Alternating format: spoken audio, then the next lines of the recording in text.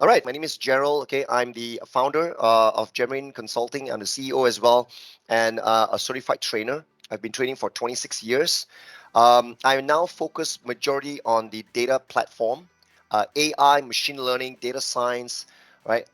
If you talk about the cloud technologies and Microsoft, it will be more on Azure and also Office 365. Specifically on Power Platform. Okay, so I know inside out of Power Platform. I train every pillars of Power Platform, Power BI, Power Apps, Power Automate, Power Virtual Agents, AI Builder, and all that. Now, this is our second GRC Express series. Without further ado, all right, I would like to immediately start this particular training as in to introduce you guys to Power Automate RPA. Okay, so now what I'm going to do right now, let me just dismiss this particular PowerPoint slide. All right, so what I'm going to do right now here, let me just launch my browser. Now, I'm going to go into my office.com. Now, please take note that you guys should have downloaded the guide, okay, on what to install, what to set up, and stuff like that. Now, especially for robotic process automation provided or the offering by Power Automate. Now, let me just quote a little bit of history here. Now, Power Automate started as Microsoft Flow.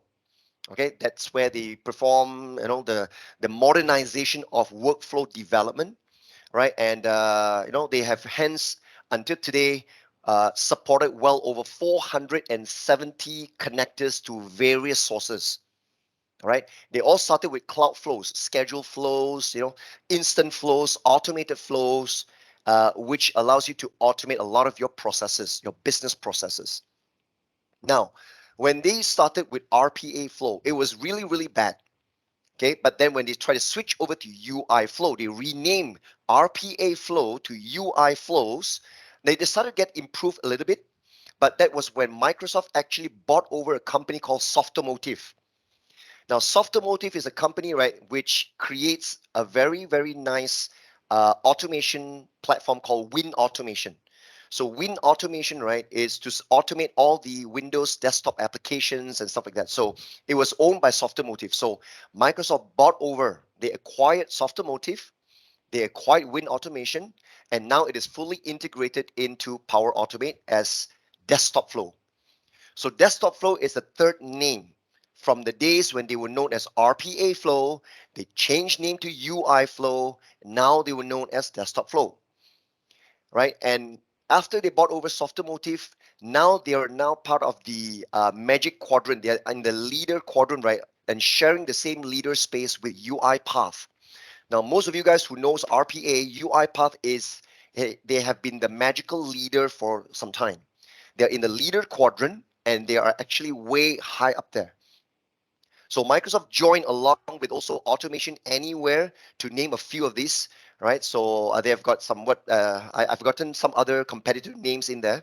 Okay, so there are many, many competitors out there, different vendors. Some of them are in the emerging market, some of them are in the challenger quadrant, and Microsoft together with UiPath, they are now in the leader quadrant. So most of you guys could have known UiPath. When you come into this training, I'm sure you know what is RPA and you are already on RPA, doing something on RPA. But please take note that this one day out of the complete 2 days course, right, is only focusing on the fundamental quick start of RPA. Okay, I'm not going to give you the full-fledged, everything on RPA. I just hope that we have enough time this one day, right, to cover as much as possible. But I still recommend you guys to come in for the full training, right? Anyway, the full training is only 2 days. And we are going to launch a bundling of RPA and AI Builder all in one. So AI Builder is also 2 days. I'm going to come up with an AI Builder GRC Express series also. That's my intention. I'm going to have Power Virtual Agents, okay, AI chatbot training, and AI Builder, as well as the Power Platform for Teams, right? So these are all the lineup for the GRC-X Future series. But RPA working together very well with AI Builder, right? So it's going to be a complete 4 days training, 2 days RPA and 2 days AI Builder, right? So, but anyway, we only focus on RPA. So whatever we need to get our laptop prepared would be based on the prerequisite the installation guide that you have downloaded once you RSVP for this training. You have gone through, okay, the installation instructions to install this particular software. Let me just show you. You see, you install it. This is the icon. It looks like this. Okay, this is the one. So it's called Contoso Invoicing. So if you were to double click, this is a sample Win32 application. Okay, now it's launching. There you go. So it looks something like this, okay? It's a simple Win32 application. And we're going to use this right in our course here. Okay, so don't do anything here. Just double click and launch it, and make sure that it's working, it's running fine. So because you have gotten the MSI, so when you download the RPA Express.zip file onto your computer, once you extracted the files, you should have gotten quite a number of files in there. If I'm not mistaken, it looks something like this. This would be contents.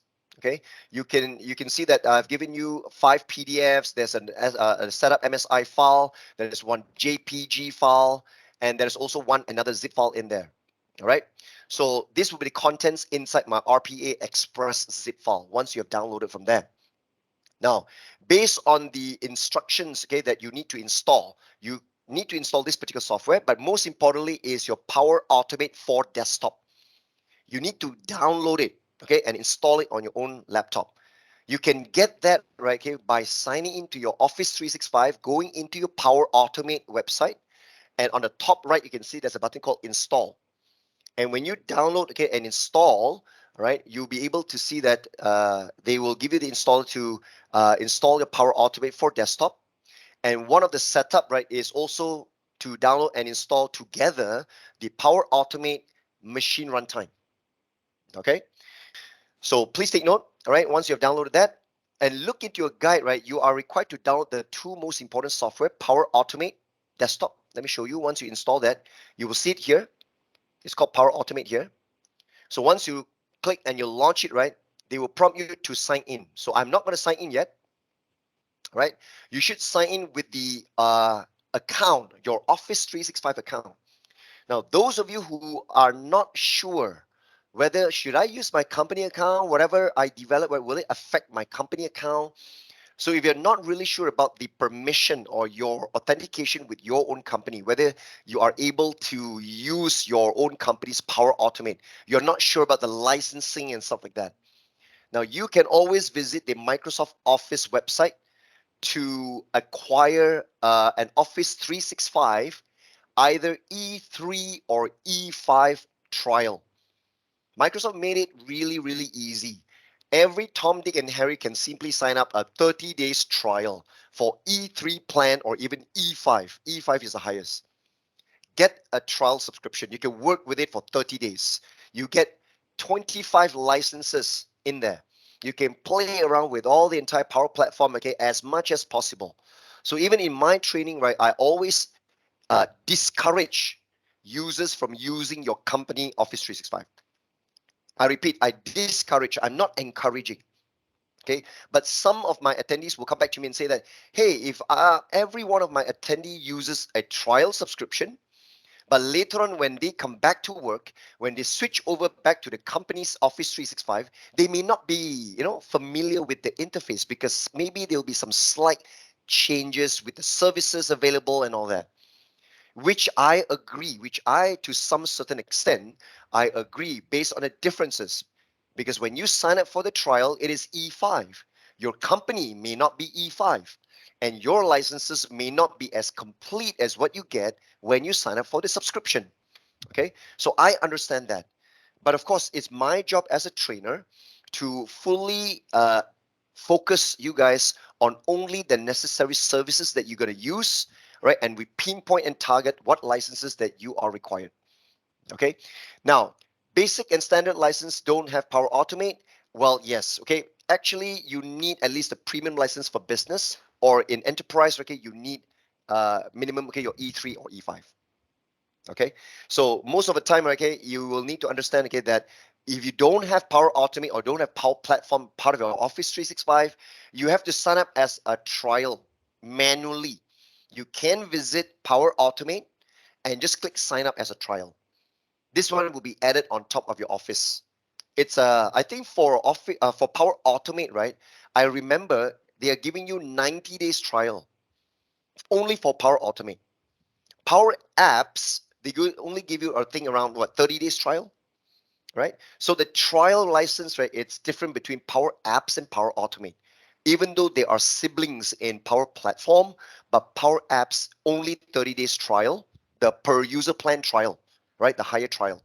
But Power Automate, if I'm not mistaken, it's a 90 days trial, right? So those of you who are using your company Office 365 and you know that, oh yeah, my company wants is only basic or even standard license, standard subscription.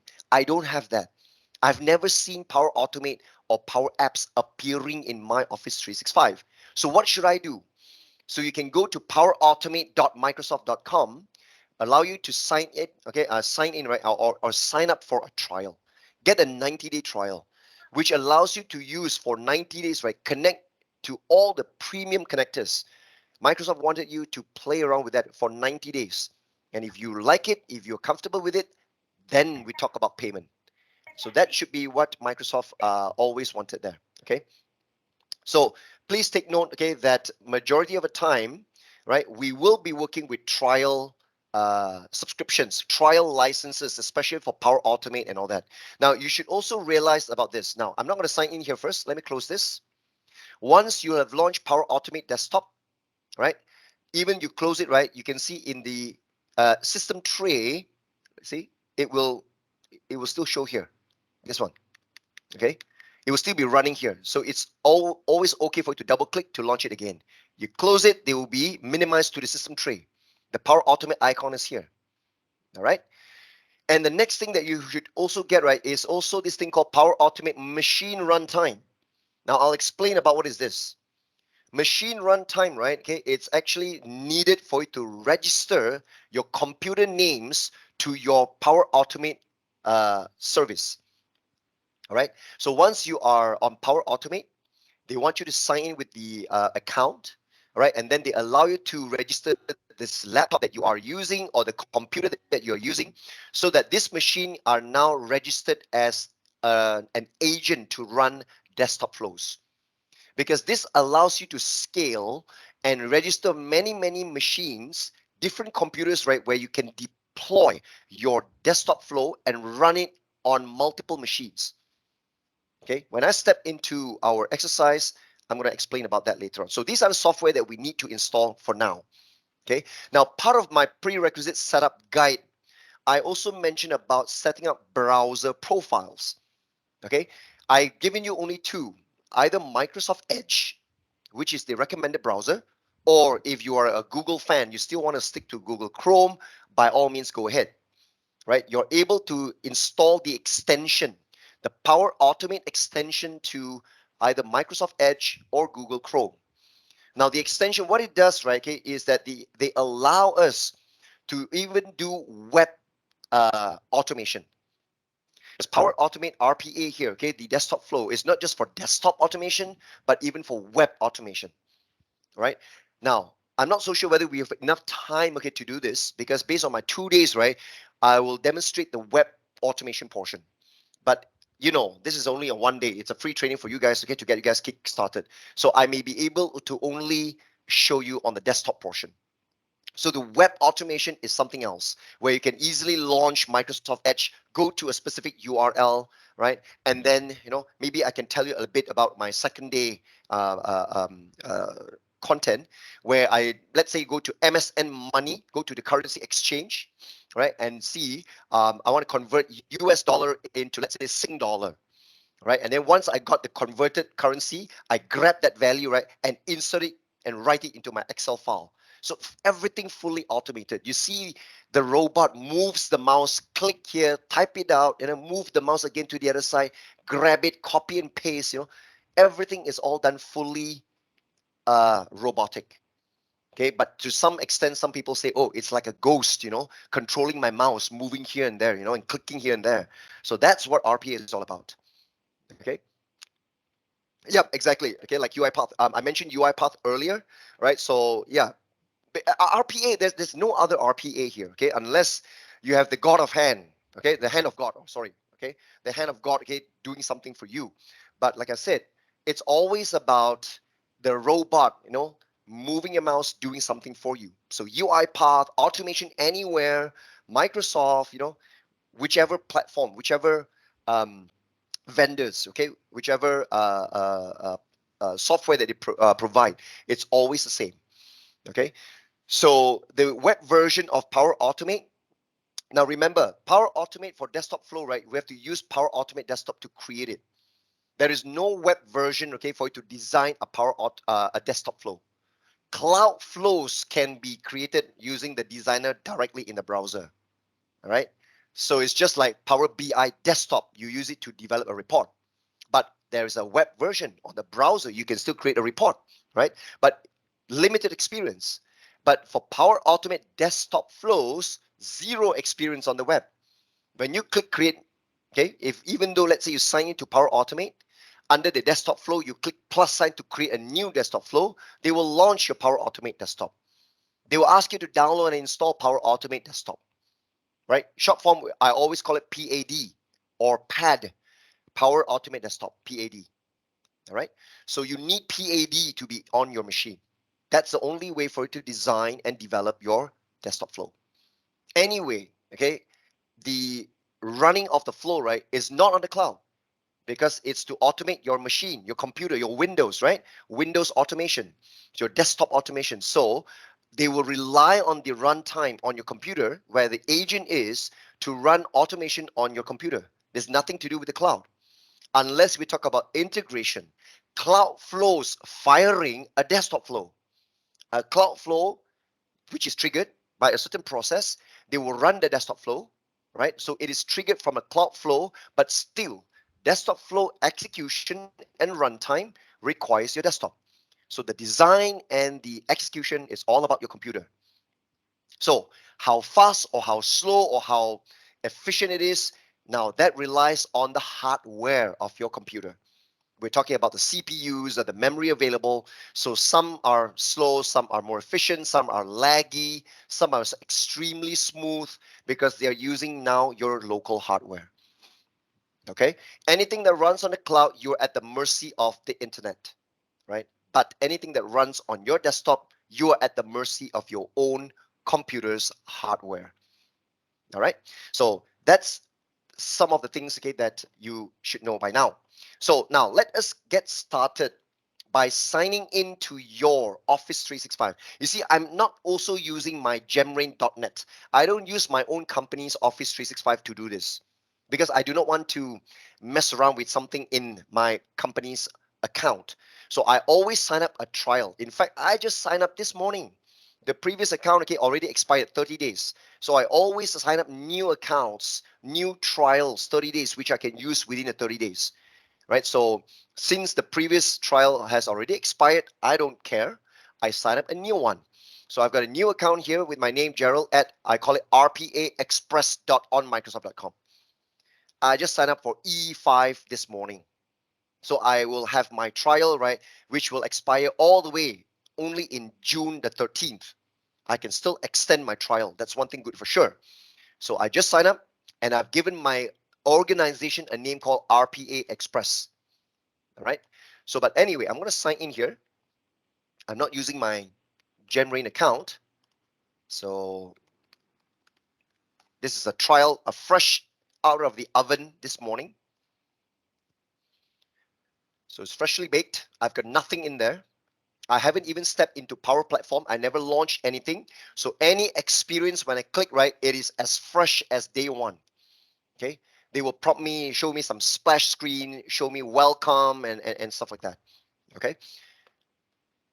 All right. So I will want all of us, right, okay, to go and start clicking into Power Automate. So here on the app launcher, the waffle menu, I can see all apps. Inside my all apps, I can see Power Apps, Power Automate, Power BI. This is because I'm E5. I already all have it here. Okay, so I'm going to go into Power Automate. Those of you who don't have this, so which URL should you visit? Now you can visit powerautomate.microsoft.com. Okay, Power Automate in one word, powerautomate.microsoft.com. This is the official homepage of Power Automate. Okay, so when you go into here, you can see that start free, right? So for, let's say, those of you who asked me the question, for if my company is using a very lower subscription, right? I don't get by default Power Automate. I don't see it in here. So what should I do? No, you should come to here, powerautomate.microsoft.com. Then you can click on start free, all right?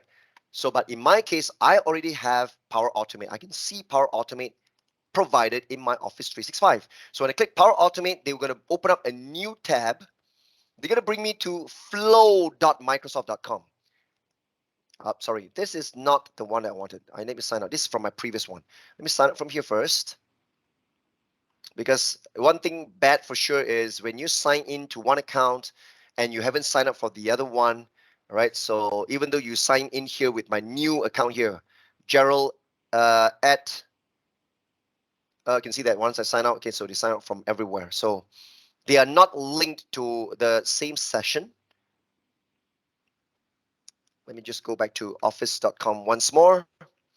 Sign in again with my RPA express.onmicrosoft.com.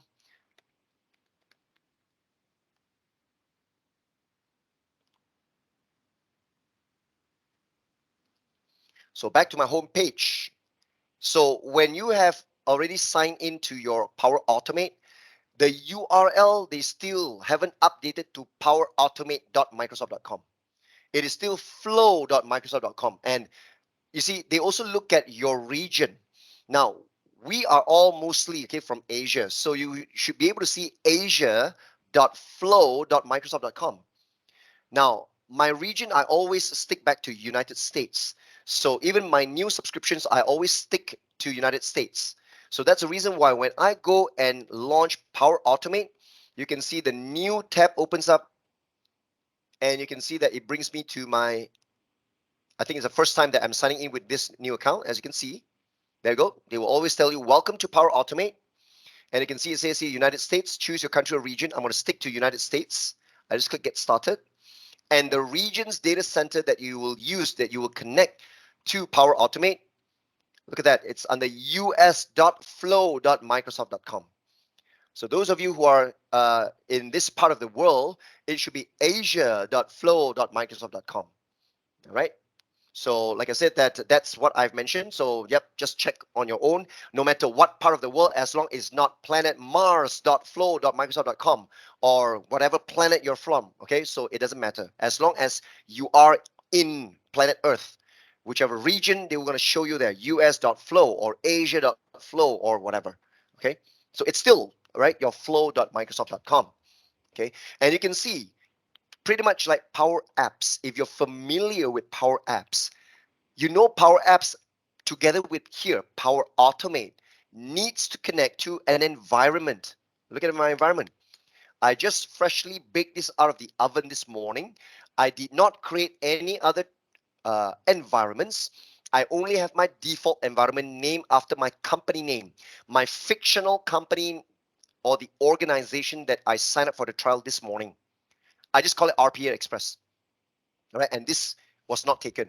So my company name, the fictional one, the imaginary one, is called RPA Express for now. That's the default environment.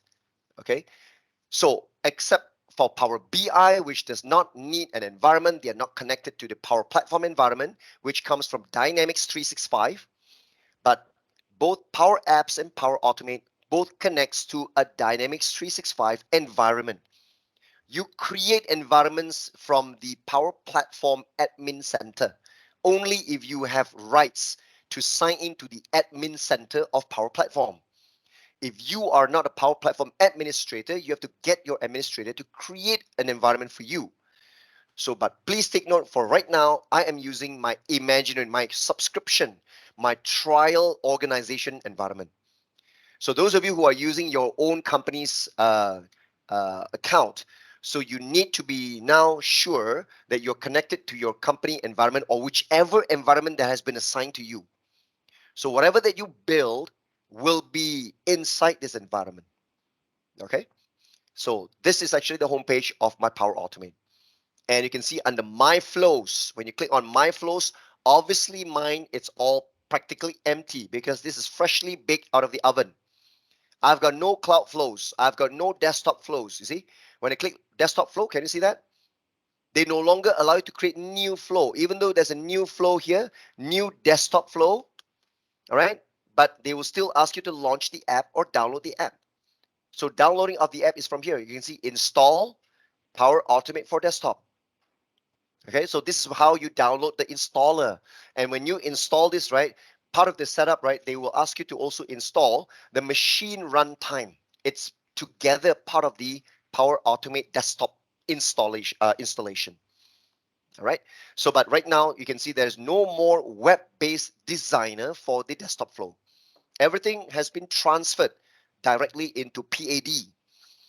All right. So you need to install PAD. So cloud flows, yes, no problem. You still build your cloud flows directly in the browser. All right. But anyway, my first and foremost topic, right, it's getting you guys to know about this cool feature called Process Advisor. I'm going to click on Process Advisor. Okay. Now you see, when I come into the Process Advisor, first of all, you need a database to use the Process Advisor. Now, something that you need to be aware of, okay? Power Platform, right? When you talk about your environment, you need to start creating a database in your environment. This database is actually your Dataverse. Okay, it's related to your Microsoft Dataverse database.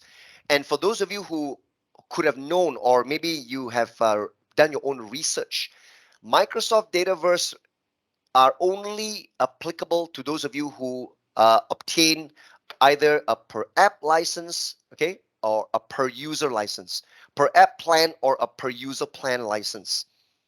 This is actually extra on top of your default Office 365. So that means whatever that you've been paying for your default Office 365 subscription is not enough, right? You need to obtain a per user license or per app license, which qualifies you for Power Apps or even Power Automate here. And it allows you to use Microsoft Dataverse, as well as it allows you to use all the premium connectors. Non-premium connectors, there are only a handful. For example, Power Apps and Power Automate. You can only use your free OneDrive connection and SharePoint Online connection. That's most of the time. That's it. If you want to connect to SQL Server data or you want to connect to anything else, okay, you will need an extra per user plan or per app plan. Okay, but all your data sources coming from SharePoint or from Excel file that you uploaded to OneDrive for Business, yep, it's all free. Right? You don't need extra plan licenses or whatsoever. So when you come into this part, when you click Process Advisor and it says that you need a database to use Process Advisor, so you need to create a new database. I need to click on New Database here. This database, right, is actually created directly in this environment, your Power Platform Environment Database. So the currency I'm going to use, of course, I'm going to standardize to US dollar, USD, language, English, include sample apps and data. Nah, I don't need that. I just want a blank database. You need a database because this is actually the storage for your environment. Whatever you do in Power Automate or Power Apps, it's going to leverage on this database, right? So just click on Create My Database. So it's going to take a little bit of time. See, creating a database in Dataverse, it was mentioned there. Okay, so now you can see getting things ready slowly. Okay, so I'm in. As you can see, this is the home page of Process Advisor, right? So something that I should really need to actually tell you a little bit about what is the Process Advisor. Now remember, one key aspect of using automation, right, is the first of all to discover what is the best process candidates to be automated, because you might not know what to be automated, what not to be automated. You may not know what else are there. What should I automate and what cannot be automated? So the process advisor, from the name, right, you know, it advises us, it gives us recommendations and gives us hints and guides on what or which process will have a performance bottleneck, and they will recommend you highly to automate this process. So process advisor, right, is a cool feature in which, right, there are two things that they are able to do. Number one, they will perform something called process mining. There is a process mining capability. Number two, there is something called a task mining capability. Maybe for the task mining, I'm not going to do it. I'm just going to show you process mining because I got no time just to indulge half day only on process advisor. Because what you guys are waiting for, you cannot wait, right, to see how to build your first desktop flow. Okay, so now ultimately, I'm going to show you only on process mining. So what is process mining? Process mining enables you to start ingesting data, right? What you try to discover is you read your system event logs. Let's say you run a certain application on your computer. Now, in our case, right, will be the Contoso invoicing app, the sample app that I ask you guys to install it onto your computer. It's a Win32 application, right? So from that, when you run the app or whatsoever, there are some system or application or event logs that tracks the activities or anything that could have happened, whether it is errors or warnings or informational messages. All these are logged for auditing purposes. So process mining involves connecting to the event logs, ingesting the data from the event logs, right? And what process advisor will help you, right, is to build a rich set of process mapping and analytics.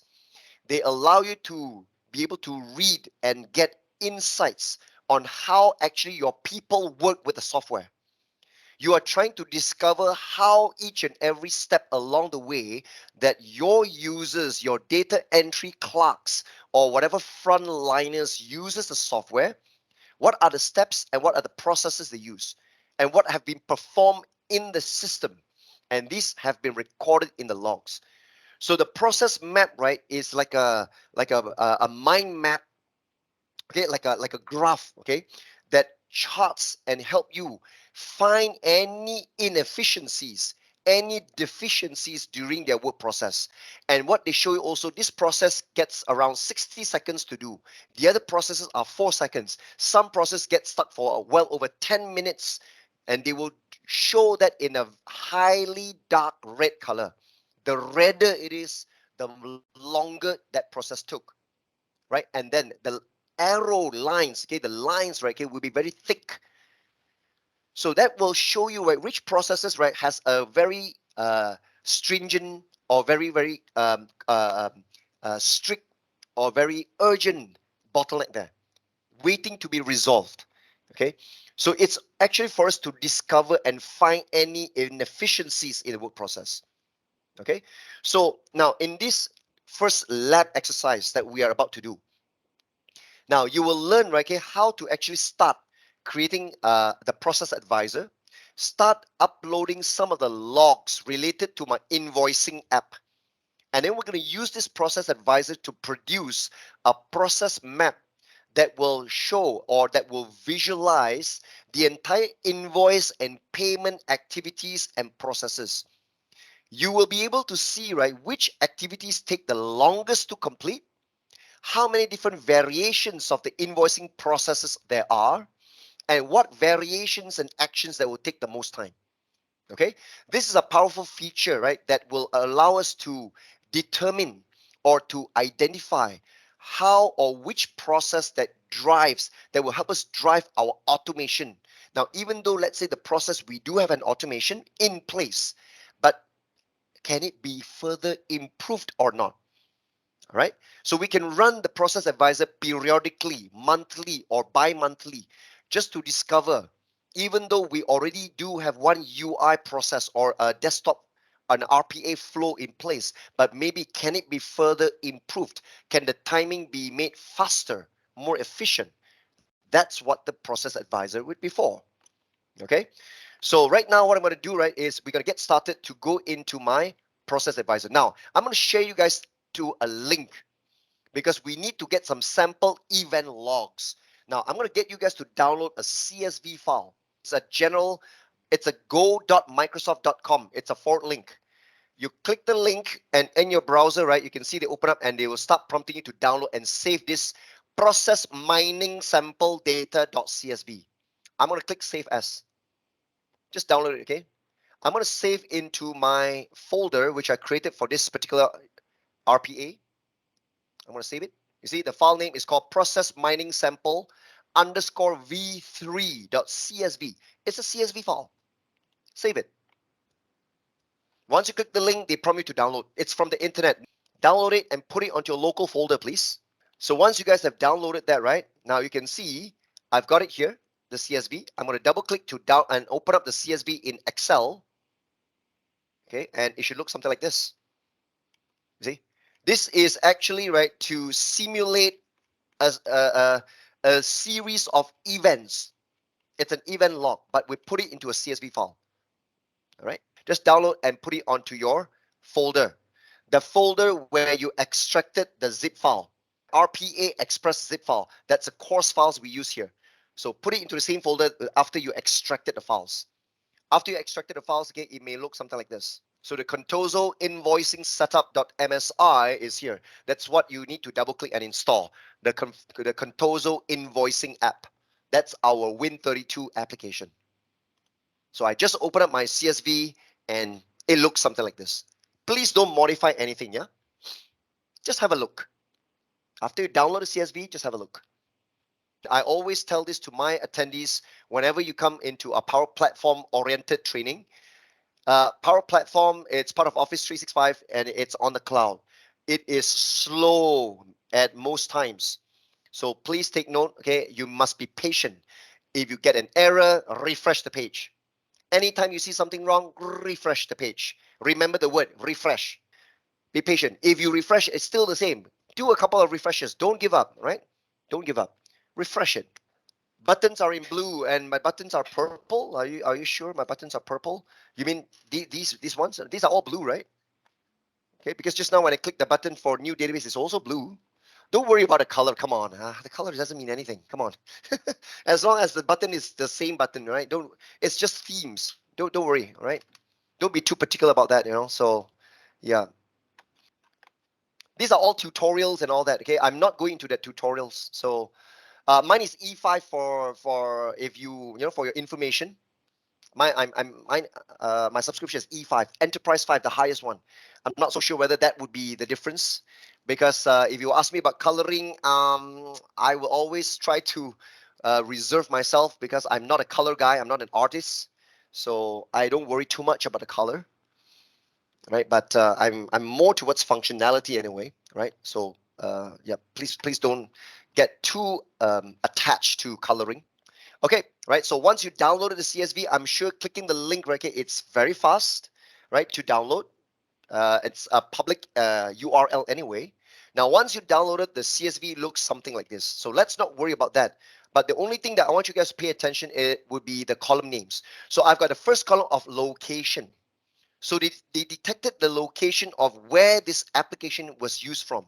You can see that you've got Seattle, you've got San Diego, you've got San Francisco, and yeah, these are the few locations available. And what role and who are the resource? These are the person name, right? The start timestamp, the case ID, and the activity name. This is a simulated activity log that they captured. All right. So now I'm going to close this CSV file. I just open it right here to have a look at it. Right. I'm not going to save anything. So the first thing that you have to do right now is we're going to start creating a new process. Okay, so in your process advisor, once you click on process advisor, if you can see this, right, what you can do on the top right hand side here, you can see create. Now there's a drop down here. Okay, you can click blank process or you can actually click on template. All right, but what you need to do, right, just click on the create button. When you click on create, it's going to create a new process. Now there are two types of processing. Two types of process. Look at this. There's a data process, which is still in preview. You see, they put a bracket preview. Now, preview means beta. It's still beta, okay? It's not fully stable yet. right? But recordings is the second type where you can discover inefficiency of your desktop activities and all that. But we are not doing recordings here. I want to look at data. Now, data, right, allows you to create a process map which you need to upload data from sources like a CSV, which they will look at your event log. Based on your event log or your application log, they will be able to generate a process map to help visualize and understand your processes. And that's what I wanted. I want you to select data, okay, the data preview here, this one. There are two, recordings or data. But recordings, if you look at this, right, when you click recordings, it is labeled here premium. It's a premium. That means you have to pay for a trial license. Data preview, no premium. You can still build it, no problem. So let's start with data preview here. Let's give the process a name. Let's call this invoice process mining. Let's give the name, okay? Invoice process mining. Remember, my RPA training here, right? It's about the invoicing application.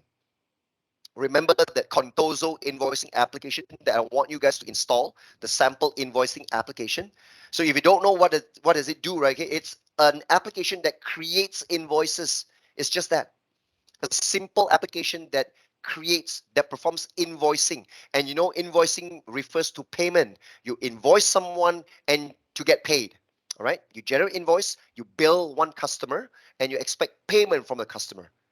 Come on, I'm not gonna I'm not gonna talk about all that. Okay, I'm sure that all of us, we are business people, we should know what invoices are. So now we do have a process.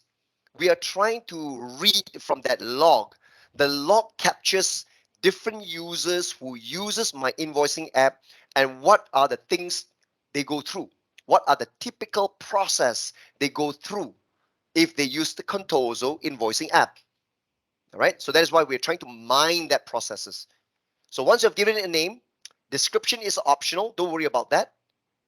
Make sure it's data preview and click create. Okay. Next, what you will see, right, is that they're going to ask you to connect to a data source. You see, you need to set up a data flow. Now, this help, I can close it. Now, this data flow, let me tell you guys, for those of you with Power BI experience, this data flow in the background, they are actually using their own Power BI data flow. You are setting up a Power BI related data flow. So Microsoft themselves are using their own Power Platform services in their own Power Platform.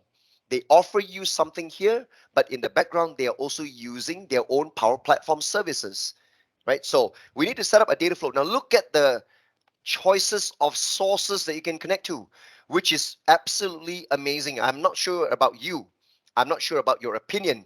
Some of you guys might be yawning, say, "Oh, I've seen this a long time already. Oh, this is not enough." I don't know, you know. It's really, really up to your personal opinion. But to me, I'm always very, very excited, okay, to say that this is really cool, right? You can see that they can connect to Amazon, AWS using Redshift, Google Cloud Platform, GCP using Google BigQuery, IBM DB2, Impala, MySQL, Oracle, SQL, Snowflake, whatever. Even their own Azure, Adobe Analytics, Google Analytics, Salesforce is here, Spark, you know, whatever.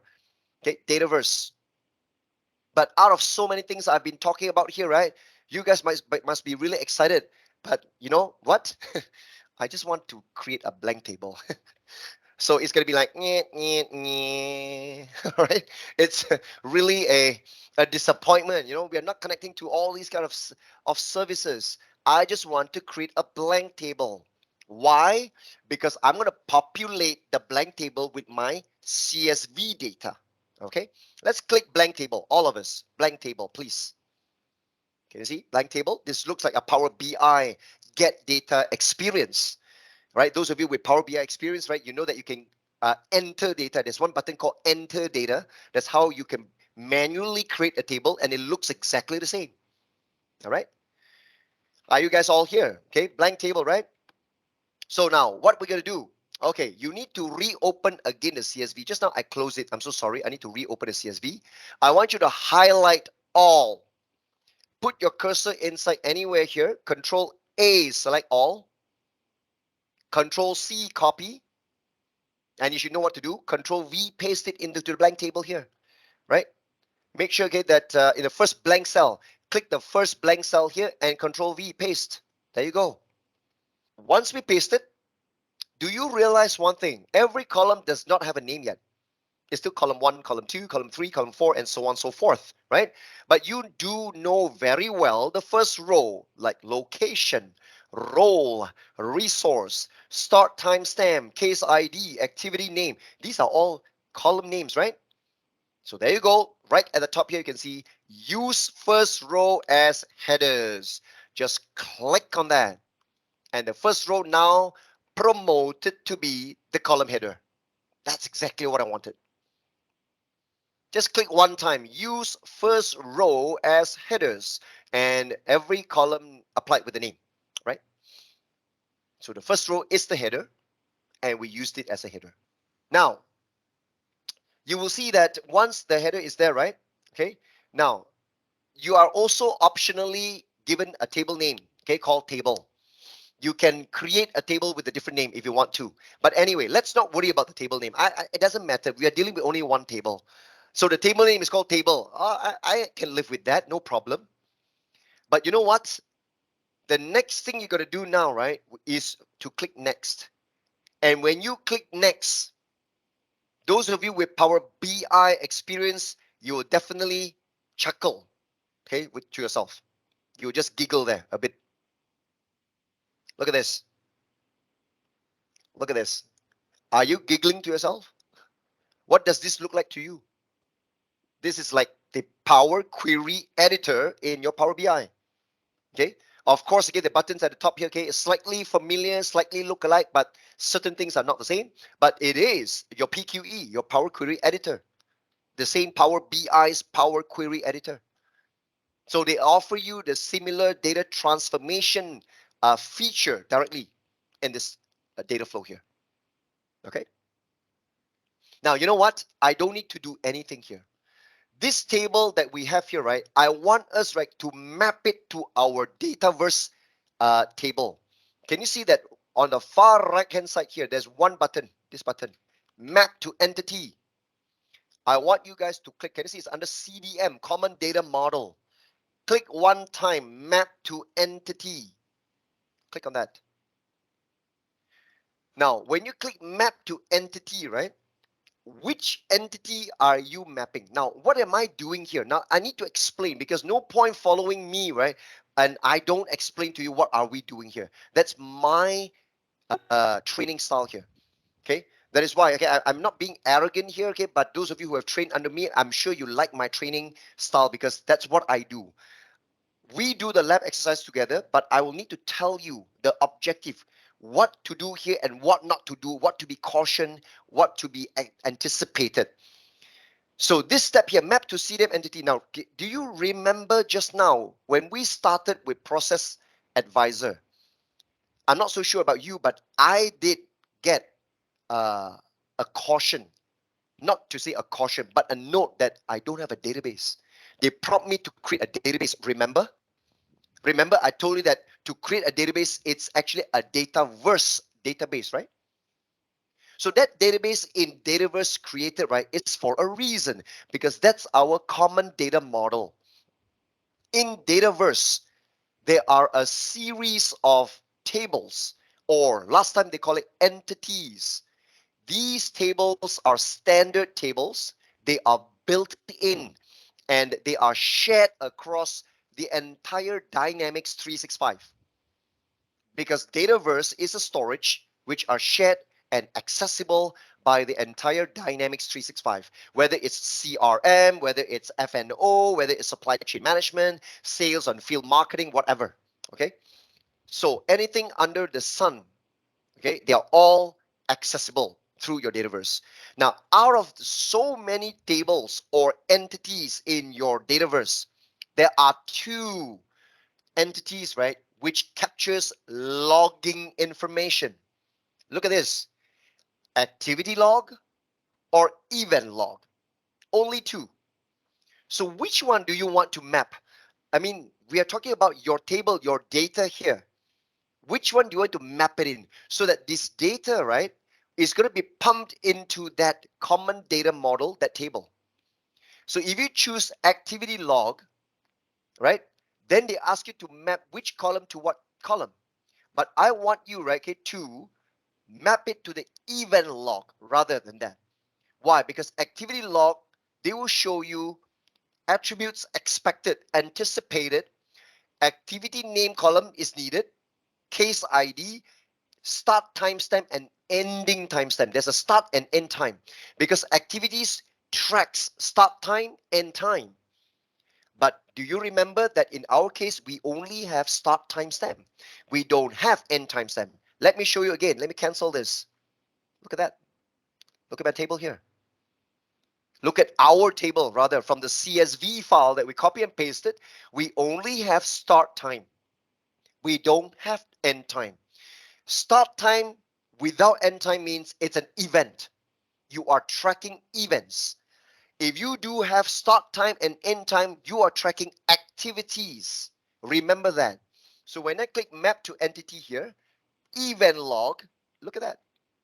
Event log allows you to enter start time without end time. Activity log, you'll have a pair of start and end. So that's the reason why I want it to be mapped to event log. Choose event log, please. Now, they require only 3 columns. We have got so many columns here. Look at that. Let me cancel again. We've got all these columns, right? We've got case ID here. We've got activity name. We've got timestamp. In fact, these 3 columns is what they needed. So when you map to the entity event log, let's start doing mapping. Now, you can click auto map, It's really cool here. Auto map, right, is going to self-discover which column name that matches the entity column. Entity attribute means that's the column name from the entity. So let's try auto map. If it doesn't work, you can still change it. Don't worry, right? I click auto map. Look at that. Look at the AI. They are so easy, right? That the AI does detect the column name matches with the entity attribute. Now that is so because my column names are fully the same with the attribute name. Even though the attribute name started the first word with a lowercase, in our case, our column names are all title casing. This is camel casing. Case ID to case ID, activity name to activity name, start timestamp to start timestamp. That's good. That's wonderful. Okay, does it work for you, AutoMap? AutoMap should be working, definitely, right? So it's automatically mapped. Okay. All right. Now click OK when you are done. When you're done, when you certify and verify all these things are there, click OK. All right. So you should have actually added a new applied step. It's just like your Power BI, the Power Query editor, where you've added a new step mapped to CDM. Okay, mapped to it. Now remember, in case, right, you want to also add additional columns, right, to make them useful, to make them meaningful. Now you can still designate additional columns for analysis. Okay, if you want to designate new columns, extra columns for analysis, now you can actually apply more columns. Now, on top of the 3 columns, currently this process advisor supports up to 5 additional columns on top of the 3 required ones. The 3 activity name, case ID, start timestamp, right? On top of these 3, you can add 5 more additional columns, no more than 5 as of the time right now. Okay, supports up to 5 more columns. But you see, we've got like location, role, and resource. I think we don't need this. Okay, we can just click on save and analyze. Let's do save and analyze. So we are done here, and let's do that together. Click the bottom here, save and analyze. Now we are going to have to wait for a while. Is there a reason for the limit to the additional columns that can be added? Well, yes, there is a reason actually. Because you see, the more columns you add, right, you are adding more dimensions to the process mining. So currently the process mining, right, the more columns you add, the slower it gets to complete the process mining or the process discovery. You see, so currently they say as of optimally 5 additional columns on top of the 3 should suffice to maintain optimal performance during the process mining. Anything more than that, right? Microsoft may seem to say that I don't think so. The process mining and discovery would be optimal. So that's what Microsoft explained to us. That's the reason they gave to us why they put a cap limit of 5 additional columns. All right. So that's actually the more optimal, most optimum performance. You can see now they're analyzing a process. They will take a few minutes.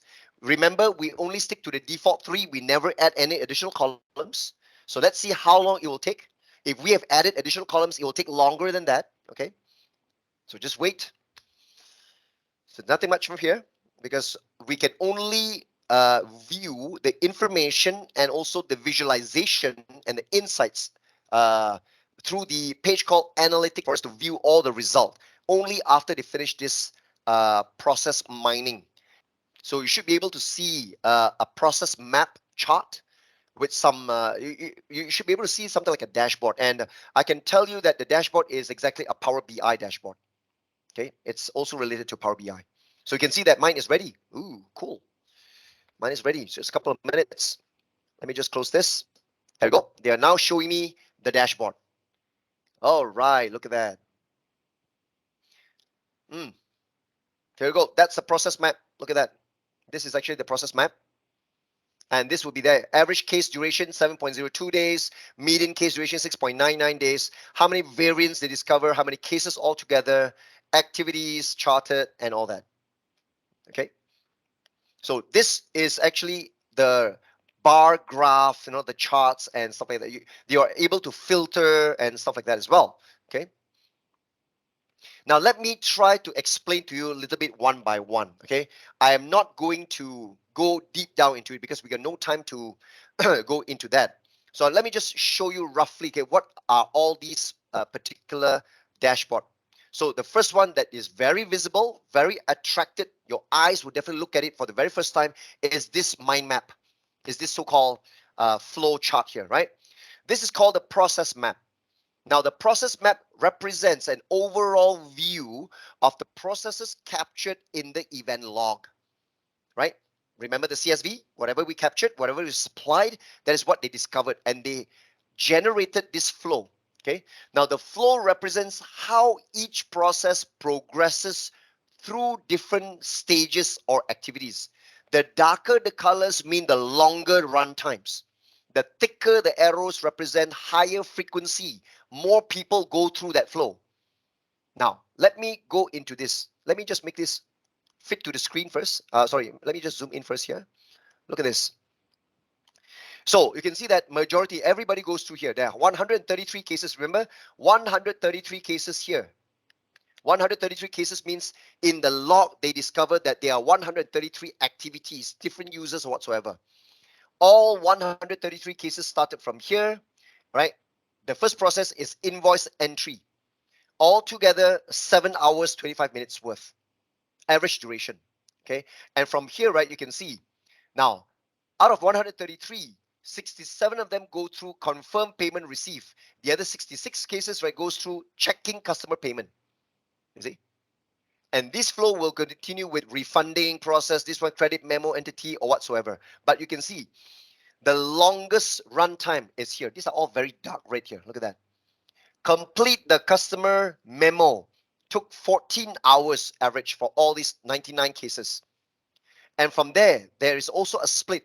Out of the 99 cases here, right? 64 of them here goes through approving invoices, and there's another one for rejection.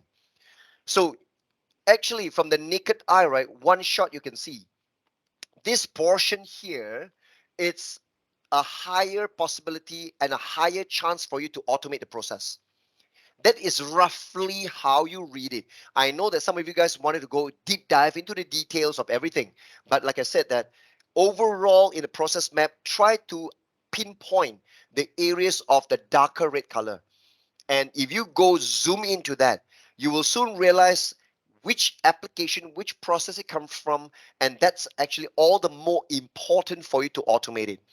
Now, this particular dark red color process here, right, actually simulated, oh, sorry, I zoomed in too much here.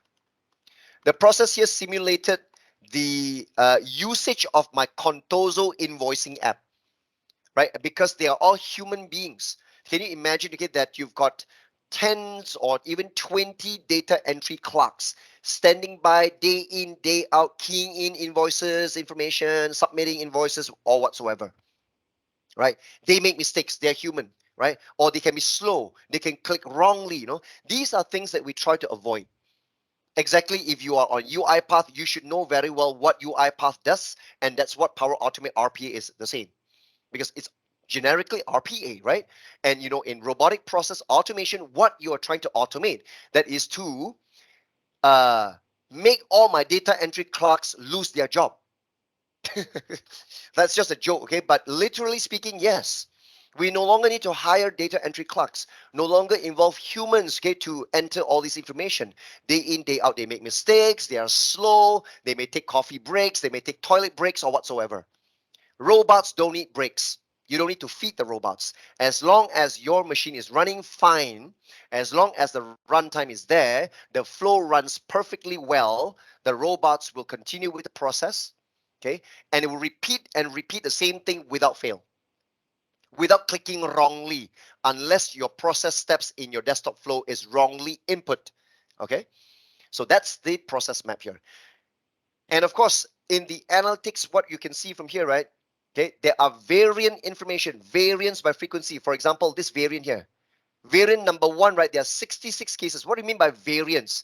Variance means out of 133 cases, there are 11 different paths that different user will choose. Some people will click here and go and proceed to another process and skipping certain processes. Some users begin from the same route, but they follow a different path of processing.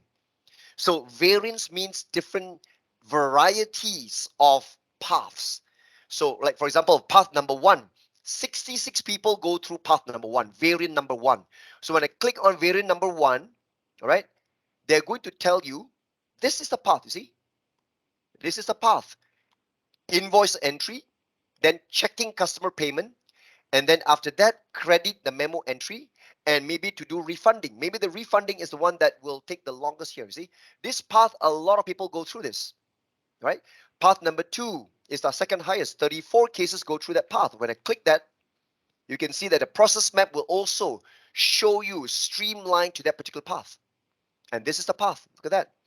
Invoice entry, confirming payment received, refund with standard voucher, complete the customer memo, approve the invoice, credit memo creation, fill credit memo, blah blah blah. You know, this process is longer, right? And then number three in line, 16 cases go through this variant number three. Variant number three goes through this path. You see? So every different variant, right? You check out which is the highly popular variant, the most popular path that most of my users will take. And this will indicate also when you click on that, and you can see, whoa, this is the most frequently used variant. And at the same time, majority of them are dark red. I can tell you this is a complete red flag indicating I need help to be automated.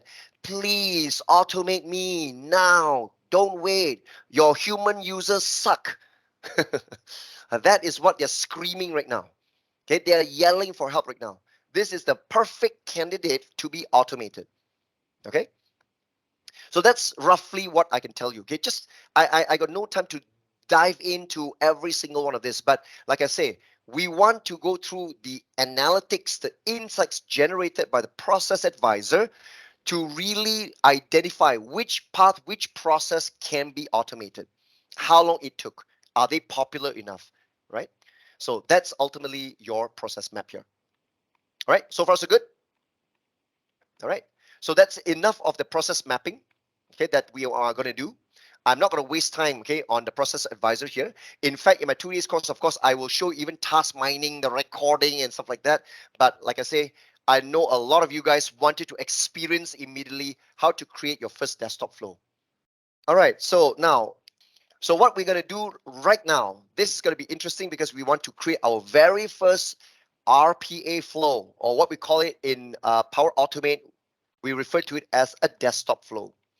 Okay, so please take note, okay, that this exercise revolves around the requirement that we assume that you have already installed the Contoso invoicing app, right? And we are going to perform certain desktop flows, okay, based on that. Okay, now we are going to ensure, okay, that all recordings, I'm not talking about this training recording, but the recording of the flow, because a flow can be created based on a recording. You record your action. It's just like an Excel macro. In an Excel macro, right, you also start by recording your actions. And then the VBA code in the background is generated, charting and tracking your actions. But if you want to edit that particular macro, you will need to learn VBA. Am I right? So similar in fashion, your desktop flow, right? You can start by doing a recording. Now, after that, which they generate all the steps in your desktop flow. But you can start editing the flow, even though you don't do programming, but you can throw away steps, you can reinsert steps and whatnot. Okay, so please remember, you can only follow this lab exercise provided you have installed the required software, such as your PAD and also the Contoso invoicing app. So what we're going to do right now is, okay, now I'm going to exit from this process advisor. No more on process advisor. Let me just go to home first. Stay put in home. But I no longer do anything on my browser now. I'm going to minimize this. And you know what? I'm going to launch PAD right now. Power Automate Desktop. The word desktop has been omitted. Today, they just call it Power Automate. But last time when they first introduced, it's Power Automate Desktop. Today, the full name is called Power Automate for Desktop. And remember, this Power Automate for Desktop or Power Automate Desktop, whichever you call it, it's only allowing you to build desktop flows. No cloud flows. The normal cloud flows, right, are actually doable only on the browser. Okay, only on the browser. So this Power Automate Desktop only for desktop flow. So please sign in with the email address of your account. So I'm going to sign in with my freshly baked subscription, rpaexpress.onmicrosoft.com. Sign in.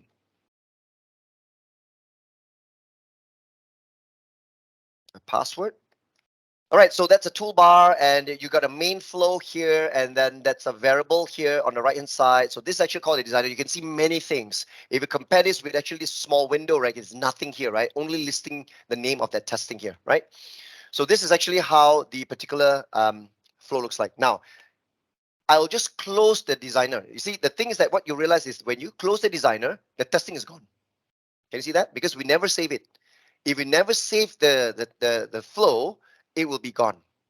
I can click new flow again, testing, I click create. The designer launches again, right? Because they remember I maximized it. The next time they open, it's fully maximized. Okay. Now, if you want to save the flow before you close it, there's a save button here. You click the save button. Now they're saving it. So that now after you close the designer, you see like this, I close the designer, it will still be here. And now you can either run the flow or you can click the pencil to edit the flow. Right? If you want to design the flow again, you click the pencil and it will launch the designer once more. Okay. There you go. Is it okay? Can you guys see that? Okay. So that's just simply, okay, showing you how to interact with your Power Automate desktop. Now I can close my designer again. Okay. Now in the testing, if you want to delete the flow, you can always click triple dot here and you can see delete. That's how you delete the flow. Let's delete it. Are you sure? Yes, delete. So then my flows are all gone. Okay. Now, you know what? After you have deleted everything, right? I'm just showing you how to navigate and move around. What if I close my Power Automate as well? PAD. I close my PAD. Now, please remember, I've told you that it should be also, there's an icon of Power Automate residing in your system tray. Okay? In your system tray, it should always be there. It is just minimized to your tray. You double click, it comes out again. You close it, it is still there. Okay? Now, let me show you. What about from the browser? I go back to my browser. In my Power Automate browser, let us go to My Flows. Let me show you the experience of creating a desktop flow from the browser. Yes, we got a hands up. Anything? Any question? Okay, yes, everything can be recovered. No worries. The experience are standardized across the entire Office 365. It's the same. All right, it's all the same. No problem. Once the app crashes, right, when you reopen again, they will show you the recovery. No Thank you. worries. Yeah, Thank you. this is standard. This is logical and standard lah. They don't do one for Power BI, but then Power Automate. No, they do standardized for all experiences in Office 365. Power BI has the same thing. Power Apps has the same thing. Power Automate. They maintain sessions and stuff like that. Okay, everything is there. Okay, so not to worry. Okay, so let me proceed. Okay, so now Power Automate browser. I'm in my browser right now. I've closed my Power Automate desktop PAD, but remember, it's still running in the background, still minimized here.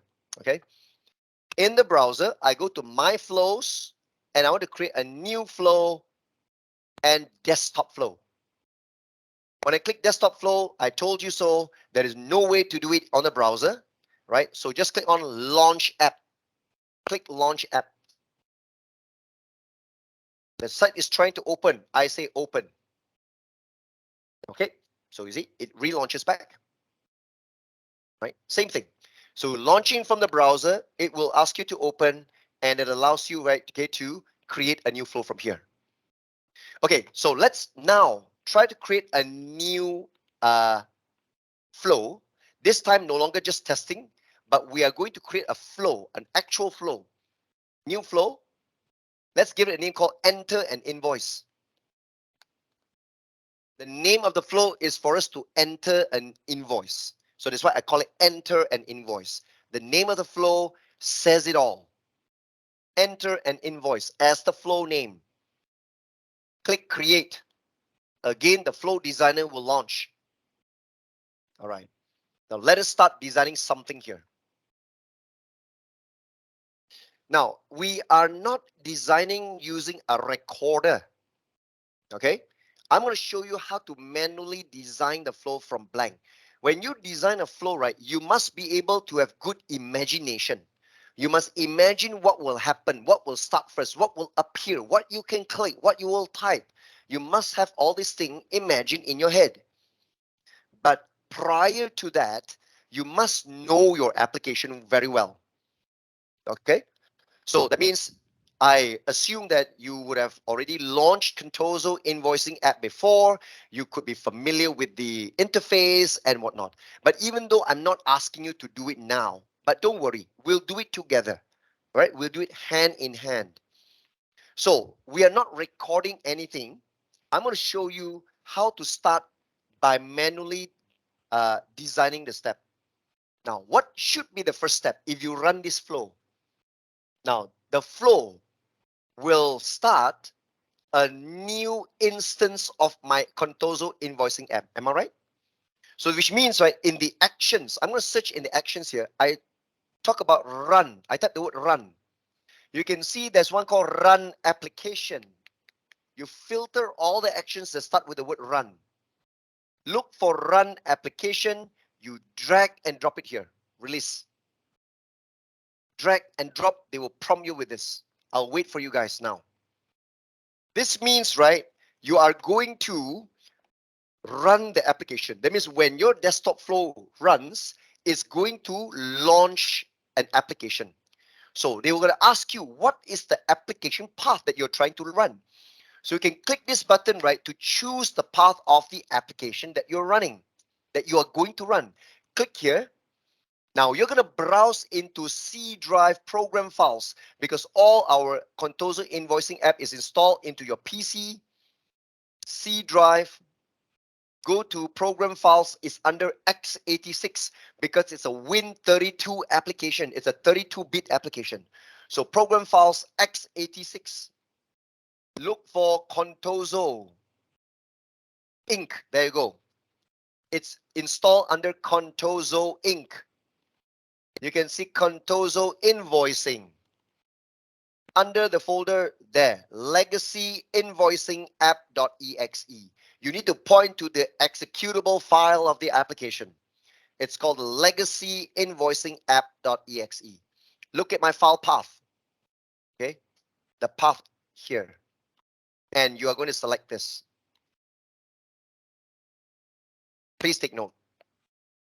If you have installed the Contoso invoicing app properly, this should be the default path.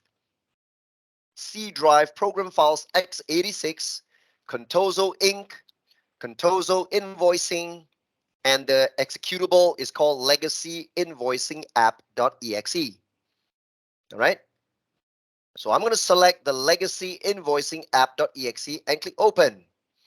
And the full path is deployed here. Okay. Now, in a desktop flow, you need to understand every single activity or action that you added into your flow. Every action will produce an output. Okay, watch this.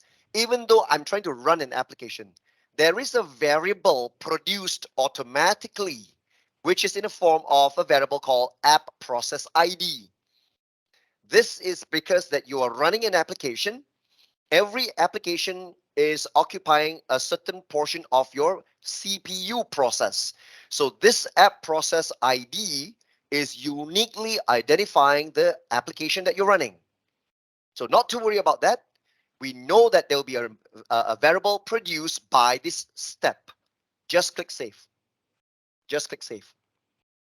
So you can see the first step is to run this application. They will store it into this app process ID. And please take note that now this is verified here. You see? The first flow variable they produce is called app process ID. They mention it here and they mention it here. Okay? Good. Very good. Now, after you run this particular application, after you have saved, right? So do you have run application already? Does it produce a variable called app process ID? There's a variable here called app process ID, right? Okay. Now, you know what? We can now try to run this flow and see whether will it run the application or not. Let's do that. Can you see there's a run button at the top? Even though we only got one step, but we just want to test it. Click the run, and now they're running the flow. Can you see they're launching for me my Contoso app? Wonderful. Can you hear me clapping? Wonderful. It launched. It does work. Then you might be thinking, this Gerald is a bit stupid or a bit silly. Why clapping just because the application runs? But yeah, that's the first thing, okay, that you see when you run the flow. You have given explicit instructions that I want to run an application called the Legacy Contoso, the invoicing app. It does launch for me. Does it work, guys? All right. Once the Contoso invoicing app launches, and then the flow stopped because there's only one step anyway, right? Back to the normal designer. But your Contoso app already started here. So now your application is running. Okay, your application is running, and then your flow is at the back. Now I'm going to show you how am I going to record my actions working with this invoicing here. You know what? What I intend to do now, you know that when the invoicing app started, where am I? I'm looking at accounts. I'm looking at 5 accounts. Am I right? Now, we are going to start the recording because I do not want to do one by one. I want the desktop flow to help record my actions, how I click, how I interact with this application, and then after that I can stop recording. All right. Now watch closely, right? Because remember, in real world, you cannot afford to make mistakes when you click something, because you do not want to record your mistake in your clicking. You get what I mean or not? So always Microsoft will tell you, please do a couple of rehearsal. Rehearse first what you want to click, what you want to type, because you wouldn't want the mistakes to also be recorded as part of the step. And you will find time, you'll waste a lot of time removing those actions. Get what I mean? All right. Okay, there's a question. Would you explain if our apps require us to enter user ID and password? How would it work? Okay, you're talking about Power Automate, or what? Because I don't get what you mean by would you explain if our apps require us to enter user ID and password? The only thing user ID and password I was thinking is your Power Platform, Office 365, right? So in your instance, you're using Contoso and it's already launched and you're able to directly process. Most of Yeah. the time for us, we are using enterprise platform, right? Enterprise Mm-hmm. platform, you will require to have a user ID and a password. Mm-hmm. Yep. So you cannot just immediately launch and use. So how would Right. you want to teach the robot to go and key in user ID and password? Thank you. Okay. Because you see, the thing is like this. If you want the desktop flow, right, to be able to key in an authentication, now there are two ways about it. Either you create one single login account, okay, that represents your desktop flow. Obviously, the robot, okay, is going to run, even though multiple machines, right, they want to run using one single ID. Or you want different desktop flows, right, to simulate different user accounts. So you need to prepare all the authentication, right, with in the form of variables. You chart by the account username into one variable, the password into one variable, supply the variable to the fields inside the interface. That's all about it, right? But I'm not so sure whether my syllabus for day one, right, goes into that. Let me just check first. Uh, No, it may not. I was just wondering whether you would be able to share how that goes. Anyway, in general, our enterprise would provide the user ID and password for a robot. So yes. it's fine. Yep. Thank you. Correct, because you can see that there are input output variables here, right? So input output variables is a way for you to make sure, okay, that you can store any values for any fields that you're intending to do. Now, based on our exercise here, right, I would like to check, I need account name, I need this, I need that. All these things can also be captured into the variable. You can supply in different variables into that. Okay, but in real world, you may have tons and tons of information that you want to key in. So you can even able to connect to a table or CSV file, Excel file to read every single row, read all the values, populate to the variable pass into the process of your RPA. Okay, so it's all about mapping it with the input and output variables. Okay, all right. So now back to here. Now, please remember that we need to rehearse and make sure that we do not capture mistakes in our desktop flow. Now, I'm going to show you how to start the recorder. Now, here is my app, right? No problem. But back to here, right? In the background, you can see there's at the bottom, at the top here, you can see recorder. Click recorder. They will minimize and they'll launch a small window now at the side. This is the recorder. Okay, that's the recorder right now. Are you guys able to see this?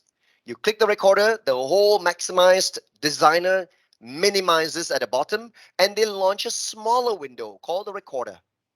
We are going to record, and you will need to follow me slowly.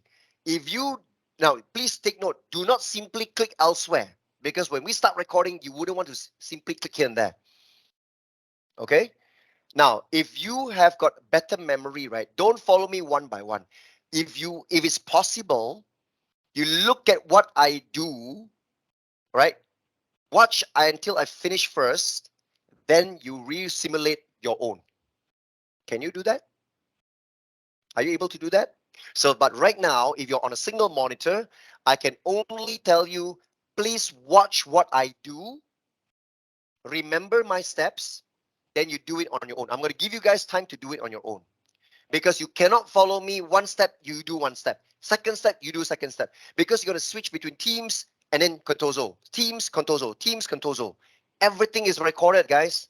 They will record your Teams as well. They'll record you clicking your Teams. I do not want that. You get what I mean? All right. So please slowly stand by, watch what I'm going to do. Okay. I want you to experience this. I'm going to do slowly so that I can accommodate the big bunch of you guys here. Now watch this, okay, as I start. I'm going to click record. When I click record, it's now started recording. It has already started. Okay. My Contoso invoicing app is here. Can you see when it has started recording, everywhere you hover, they will be now red color and they show you every UI element that you are pointing to. Can you see that? That's how they identify. I'm not clicking yet. I'm just moving around. Nothing is recorded because whatever recorded, the action will appear here. I'm okay. Some people, right, they have ever been so funny. I laugh out so loud. They say, hey, you're still talking. You're still doing. You're wasting tape. You're recording yourself. I really cannot help myself but laugh out loud. All right. Because I say there's no tape today. I'm not wasting. So whatever I click, only they record. If I'm not recording, you see, even though I'm moving, they don't record my moving. They don't record my talking. So please, you are over paranoid. Nothing is recorded. I'm not wasting my tape here. There's no tape. So don't worry. The first thing that I'm going to click to record. Okay, the first thing I'm going to click to record. I click invoices. See? So this recorded me switching to invoices. Can you see this? Click element in window. Left click on UI element text invoice on screen. Window Contoso invoicing. That's the first step they recorded. I select invoices. And I can see a list of 25 invoices already in my database. Okay.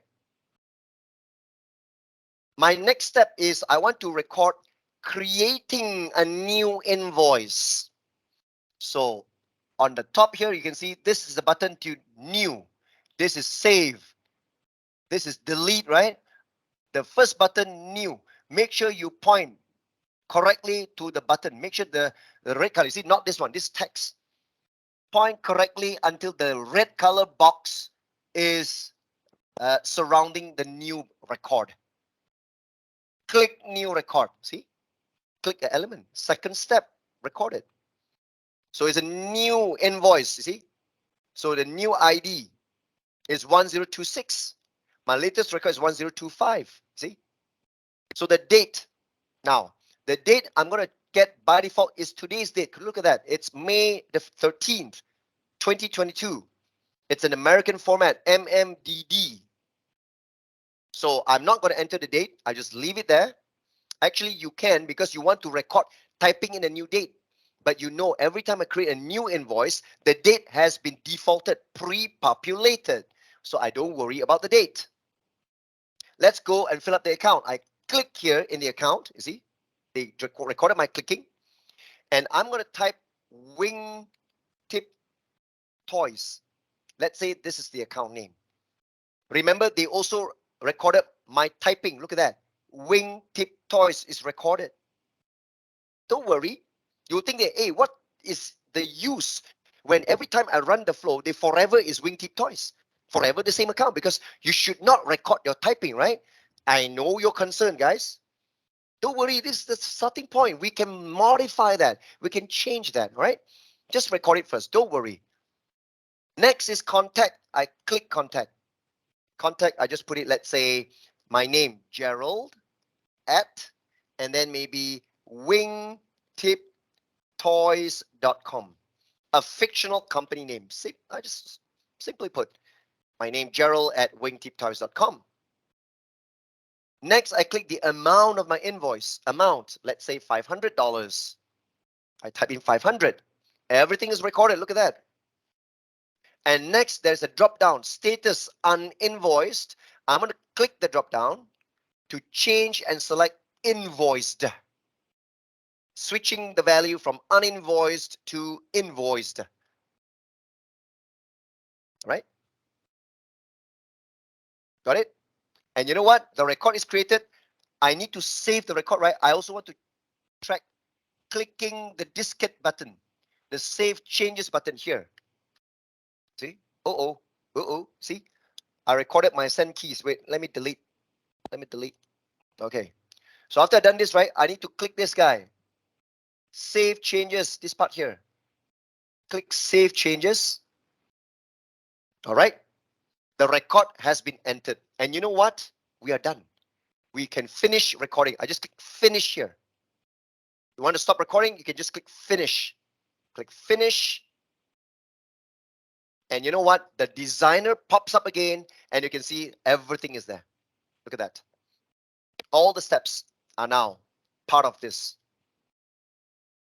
But you might be thinking, why in the world that the run application is at the bottom? Whatever we recorded is at the top. Look at that. They even labeled it. Start of auto-generated actions using recorder and end of auto-generated actions using recorder. So they know they group up the activities. Okay, line number 2, action number 2 until number 8, and number 1 and 9 is actually the labeling. But they have pushed my run application to the bottom. What I can do is I can click and drag this, right, go all the way to the top. There you go. I click the run application, which they have pushed it in the bottom, right, and I can drag it all the way to the top. So that means you run the application first before doing all this. Am I right?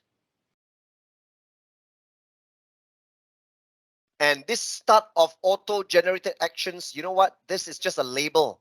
It's not an action. I can delete it off. Triple dot delete. End here also triple dot delete. It's just a labeling. Start and end I delete so that I can make it, you know, even more concise. All together now I've got step 1 until step 8. Only 8 steps. Okay. Only 8 steps.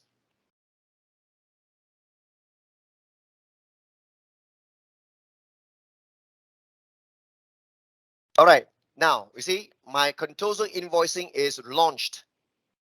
You know what? If I run my desktop flow, right, because it says run application, you know, they're going to launch again another Contoso invoicing. Do you know that this is going to be very tough because every time you run the flow, they launch another invoicing app without caring whether you've got already one invoicing app. So every time you run, they launch. There'll be multiple instances of the same invoicing app running. Actually, you can set a criteria that the application, right, okay, you don't need to run a new instance.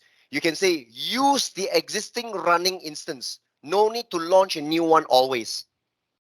But that depends on the design of your flow. If you anticipated that the flow, when you start, make sure that Contoso app is already running, then only you start the flow, and make sure you do not need to say run the application a new instance. You say run the application with the existing instance. Okay, so that you don't run the flow every time launching multiple copies of the same app. Okay, this is a Win32 application. I know it differs from application to application basis, right? So you know what? To demonstrate this is working, I need to close my Contoso invoicing app, knowingly that when I run this flow and test it right now, it's going to launch a new invoicing app. So I close my Contoso invoicing app right now. Are you guys good? Make sure you close the Contoso invoicing app because we are going to test running the flow. Okay, let's do that one more time. I'm going to click run and let's watch the magic. One more thing that you need to know, when you click run, please don't move your mouse because you wouldn't want, right, to fight with the robot. The robot is trying to gain control of your mouse and you are also trying to move the mouse. Don't do that. You click run, it's a fire and forget. Click run and release your mouse, sit back and watch, relax. Don't go and fight with the robot to gain control of the mouse. No, Okay, click run, and I release my mouse now. Watch this. Look at that. Ooh, I'm not moving, guys. I swear to God. Look at that. It's automated. It's fully automated. Look at that. Save and done. See? That's RPA. That's RPA 101. Okay. Does it work? Launches Contoso app. They click. They type the same thing. Anyway, it's the same record. No problem. Same values. So now, just now, I've added Contoso invoice number 1026. Now ID 1027. 2 extra new records on top of the default 25. Got it? So that is perfect. That's good. Anyone has any question? Is there any limit on recording length? There is no timing. It's not recording voice or video here. They record by your actions only. There's no length. They're not talking about, okay, 2-hour recording or 3 hour. They don't measure by time. There is no duration involved here. There's no element of time involved here, right? I suppose it records your steps step by step, right? It's not like the length, the period of your how to say, the usage of the application, is it not? Yeah, correct. The recording is to record the steps only. But remember, whatever they recorded, right? This recording can also be submitted to, remember, Process Advisor. They will process mining again. They will check how long it took for you to do all these things, right? And then they also will chart the timing, the duration. Is this process efficient? Because you wouldn't want to spend too long time to click and all that. But because it's a robot that does this, usually it is very fast, right? Just now when I recorded, you see, I keep on talking. It took me some time to click. I explain, I type, it's very long when I do it. But you see, when I run the desktop flow, it's so fast. Dun, dun, dun, dun, dun, dun, dun, dun, dun, done, right? Okay, so but then there is no limit on how long the recording can run. It's not calculated by timing. It's just recording based on all the actions. It's just like in a macro for your Excel. There's no timing being recorded. They record whatever actions you click, what you type, what you drag, whatever you do, right? So if you've got tons of steps, you can record the entire length of the entire process, what you do. For example, after I clean here, I click submit, right? I still start recording. I will launch Edge, go and type in the URL to, let's say, MSN Money, right? To a currency exchange converter, right? Type in something, select a currency from US dollar, change to this. I can record everything, right? So that there is no time or chronological element being measured as a limit in the recording. Okay. How to remove the line? Yes, triple dot. Every line you've got a triple dot at the side. Triple dot, you can see delete. Okay. Okay, I see another hands up there. Yes. Yeah, so I actually have a question regarding the application. So I understand that some of the application, right, like maybe for example, you click on the invoice, maybe some of the application will load for around like 20 minutes like that. So does you need to put like a delay on any step, like telling him that wait for 20 minutes, or it will automatically wait until the how to say, the application will show up, then they will only move to the next step. Yeah. Okay, that's a very good question. That's extremely good question. You see, the thing is like this. If let's say when you click one particular UI element, the screen changes, right? You see, the things that when they record the next click, they also track what UI element that you click. Okay. So let's say, for example, screen one, when you click, they wait for screen two to appear. Then only can click the element on screen two. But if there's some limit in processing, right, the flow will also wait for the element to appear because they will keep on scanning, see whether your interface, right, contains that element you recorded, but the element doesn't exist yet, so they can wait. All right, until the UI appears, when they can find the element, then they can click the element. You get what I mean?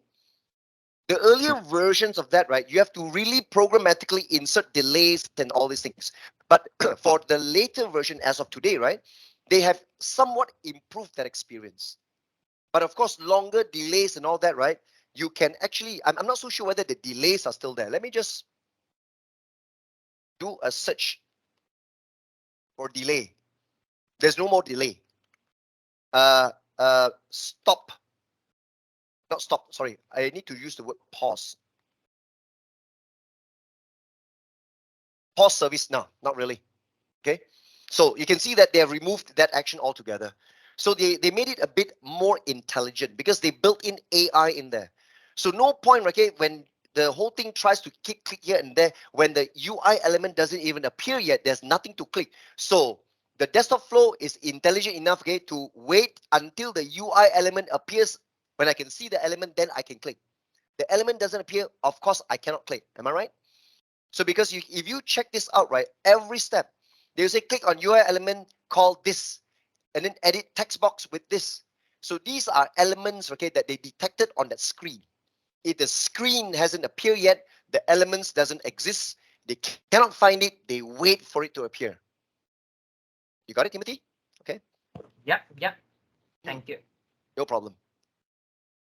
Can it run in the background instead of take control of our mouse? You have really got good questions here. You guys are really good audience. This is a remarkably good question. Can it not take over the mouse control or whatever all that? Now, instead, let me rephrase your question. People have asked me, hey, hello, this desktop flow, that means I must be running when the Windows is in session. What if I lock the PC? The PC is not even signed in, locked already. Can the flow still run? The answer is definitely yes for today. There is one thing called unattended mode. All desktop flows are running attended. You can switch the mode to unattended. But unattended, I'm so sorry, I cannot demonstrate here. Because unattended mode, right, requires premium and requires some setup. Most of the time, unattended mode, right, okay, I will need another PC to demonstrate that. I need to register another PC. Because you know what? I'm showing this session. Most of the time, if you want me to conduct and show you unattended mode, I need a VM. So that because I cannot be signing out from my PC here when I'm connected to you guys in this training, right? So the only way for me to deliver unattended mode in training, I need to go to my Azure, create a VM on Azure, install Power Automate machine runtime, register that VM or whatsoever. Then I will lock the computer or sign out from the VM. And to show you that the desktop flow can even run on a computer that is not signed in at all. No interface, no mouse, but it can happen in the background. That's your answer, Sarah. Even though I can't demonstrate, but answer to your question is a definite and a resounding yes. Just need something called unattended mode. In my day 2, okay, that's actually in my day 2 for RPA course. Day 1, no, I don't show that.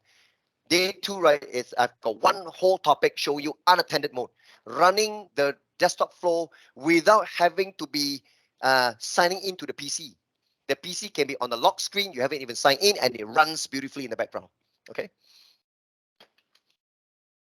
All right. So is there any difference with yours, which I'm using the words using regular expression? Okay. Scroll down here, regular expression invoice. And now, okay, don't worry too much about that because there are times, right? Even my previous course on RPA, I've trained one client, okay, on a 2 days RPA. They actually has got some discrepancies, some differences in the text generated. There is a thing, okay, that they can say, okay, store it into a variable, but they do not have that word, but it still work beautifully. All right. So it's just a matter of, I don't know, sometimes, you know, Microsoft, I think, is in the midst of updating the text also. Right. But you can also check, I believe, right, my version is the latest version. And since you guys just install it, I'm sure you're on the latest version as well. I'm going to help and about. Right. I'm sure that my version is considered the latest. That version 2.20. And then the build number 134.22123. So it's not no problem at all. Okay, it's just a matter of text. But as long as it works fine, the text explanation they are refining. Microsoft is actually in the process of refining. Now, please also take note since I mentioned about this. Okay, from now onwards all the way to October, Microsoft is doing heavy enhancements. They are rolling out, okay, the RW2. Power Platform is still in RW1. RW means release wave. We're still in wave 1. Microsoft announced already last month, right? The president, okay, the product manager for Power Platform, they have announced cool new features made available to Power BI, Power Automate, Power Apps, Power Virtual Agents in their new RW2 release wave 2. So release wave 1 is still around. So they are starting to roll out release wave 2. So within this period of time, right, you will find sometimes my interface like this, but yours is different. Because why? Maybe you got it and I haven't get it yet. So they are rolling out throughout the entire, throughout the whole world, phase by phase. So you will experience different discrepancies in certain interfaces, certain text or labels and all that. Okay. All right. And okay. Now you're asking about, can this recording be shared? Now, I assume you're talking about the recording of this flow, right? Not the recording of our training, right? All right. So anyway, now let me just quickly do a save first. I save. Okay. I save. Now the flow, all right? The flow can be shared, of course. The flow can be exported. Okay. It can be shared. So let me just close this. Right? And I'm returning to this. So you can see this is actually the flow. And in the triple dot here, right? Okay, I can create copies. Now, sharing of flows or whatsoever, right? I think I need to go up to my browser level. In my desktop flows, let me just try to refresh and see whether it shows up here.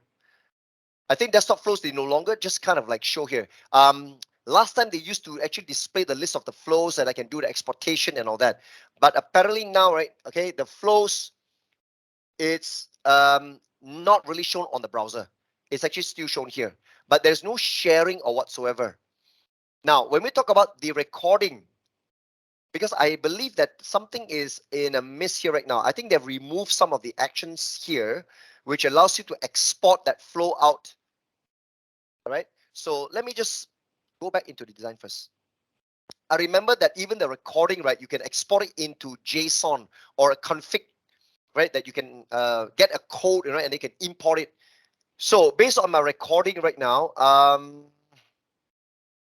let's say when I start recording, I remember that there's a way to export all the recordings, you know. So let's say I want to click this. So that's here. I think in the meantime, right, they are not able to, no, I don't think so. Let me just reset everything. Let me just cancel everything. No recording. So I think they have actually removed the way on how the actions are extracted from here. Let's see whether they've moved somewhere. UI elements, images. These are the UI elements I can see. My screen. No, I don't think so. They are making this available as yet. Even the sharing has been abruptly removed. I don't know. Seems to me, okay, that even the sharing portion. Let me see whether it's in the tools here. Debug, edit. No. Let's see whether I can do a save as. I think they have actually transferred save. No, save as is just a copy. No, I think the sharing portion of the desktop flow as well as the exportation, it is not available from here. You know what? I need to check that. Maybe during the lunchtime, right? Okay, I'll need to do a little bit of finding out what happened to those features. All right. So in the meantime, whatever that you do here, right, is only for this, right? But I do believe, okay, they are refining this because whatever you share also, it doesn't make sense if you share it to a different computer when you don't have the app, you don't have the same element. All right, so it makes it a bit more personal to a particular machine or particular app, right? For the browser level, usually they will show the way on how to export, usually on the browser, but not here, right? Oh yeah, Eric says that there is actually a way to export it. Yep. Under the flows, okay, they're supposed to be able to export, okay, but not the desktop flow. You see, I've actually saved it, right? But right now on my browser, see, this is cloud flows only, but not desktop flow. Desktop flow, right? They say that management across the desktop and Power Automate Cloud update your license. See, I think we need a trial, a free trial. I haven't started that yet, you see. I think that's the reason why. So here, right, I will need to click start a free trial. Remember, I told you about the 90 days trial. I need a license to do that. So when I click on start a free trial, there. So once I obtain a trial, now I can see desktop flow. I see this, see, my enter an invoice. So now I can click triple dot here. There's no export. Yep. I think they've removed that, for desktop flow. Only cloud flows you can export and share among things. Desktop flows are kind of like private to a machine, right? So yeah, let me. Okay, so that is why you can see the desktop flows is only for this computer. And talking about the machine, right? Have you guys actually installed the machine runtime as well?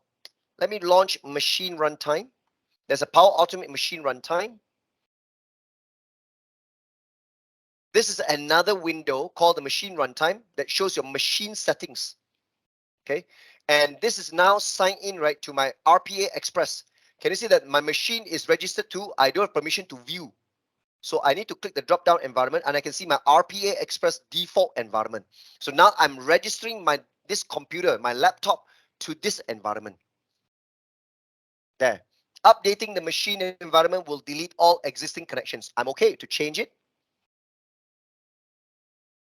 So the machine runtime allows you to register your computer to your environment, all right? So now they are registering. So there you go. It says connected to Power Automate. My computer name, Gerald Oman, in environment this. There you go. So my machine is now registered. And you know what? I can now close my machine runtime and back to my portal here. Okay, in my Power Automate portal, let me refresh first. On my browser, I can now see under monitor, under machines, make sure I can see my machine registered. There you go. My computer name, Gerald Oman, is already registered, connected. See that? I think they have removed the way on sharing and also even exportation of recording. The recording is per machine. So I think it's kind of okay for me to answer you immediately that, desktop flow doesn't behave like cloud flows. It's not the same. Okay, so anyway, the machine runtime or whatsoever, you don't need to run anything. Okay, we just continue looking at this design of this particular flow. Now, once you run it, make sure that it does work. Okay, and all my data, you see, I've actually gotten 2 extra records on top of the first original 25 rows. Now, in order for you to reset the data here, right, let me tell you, all the data from this app are stored in an Excel file. It is stored in an Excel file. If you wish to reset the 2 records or 3 records that you have experimented, you can open up the Excel file and delete the rows, but always maintain the first 25. Okay. Checking of the trial is only on the on your Office 365. Okay, it's only on the Office 365 Admin Center. It's only on your administrator can do that. So even for the Power Platform here, right? Power Automate, right? Even if I started the trial, let's see. When I click here, if I'm able to go into my Admin Center, I go to my Power Platform Admin Center. I remember Power Platform Admin Center doesn't show you the duration, how long you still have it. I think it's only on the Office 365 Admin Center. Let me go to my Office here, launch Admin Center for my entire Microsoft 365. This Power Platform Admin Center is only on environments. That's only the environment. You see, nothing much here. So in my Office 365 Admin Center, I go to billing, I go to licenses. Let me just check it out. See whether they display here or not. There you go. I've got E5, 24 licenses, okay, available. There, Power Automate free. They gave us 10,000 licenses for this Power Automate free. The trial, 90 days. I use up only one. I still got 9,999. So all these trial licenses are all the way 10,000 licenses. It's really, really a lot. Now, when I click inside, see, let's see. They only show me my account, which is granted with the license. Manage subscription details here. I go into the details of this subscription. They should be able to show me the expiry. Okay, active. Hey, I thought they're supposed to show me that. Triple dot here. Ah, there you go. Oh, they never mentioned no expiration.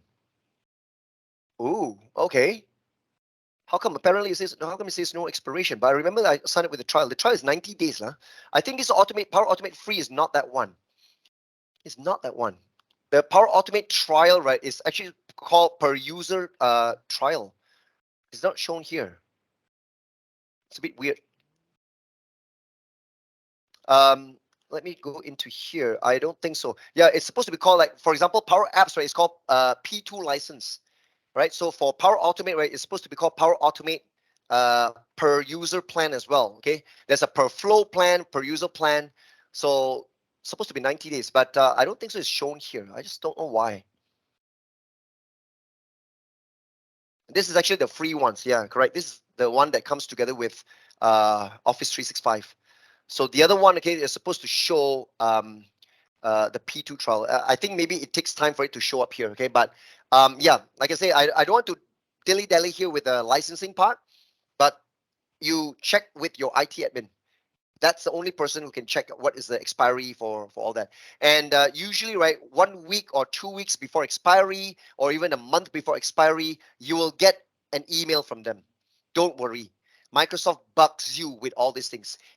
You will get emails usually, right, okay, prior to expiry. 1 month before, 2 weeks before, 7 days before, and all that. So they keep on bugging you, right? All right, so like, for example, I can also show you, right, for my Power Apps, I can trigger a P2 trial plan. For example, right now, if I go to my Power Apps, let me just show you this. Sometimes it shows immediately, sometimes it doesn't show. So if I go to my Power Apps, okay, this is my Power Apps right now. I can check the plans I'm having, but Power Automate doesn't show you that. So Power Apps, this, you can see plans. When I click on plans, hang on, let me close this. I click on plans, come on. Plans, you see, currently I don't have any plans. I only have Power Apps free. This is the Power Apps free together with Office 365. I can get a P2 trial plan as well.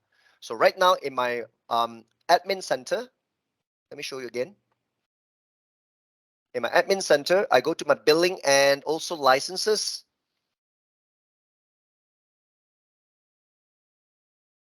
So you can see that, well, that's for sure. Okay. Now, what I can do is I can obtain a P2 trial by going to powerapps.microsoft.com. Then you can see start free. I just click on start free here. Thank you for choosing. Well, of course. Okay, continue with my current account. Okay, this is actually my RPA Express. This is the current Office 365 account. I just click on continue. Right, so yep, United States, I will remain US. Phone number, I just put it dummy once. 12345678890. I would like Microsoft to share my information. No, I just click get started right now. Just proceed with the subscription here. This is my P2 trial plan. This is a 30-day trial. So I can now click get started. And they're going to bring me to my make.powerapps.com once more. So I'm back to here again. See, the same environment. This time I click here and I click plans. You see, it's not showing yet. Okay, it will take some time, even though I've subscribed to the P2 trial. So let me refresh again. Click again. Plans. Nope, still not up yet. So it will take some time before it will show you a P2 trial plan and expiry when. But that's for Power Apps. Okay, so Power Automate, right? They don't have that. You see, in Power Automate, when I click here, they don't show plans. All right. And furthermore, Power Automate P2 and Power Apps P2, right? Different duration. Power Apps is 30 days. Power Automate is 90 days. Okay. All right, cool. So let's get back to business. Let me close all this. Now, I want to show you how we can reset the data of our Contoso. Okay. Now, please close your Contoso invoicing app. Close it first. Okay. Now, the data that you saw, right, is in your documents, in your computer's documents library. You can see there's a Contoso invoicing 1.0.15.0. It's inside your documents on your local computer. Go open up your file explorer, go to documents. You will see they open up a new folder called Contoso invoicing. Double click. There's one and only one Excel file, invoices and accounts. Open up the Excel file. And you can see the data is all here. Look at that. Remember what I've entered? You see? ID 10261027, wingtip toys, my name there, 500 invoice, you see? All the rest of the original 25 invoices are also here. So if you delete all these rows, let's say leaving the first 10, then you will see only 10. All right. So what I'm going to do here right now is I'm going to reset to only 10, let's say. I'm going to highlight all this, right click and delete. I leave only the first 10, 1001 until 1010. That's it. Okay. And I'm going to save this. Control S, save. Save the file after you have removed the records that you don't want. I only remain 10 here. This is under invoices. Okay, it's in invoices. Then you close the Excel file. Remember, you must close the Excel file. If you don't close the Excel file, you cannot launch your Contoso invoicing app because you have locked the Excel file. So please close the Excel file. Now, when you relaunch your Contoso invoicing app, when you go into your invoices, you see, only 10, the first 10. So the data all comes from Excel. Got it? That's how you reset the data if you want to. So I can close. So make sure you close your Contoso invoicing app. Yeah. After you have edited the Excel file, save and close your Excel file as well. Remember that. All right. Now, I want us to continue with our journey here. This time round, I'm going to show you how that our invoice flow, the desktop flow, right, are able to make use of variables. Okay, let me get back to my designer here. Okay. So remember that right now, when we run our desktop flow, it automates, okay, clicking of the Contoso invoicing app, and they're able to create a new invoice and do data entry. But the data they entered, right, it's default to whatever that I've recorded. Look at the steps here. Step number 4. Enter text box with wingtip toys. That's the fixed value they recorded. Step number 5, the email address. That's a fixed one. Step number 6, the amount is forever 500. All right. So now we are going to learn how to map variables. Okay. Now, mapping of the variables here right now, we are going to make use of some variables that we need to set up. Okay. And we are going to create our first input variable. So let's create our first input variable. Check this out. On the right-hand side, under the list of variables, there aren't any input or output variables. You can see a small plus sign, click the plus, and let's create our first input variable. So when you click plus sign, they ask you input or output. Now, forget about output for now. All of them will be input. So click input, and they will appear with, you'll get this particular dialog. So variable type is input. What is the variable name? Now, the variable name, right, I want it to be the same name as the field name. So I will begin with the amount first. Let's say amount. Data type is going to be text. Okay, that means string. They call it string. Data type is string, right? And then what is the default value? Default value, right? I can put it, let's say 500. Okay, so the data type, it says here string, right? but actually, what can be the type? Now, this is actually a bit surprising that why is it's supposed to be a drop down, right? That can allow me to choose.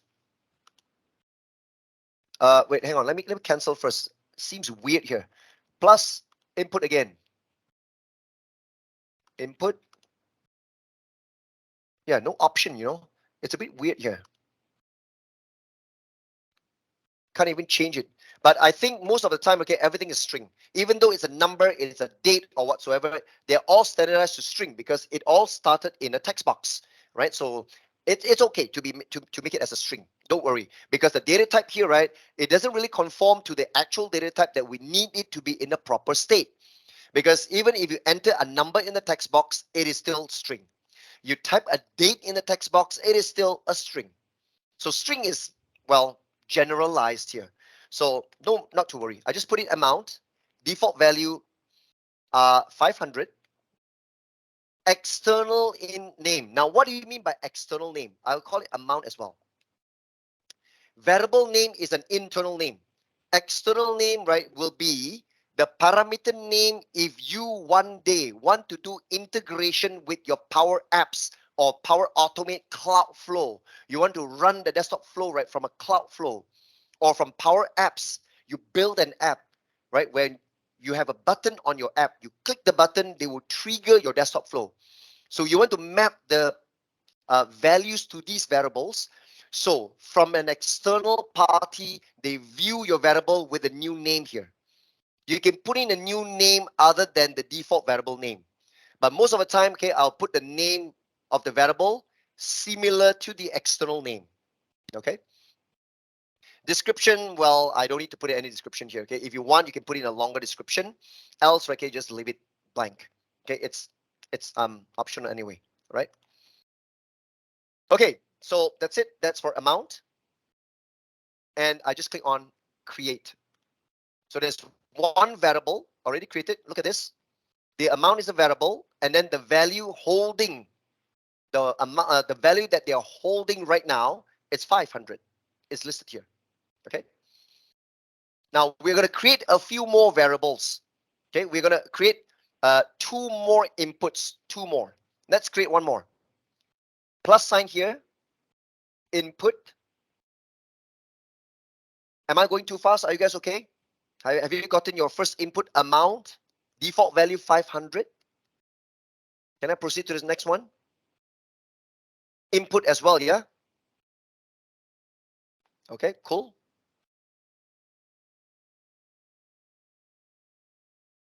All right. So the next one that we are going to look into right now will be, uh, let's give it a name, contact. Contact. Okay, that's actually the email address. So default value, I want you to put your name. A dummy ones, okay? I'm going to put my name. Gerald at, let's say, okay, gemrain.net, my email address. External name, I'm going to call it contact as well. So contact, default value is my email address or your own email address. It can be Gmail, it can be anything. Just put in anything, right? External name, contact. Create. And last one more time. Input, the third one. Okay? Account. The name is account. Default value will be, let's say, Fabricam. Default value for the account name is a company name called Fabricam. External name, I'm going to call it account name. Now I want to come up with an external name that is slightly different from the variable name. Internal name is account. External name is account name. No space. All in one, account name. Just for the sake of this demonstration, right? I just want to create one input variable where the external name is different. Okay, that's it. Click create. So I've got 3 input variables in place with all the values being mentioned there. Let's quickly save the desktop flow first. Let's click save. Whatever you do, it's always best if you save it. And I want us to create our first output variable. Now, can you guys differentiate between input variables and output variables? Input variables, most likely you understand, right? This is like a parameter, input parameter. They don't call it parameter, they call it a variable. But actually the variable in this case is a parameter, so that your flow can read the variable, right? Meant to be used by the flow to insert input. That is why I call it input. It's going to be inputted into the application. But sometimes the result of what you do from an application will return a value. The return value is your output variable. Let's create an output. You know what's the output? What do you think, guys? If I let me launch my Contoso invoicing and let's go to my invoices. As I fill up the account, the contact, the amount, you see I missed out the date because date I just want to default to today's date, right? The output variable will be the ID. You get it? Invoice ID will be the output. That's the outcome of after saving a new invoice. The output is the invoice ID. That's my output. Cool. Let's create a new output variable. Make sure the type is output. Variable name, invoice ID. External name as well as that same thing, invoice ID.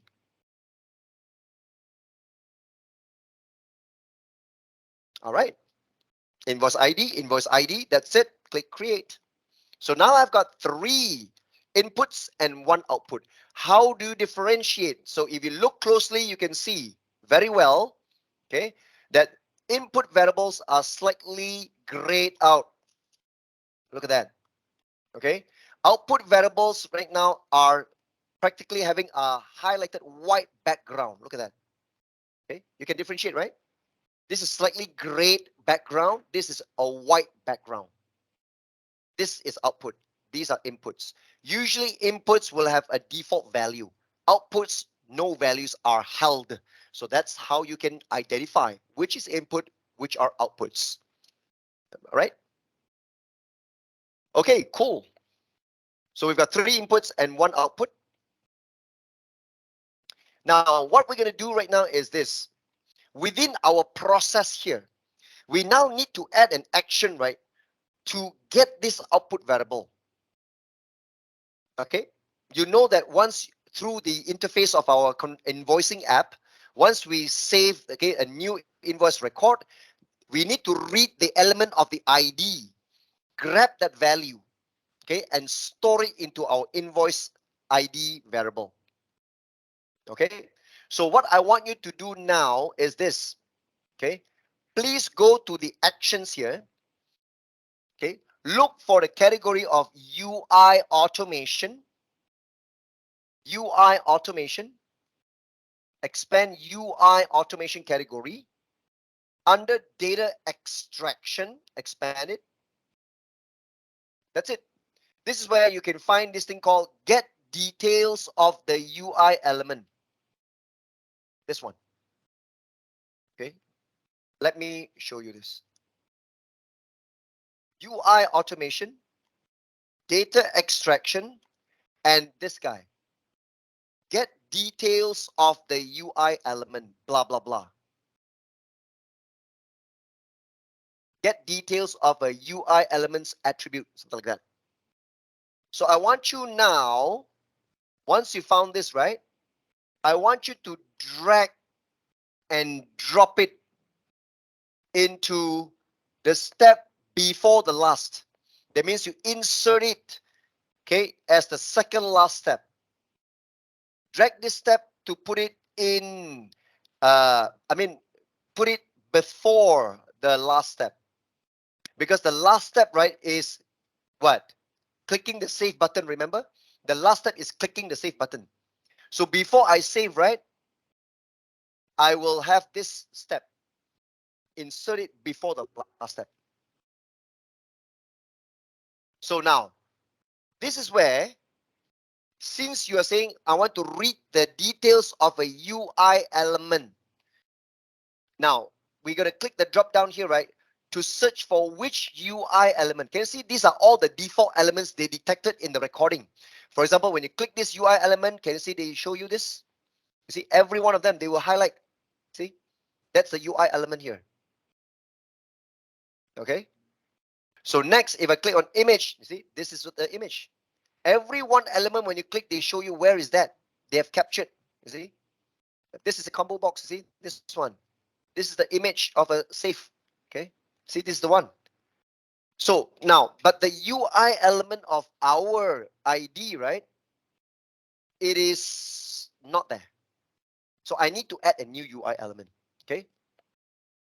It doesn't have autosave, no autosave, please. There's no autosave, you must save it, okay. Similarly, okay, to your cloud flow as well, as you design the flow, please save. The autosave, okay, is only for disaster recovery, okay. It crashes or whatsoever, then when it pops up, they will auto recovery, but no guarantee that they can recover up to the mark that you have just finished. So always manually save it. There's no autosave, okay. So, but anyway, back to here, right? I need to select a UI element. Now, what I'm going to do right now is click the drop down here. I want you to add a new UI element because my UI element is not in here. It's not in here. Okay, so I want you to click on add a new UI element. Now, before you add a new UI element, make sure the UI is there. That means your Contoso invoicing app must be here. Please launch your Contoso invoicing app first. Launch it. Okay. So this is the UI element. This is the element that I wanted to read. This one. Okay. So make sure the Contoso app is here. But, oh no, sorry, this is accounts ID. Make sure you click invoices first.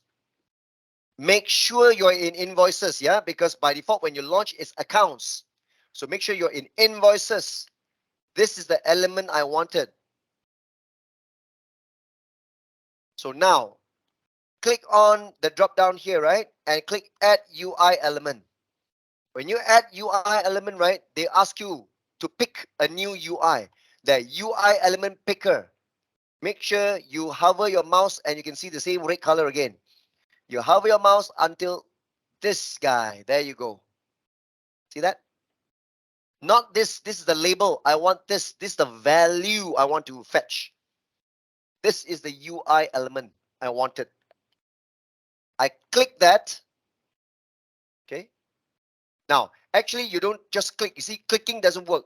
Control click. In order for you to properly select that, right, make sure you don't move anywhere else.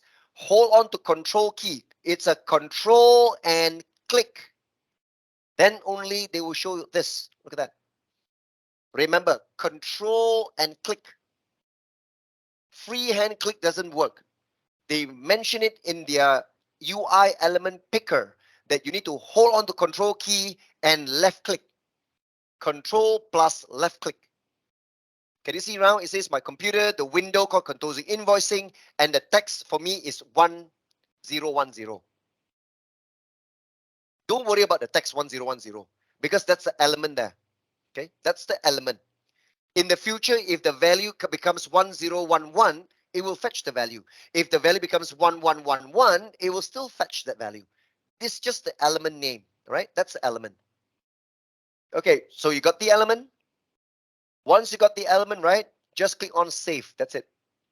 Click save.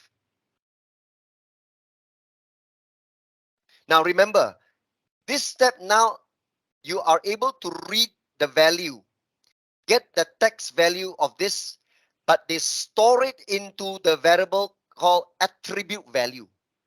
Now, this was a place where a lot of my attendees reported to me, hey, how come I don't get this text? How come yours, right? You see, it says, and store it into. Previously, my previous attendee, right, all of them, they say they only got the text until here only. This part is not there. How many of you has this problem? Do you get this and store it into attribute value? If you get it, it's okay. If you don't get the text, it's still okay, guys, because they're still refining, all right? You got the same as mine, right? That's good, okay? And store it into attribute value. Because previously, in my previous training, there are times people say they only get up to here. Anything else at the back and store it into, they're not there. So, and store it into attribute value. Now, you know what? When you click this again, or rather this step, if you double click again, if you double click, they reopen. Am I right? They reopen the same thing. Can you see variables produced when expand is attribute value, right? Why are you going to output and read the text and store it into this variable when we already created an output variable, right? So what I want you to do is to change it. Change the attribute value, okay, the variable here. So again, if you do not know what I mean, this thing here, the new step number 8 here, double click to reopen. This attribute value, click on it, right? I want you to click and change your variable to your invoice ID. If you don't know which is it, right, you can click the X here and you can select, you see? Clicking the X button allow you to choose your variable. I choose my invoice ID. So which means after I read, immediately store it into invoice ID. Okay? So once I click save, right? And that's it. Whether you got a percent or no percent, it's okay, no problem. Okay, don't worry about that. Okay, because when you double click, right, okay, you can see, okay, sometimes it may show you with the percent in front and percent at the back. That is just the code. You see it or you don't see it, right? Make sure, okay, when you click this, if you click this to select, it's okay. You're able to select it. You see? Just click save. That's all. So now you store it into invoice ID. That's what I wanted. I make use of my own output variable. All right. So most of the time, if you view it, right, they will show you percent invoice ID percent. Don't be troubled by the percentage. It's auto added. No worries. Even if you don't have it, right, it's okay. As long as you can click the X and you are able to select from the list of your variables. So right now, what I want you guys to do right now is, now we need to modify the steps already. Remember, starting with step number 4, where they populate the text with wingtip toys. Can you see? We hard-coded the value here. I want you to double click. Can you see wingtip toys? That is why if you run the desktop flow forever, the value will be wingtip toys. Wingtip toys, right, is what? It's our account, right? So I want you now to erase wingtip toys. Erase it. And we need to now replace it with our variable, our input variable. Click the X here and choose account. Select. This is where you will get percent account percent. Don't worry about that. Percent account percent is okay, is good. That's the text, that's the code value. Okay. Erase wingtip toys. Whatever fixed value there, replace it with your variable. So that means they're going to read what is the value in the variable and they store it there. Okay. So save. You see that? Now it says the text box will be filled, will be populated with the value from the variable. The next one, you see the email address, and you know the email address is from the variable contact. Double click again. Erase the permanent email. I don't want a permanent email here. Erase it. And then choose your X with contact. Select contact. That's the variable to populate the text box. Contact. Click save. Okay. And then the last one, variable for 500. The text box with 500. 500, double click. Erase your 500. Replace it with the variable amount. It's amount.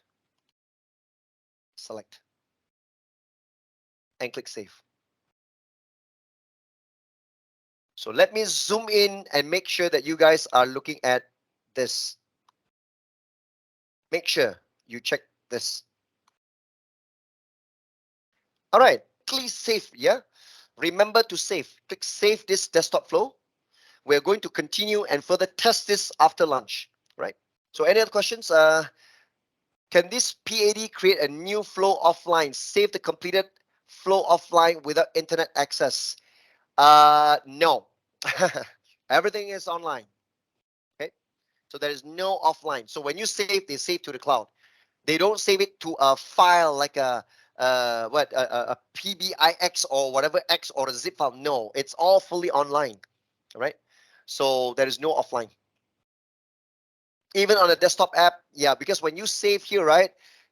Well, I do believe that it is actually able to save it directly within your PAD. It is not like when you save, okay, they're going to say save as, can you please name it a physical file and store it into a local computer? I remember Microsoft says okay, that they want this to be a completely offline available, even though there is no way for you to save it into a physical file. But the element, the item, right, can be saved directly in PAD. Let me verify that once more for you, okay? Whether that's actually doable if you are completely offline, okay? Because since you're using a desktop app, right, I believe that you can save it only within here, but with an internet connection, then they synchronize it up to your account, okay? Oh yeah, someone says again that you have tried that. So that means it's available right now, because last time, no. Last time they need to verify your account every time you're connected to the environment. So I guess today it's available. So somebody has tested that. So yeah, that actually makes my life easier. Okay, so that's confirmed. So because when they started the desktop flow, it cannot be done. It must be online, right? Okay, so after I saved it, that's it. I'm going to leave this window open. Okay, my Contoso app for the time being, I'll just also close it. Okay, all right, we're going to continue with our desktop flow design, right? Now, we have already gotten our desktop flow, which is this one, okay? And we have already gotten the details of the UI element, which we store that into the invoice ID. Now, to test whether our invoice ID is successfully going to be captured in our output variable, we need to run one more time this particular desktop flow. Okay, so please ensure your Contoso invoicing app has closed. You know, by running the desktop flow, right, it will launch a new Contoso invoicing app. So it's part of the step. That's the very first step. So make sure that you exit your current Contoso invoicing. So when you run the flow, they will start and run a new Contoso invoicing and start performing all the necessary stuffs. So our test right now is to make sure that the invoice ID output variable will be able to capture the latest invoice ID. Now remember, I have cleared my existing number of invoices. The only ones remaining in my Excel database, right, are only 10 invoices. Invoice ID number 1001 until 1010. Okay, so that means when I run my desktop flow now, we are going to create the number 11th invoice with the ID 1011. That's what I am anticipating. So let me click run on my desktop flow, and I'm going to remove my hands from the mouse. Okay, let's watch this. So you click invoices. All right, look at that. The ID is 1011. You see, can you see now they fill up with all the default values from my variable? Fabricam is the account. Contact is my email address, and the amount is 500. Okay, and you know what? The desktop has flow has stopped. Can you please observe this? This is correct. The output variable actually captured 1011, so it's a success. Right? So make sure you guys run your desktop flow and make sure you have a similar experience, similar result. Okay, that shows that it works. That's my 1011, the latest invoice here. Okay, now part of this day one training, right, I'm not going to talk about how do we do mass entry of invoices and all that. No, not really. I don't even talk about how to read data sources from Excel, read every row and capture the value into our input variable. because the next time I run this desktop flow, right, it will also again read the variable value and will create the same thing. Unless I edit the variable value, change the account value, change the amount value, change the contact value, then only I run the desktop flow. So this is still pretty manual, right? But like I said, in a fundamental day one training, right, it's all about getting you guys up to speed, understand the RPA concepts of it, okay? Now, rather than going into everything else, right, I'm very excited to show you how to perform integration instead of just running the flow. Yeah, so what? I can click the run and the desktop flow runs perfectly well. The robot actually took over control and able to fill up the invoices for me. That's exceptional. That's good. Now, I'm going to talk about how do we integrate your desktop flow able to be fired from a cloud flow, the normal Power Automate cloud flow. Now, I'm going to tell you our mission right now. Our mission is to create an instant flow, a manually triggered cloud flow, not a scheduled flow, not an automated flow. We're going to begin with just an instant flow so that when we run manually, trigger the instant flow, the cloud flow, the cloud flow will help fire and run my desktop flow. You understand that? Because the possibility, right, of having a desktop flow to be runnable, and it must be automated, because there's no way to automate a desktop flow.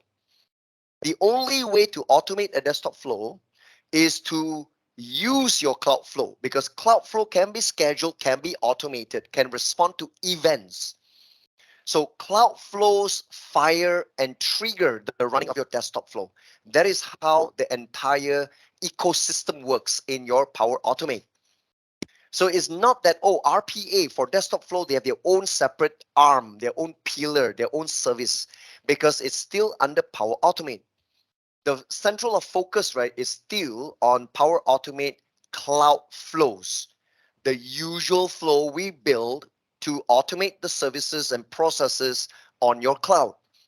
Desktop flow is just one particular extra workload that you can schedule and automate from a cloud flow. Okay, so the only one requirement now is the registration of your machine to your account.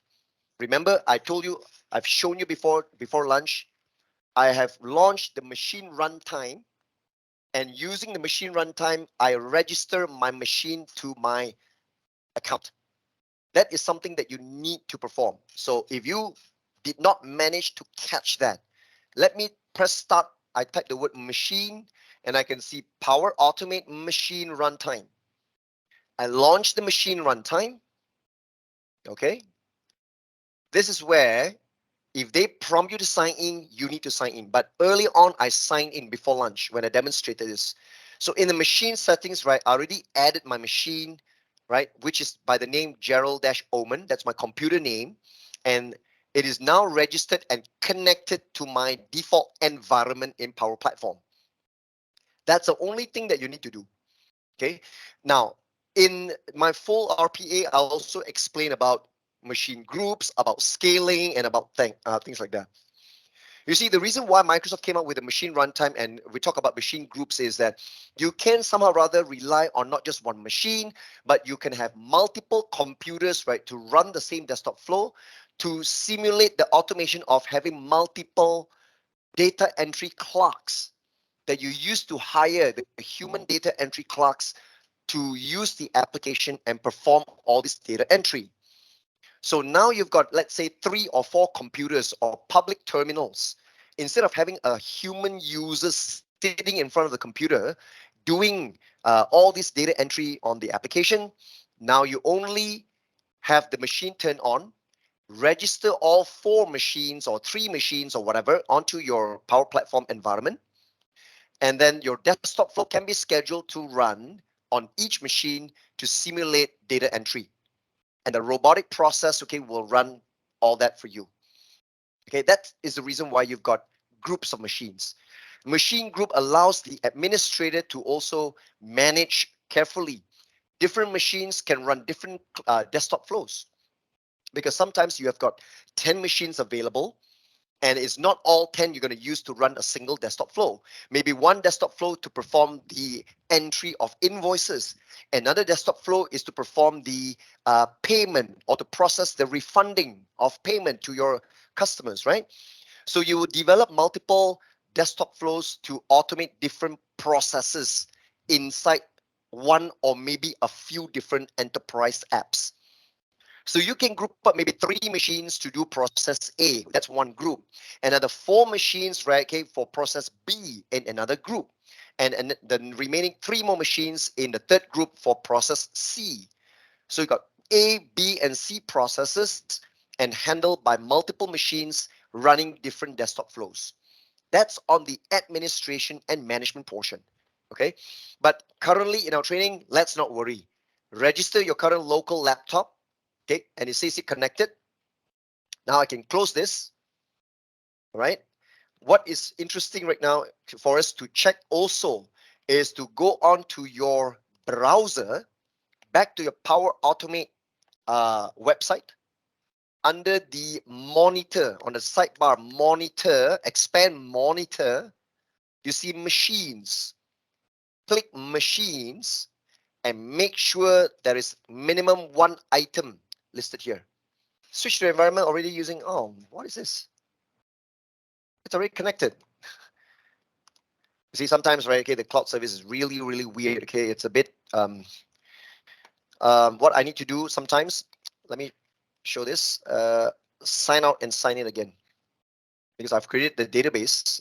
That's the reason why I've got my desktop here running. I can also see my flow already created. It's signed into this account, confirming that.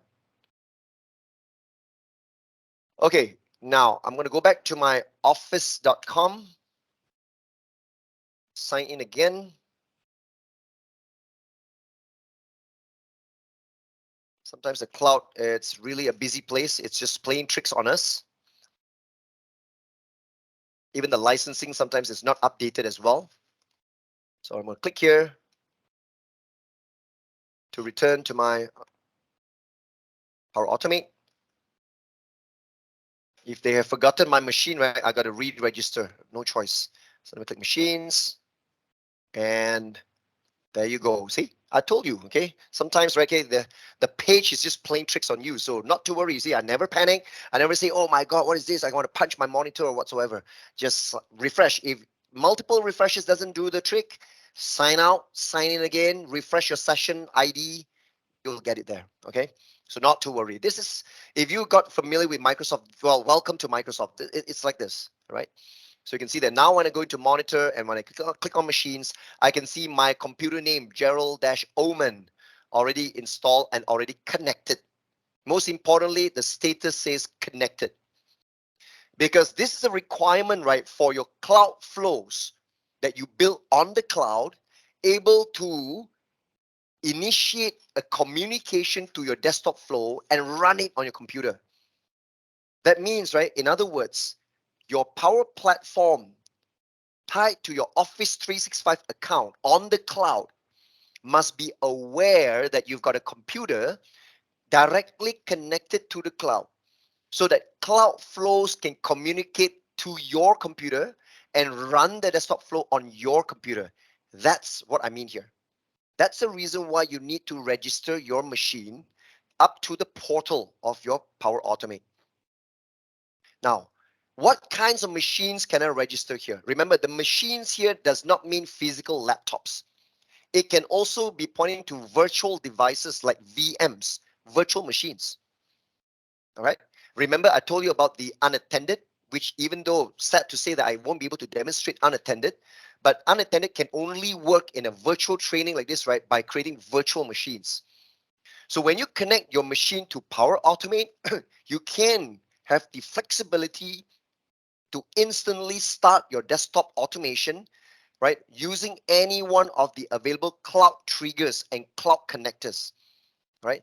So connecting to your machine directly to Power Automate, and the cloud also allow you to really tap into the full power of your robotic process automation. That's the easiest way you can connect your machine to the cloud. The cloud knows your machine, the machine also supported by the cloud, all right? So this is the prerequisite before we continue here. Now, in order for us to trigger our desktop flow, you know what? This designer I can close. Make sure that I save it already. Okay. And then I can close the designer. Hang on. We are going to create an instant cloud flow that will have a step to trigger and run my desktop flow. So remember, cloud flow runs the desktop flow. Okay. So it's saved and I can close this. This one is still here, correct? Never mind, leave it there. I minimize it. I'm back to my browser and I click My Flows. So guys, if you're following me, My Flows, Cloud Flows, I got nothing there. I don't have any flows yet. This is a brand new subscription I created this morning. So I'm going to create new flow. There are 3 types of cloud flows: automated, instant, and scheduled. I'm going to create an instant cloud flow. The automated cloud flow will be based on an event trigger. For example, when a new email arrives in your Outlook, then they trigger. Or when a new item is added to your SharePoint, then they trigger. Or when a new tweet has been posted to your Twitter account, then you trigger. You see, based on different services that you connect to and what events that has taken place. But right now, I want an instant cloud flow. Instant cloud flow means a manually triggered flow. You want to run the flow on demand, you click the run button. That's called instant cloud flow. If you have ever developed Power Automate flows using Power Automate Mobile on your Android or iOS devices, now this is called a button flow. Okay, there is a way for you to create a round button on your iOS or Android devices. Tapping on the button triggers instantaneously this flow.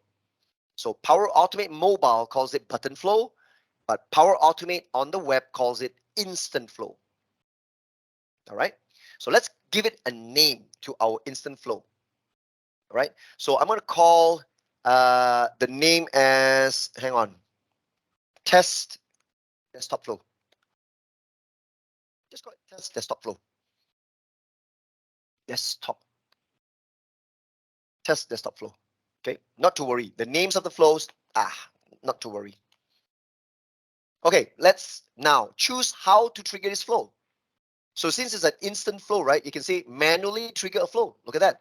It's a flow button for mobile. It is the same. I told you earlier, see, manually trigger. Or you can trigger it, okay, as from Power Apps button. You design a button on your Power Apps app. Clicking the button will trigger this flow as well, no problem. But I want it to be a manually triggered flow. Okay, then click create. The first one, manually trigger a flow. Create. So now the designer for my cloud flow starts right here in my browser. So manually trigger a flow. So when you manually trigger a flow, what is the first step? Let's add a new step. This step is the one that we wanted. Can you see desktop flows here?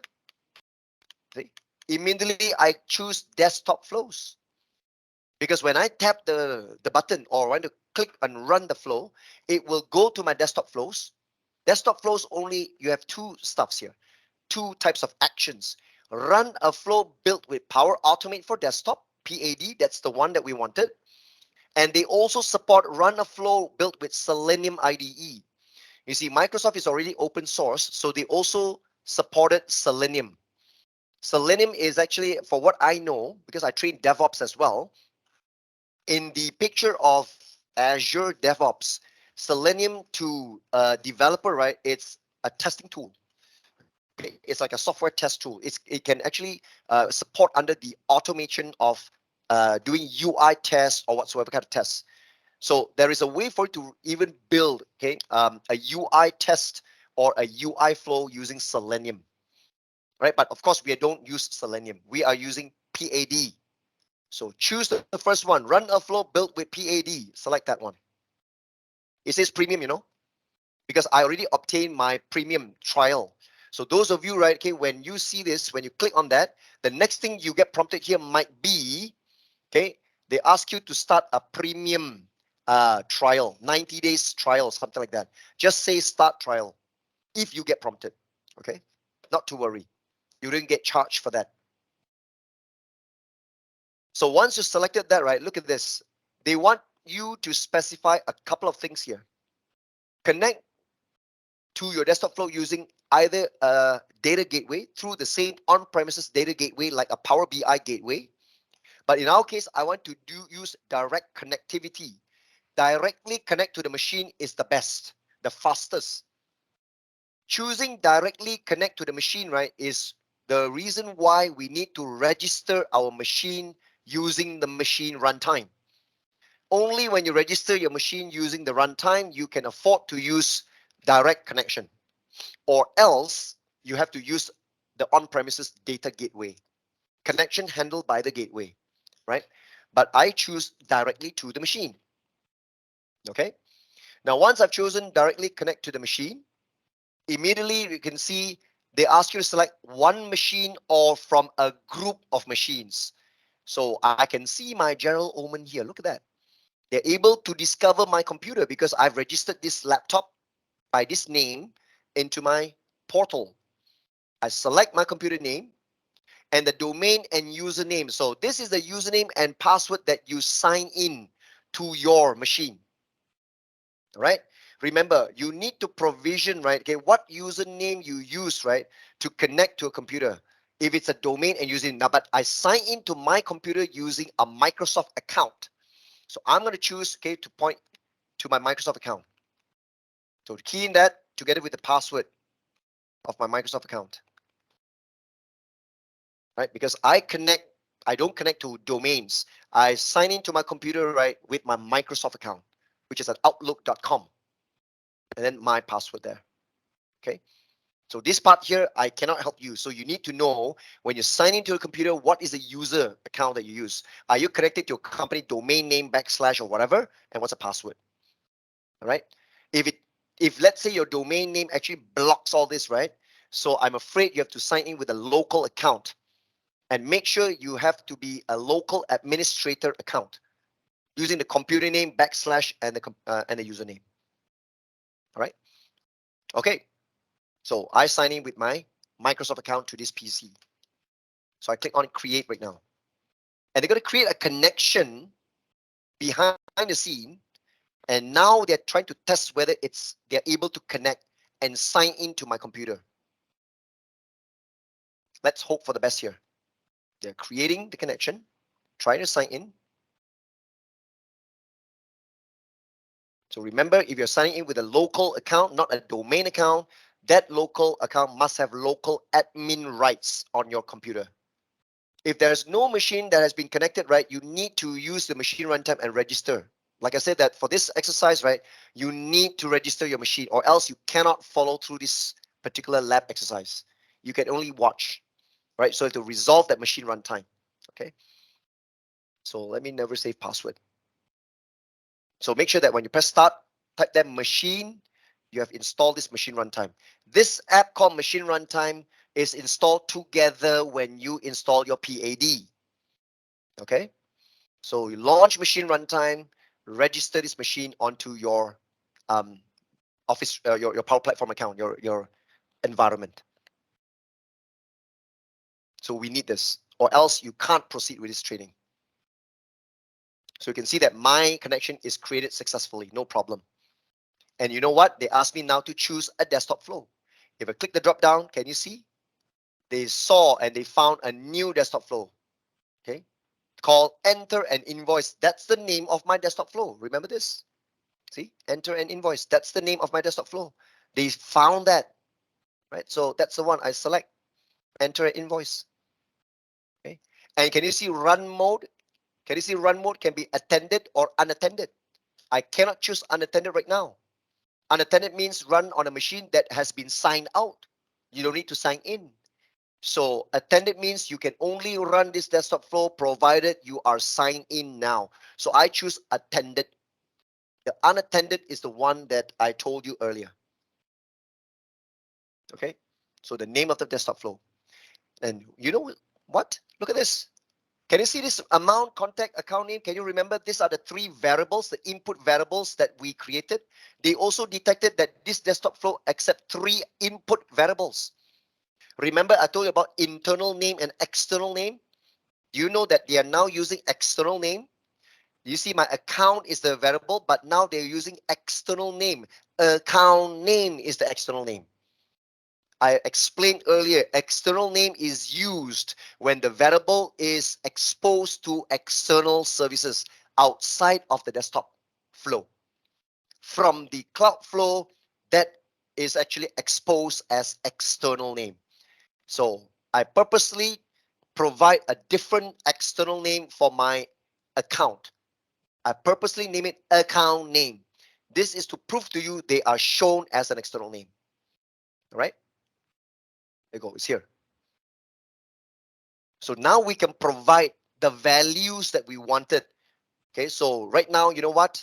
I can provide a different type of values. So amount, I'm going to put in 999. Okay, contact, I'm going to put in a different email address. Let's say gerald.home@abc.com. All right. Account name, right? Sorry, contact. Amount is account name. Account name, just off right now, I will put in, let's say, Adventure Works, a different company name, Adventure Works. So any value will be captured into the input variable. Input variable is used by the desktop flow to fill up the information in your Contoso invoicing app. Okay. So remember, this is where I demonstrated manually entering the values into this. But you know, every one value can be obtained using dynamic content. You can grab content dynamically from somewhere as well. You can read from a connection of your CSV or Excel files or JSON or text documents and read all the information from there. You can put it into a loop. If you got, let's say, 100 records, 100 different amounts, contacts, account name, values, and then you can put it into a loop, a for each loop. So they keep on iterating into the loop until 100 of them are over, and they can create 100 invoices for this particular desktop. That is how you make sure that your desktop flow can be iterated using the integration with the cloud flow, right? So these are the values I provided. I just click save. That's all to it. This is a simple demonstration, a cloud flow triggering, okay, a desktop flow. So save already. I'm done. Okay. And you know what? I'm going to click the back button here. So it says here, your flow is ready to go. It's turned on and will run when it's triggered. Got it. Okay. Because it's an instant flow. It's a manually triggered flow. If you want to run this, right, I just click on this button, run. Remember, luckily I can see that my Contoso invoicing app is still running.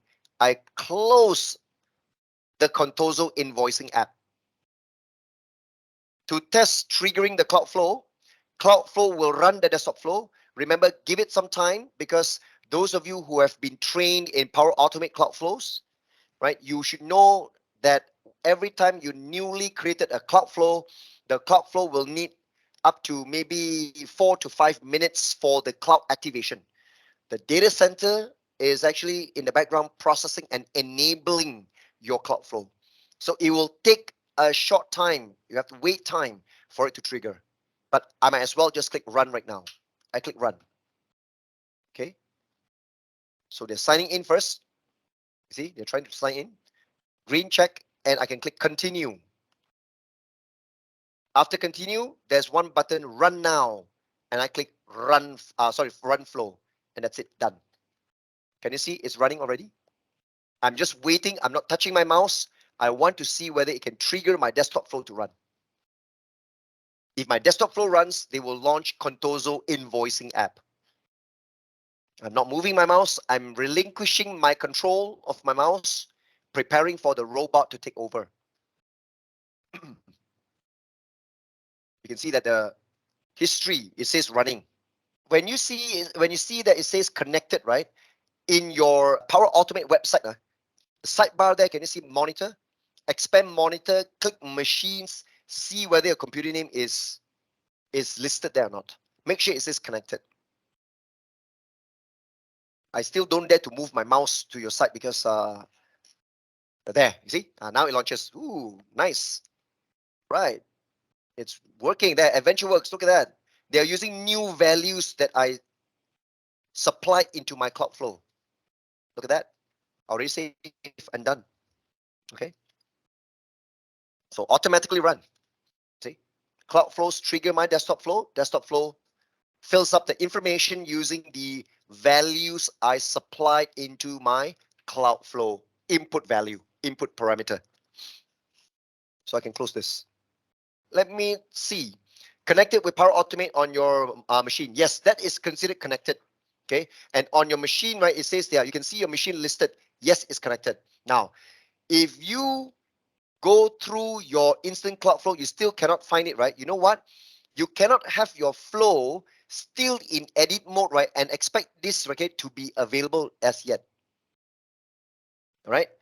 Remember that, okay? Because when you're still here just now, right, you need to cancel everything. You need to recreate a new flow and fill up the information to connect again. So you cannot remain here and expect now you just only register and it will be updated in a drop down. It will never do that.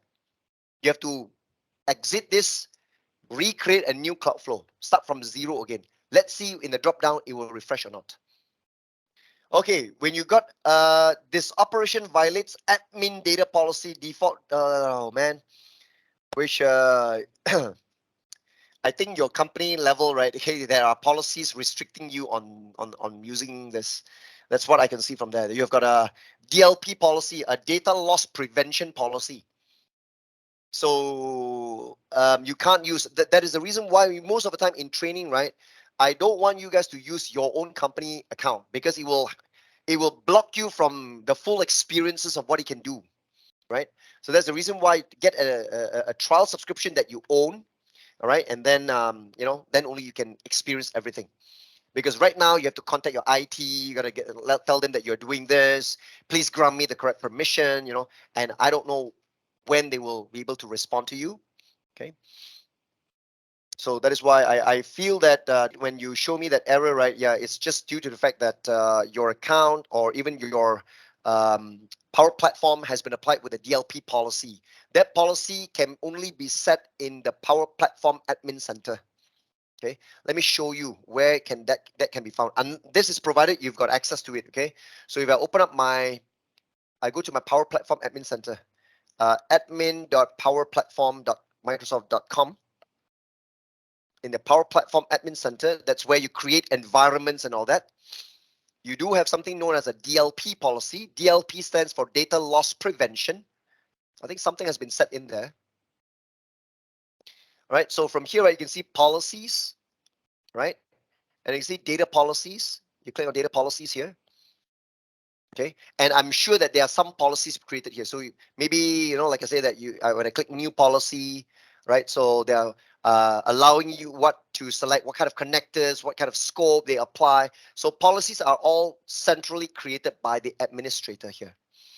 Okay, so I'm just showing you where they can be found. That is provided if you are having the administrator rights on your Power Platform or even your Dynamics 365. Okay. So if you are using a subscription, which is a trial subscription, you are fully the global administrator for your own subscription. You will have full rights to everything. So those of you who found that, oh man, I cannot do this. Oh no, you can only witness. Okay, just watch my demo. Okay, so the flow for me ran successfully, and you can see that the Contoso invoicing app, okay, has just able to run, okay, and able to sort of like perform as expected. Okay. Now, do you know that the machines that you register? So let me just exit this particular flow.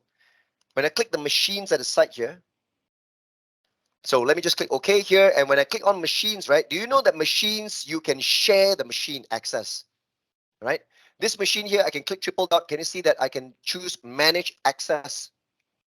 Right? You can type in the name of a person from your organization, and you can share the machine, right, to a certain user, where you can manage access. And why am I sharing my computer? You guys might think, well, this is going to be really dangerous. There are only two sets of permission. Now, I don't have other people here because in my subscription, I'm the only one. But let me tell you, two levels of permission, either co-owner or a user. Co-owner means, right, you are not going to grant co-owner usually because you are giving full permission to that machine to the other target user. Co-owners means you can run desktop flows on your computer, can share it with others, can edit the flow, and even delete the flow. User is the most appropriate permission. You grant user permission, right? The user on your computer can only run desktop flows on the machine, and that's it. Nothing else. Cannot further share, cannot edit, cannot delete. Okay. You share a machine to another user just in case the user wanted to run a desktop flow on your computer. That's how you share access to your machine to other people. That's the only reason why you want to share a machine out. Okay, so you can manage access of your machine. So please don't worry about, wow, this is ridiculous. How can I give access to other people to come into my computer and do shit, you know? So, but anyway, no, don't worry. The only way, the only thing that that user can do on your computer is to trigger a desktop flow. Full stop. That's it. Nothing else. So please don't grant co-owner. Co-owner means, right, any desktop flow you have developed on your computer, designed to run on your machine, that co-owner can come in and edit that particular desktop flow, can even destroy that desktop flow.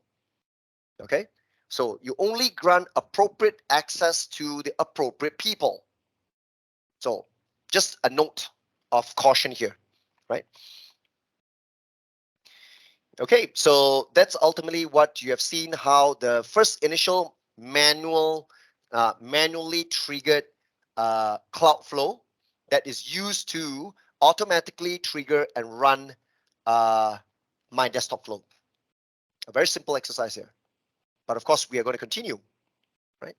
Now, the next exercise will be extremely interesting.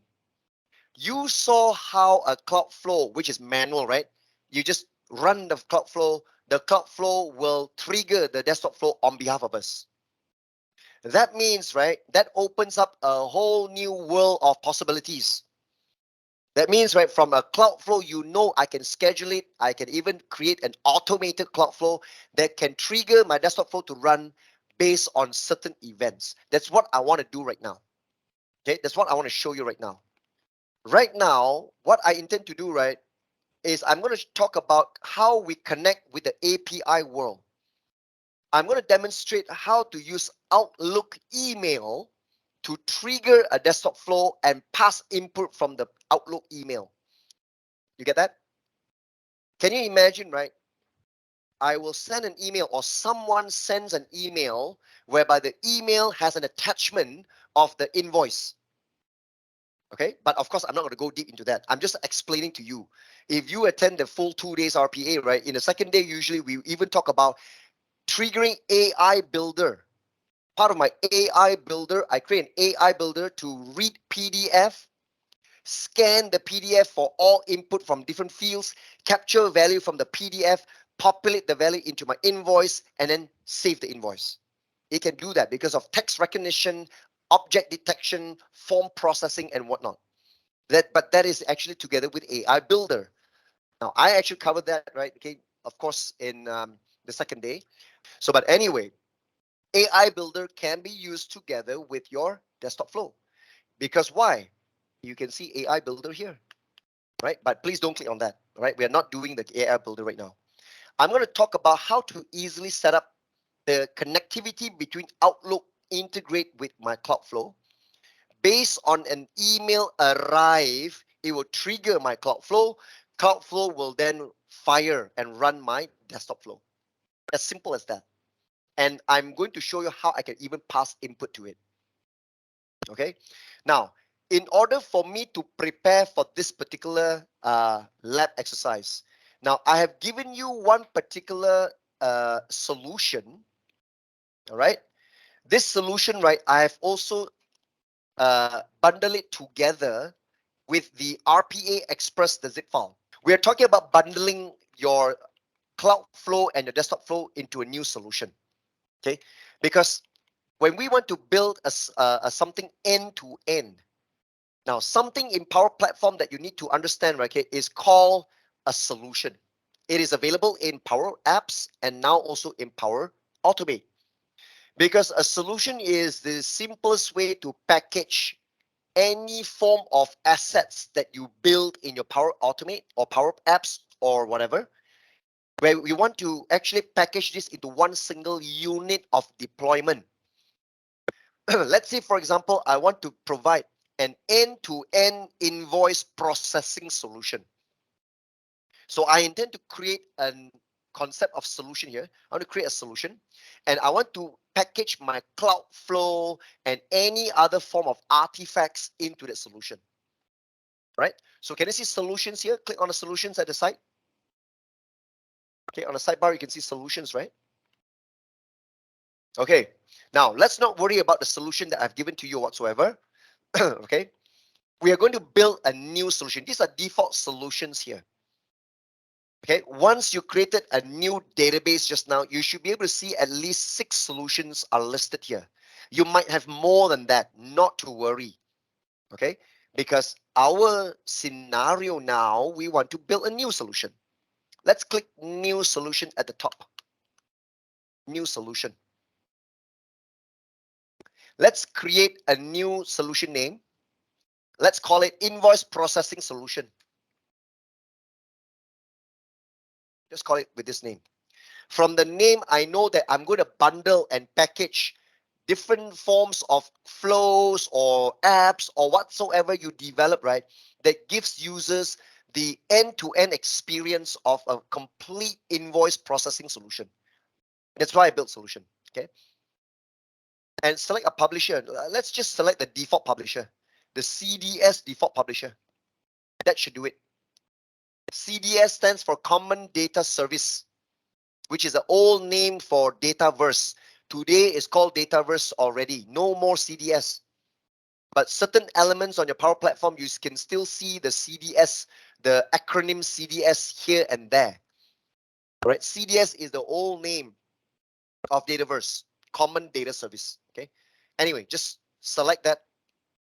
The very first version of our solution, 1.0.0.0. That's it. Just click create at the bottom. So remember, a solution by default, once you create it, it's empty. Look at that. My solution is appearing at the top. Invoice processing solution. Click to enter the solution. Once you go into the solution, confirm, you won't see nothing. You see, we didn't find anything to show here because it's an empty solution. It's newborn, right? Nothing is in there. Obviously, we can start adding things in here. You know what? Can you see new here? I can create a new Canvas app, Power Apps. For automation, I can create a new Cloud Flow. For Power Virtual Agents, I can create a new chatbot. For Power BI, I can even incorporate a Power BI embedded dashboard, Power BI report, a Dataverse table. I can package every assets which are related and used or complement one another into the solution. And the solution is a single unit of publishing and deployment. So from one environment, let's say this is a testing environment. After I package everything into a solution, it's completed. I export the solution into a zip file, and then I re-import the solution into my new production environment. That's how I deploy a complete solution containing apps and flows and chatbots and whatever elements. The complete Power Platform elements, all the different pillars of Power Platform, can be packaged as assets of a solution. Okay, that's why we call it a solution. A solution is not just made up of one item. You need various items that work together hand in hand to provide you with a complete solution. But right now, of course, we want to start with the first click new, please. Okay. I want to create a new under automation, cloud flow, and I want to create a new automated flow. New automation, cloud flow, and automated. When you create a new flow from within the solution, that means by default, this flow after created already packaged into this solution. Please take note, right? Just now, the flow I created outside of the solution are not yet packaged in here.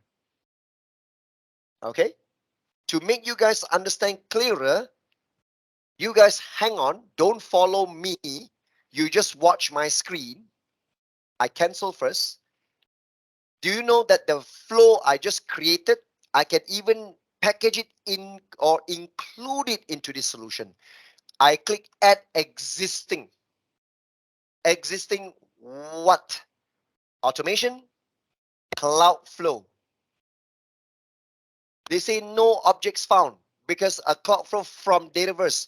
Just now my cloud flow is not from Dataverse. I choose outside of Dataverse. Okay. Even outside of Dataverse, it says is not currently available. You know why? Because there are some elements of a certain cloud flow that may not be compatible to be added into the solution. Right? Even though my solution is already there. Sorry, even though my flow was already there. Let me go back and I'll show you my flows. You see, it's called test desktop flow. How come this flow cannot be packaged into that solution? Well, depending on what type of connections that is required by the solution, some form of connectors used by a solution may not be packaged or included into a solution, depending on the configuration of a solution as well. Certain solutions must be properly configured to accept premium type of flows like this. You can see that there's a diamond icon here. A diamond icon always indicate this is a premium flow requiring premium license like per user or per app plan. Okay, so not to worry, we are not going to make this flow inside the solution. I want to newly create a flow in the solution. Let me get back to my solution. Invoice processing solution. I go in. Still empty, not to worry. Let me repeat myself. New automation, cloud flow, automated. Okay, very well. Let's give the flow a name. We will call it use Outlook email to trigger desktop flow. A very long name. I am giving a very descriptive name here. Reading the simple sentence will clearly explain what will it do. Okay. Most of the time, Microsoft actually recommend us to name the flow with not just 1-2 words or maybe a glamorous name. Make sure you put in a short sentence to briefly describe this flow. So looking at hundreds of flows in the future that you will be developing, you can easily distinguish or identify which flow performs what action, right? So a simple sentence like this fully describes the functionality of your flow. So use Outlook email to trigger desktop flow. You see, reading this, you clearly have a rough idea what will it do. Okay. Now, the most important thing is to search what will trigger this flow. I want you to type the word Outlook. It will filter for all the Outlook connections. What trigger would be available from Outlook? But this Outlook, you must be really, really careful. There is an Outlook.com, which is a free Outlook. But the ones we are looking for is Office 365 Outlook. This is your business Outlook. Now, I'm going to look for when a new email arrives, V3. This is the one. Okay. When a new email arrives, version 3. The V3, right, is not a rocket, okay? V2, V3 rocket. No, this version 3. Some of the actions or triggers have been updated to V4. For example, this guy. Okay. When an email is flagged is V4 already. Not to worry about that, right? Because these are versions of how many times Microsoft has enhanced or updated that particular trigger. But make sure that it is V3 now for the trigger when a new email arrives. Got it? So once you've done that, please select when a new email arrives. So every time when a new email arrives, it will trigger. Now, I want you guys to be really careful, especially those of you or majority here using your company account. You need to trigger this flow by sending an email into your company email address. In my case, I'm using my subscription, a trial. So from my GemRain account, I can simulate sending an email to this trial subscription email. All right. So this is actually how I can simulate that. If that's your company email, you can use your Gmail or Outlook or Hotmail, your personal email, send an email to your company account, your company email that would trigger this Cloudflow to run. Okay. So please take note because this is actually using a company account. So be very careful. All right. Let's create. I'm going to click create. And they're signing in to create a connection to my Office 365 Outlook. Okay. The folder they are monitoring is inbox. You see, by default, they only monitor inbox. So you can click this folder here to choose all the folders. Where would you want to detect email arriving into which folder? Of course, by default, it's inbox, right? So no problem, inbox. When an email arrives into my inbox. So to prepare this, right, you know what? You hang on for a second. I would like to launch the Outlook of my new subscription here. Let me go to, not this one, sorry. Let me click this guy. I launch my Outlook, my web-based Outlook. Because this is my new trial subscription I created this morning. So it's brand new. So you can see welcome to Microsoft Power Automate. There's a welcome email here, Microsoft audio conferencing, whatever. I'm just going to delete all this email. Okay. And one thing that I don't like, right, is the focus box, the focus inbox. I hate it. Let me just turn off focus inbox. Focus inbox. Okay, it's turned off. Very good. Okay. So I'm just going to stand by here in my Outlook. Let me switch back to this. Okay. Everyone good, huh? Before we proceed, I want you to click on Show Advanced Options. Because in the Show Advanced Options, right, you can build a flow that is not just monitoring every time a new email arrives. Maybe you want to filter only maybe from a person, a specific email, right? Or you can filter based on a subject, right? Or you can filter based on importance or whatsoever. And you know what? I want to show this. I want now, when an email arrives, include attachments, switch to become yes. Huh. Take note of this. That means every time an email arrives, those without attachment will never trigger this. But when a new email arrives that has an attachment, they will trigger me. That is something that I configure right now. Include attachments, yes. Or only with attachments, I also put it yes. See? Only with attachments, yes. Include and only with attachments, I have to put yes. All right? So this is only responding to emails that has attachments.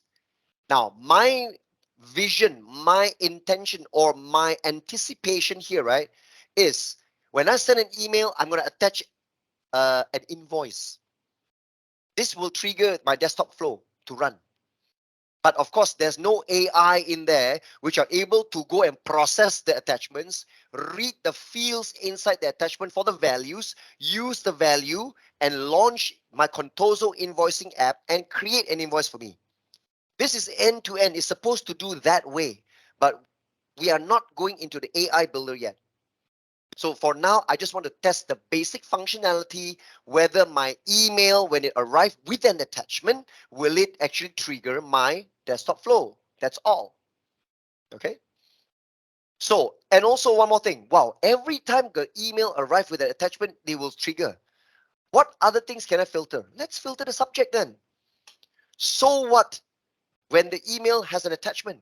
I also make sure that the email has an attachment, and furthermore, the subject must have the word new invoice. Let's say, okay, let's assume that way.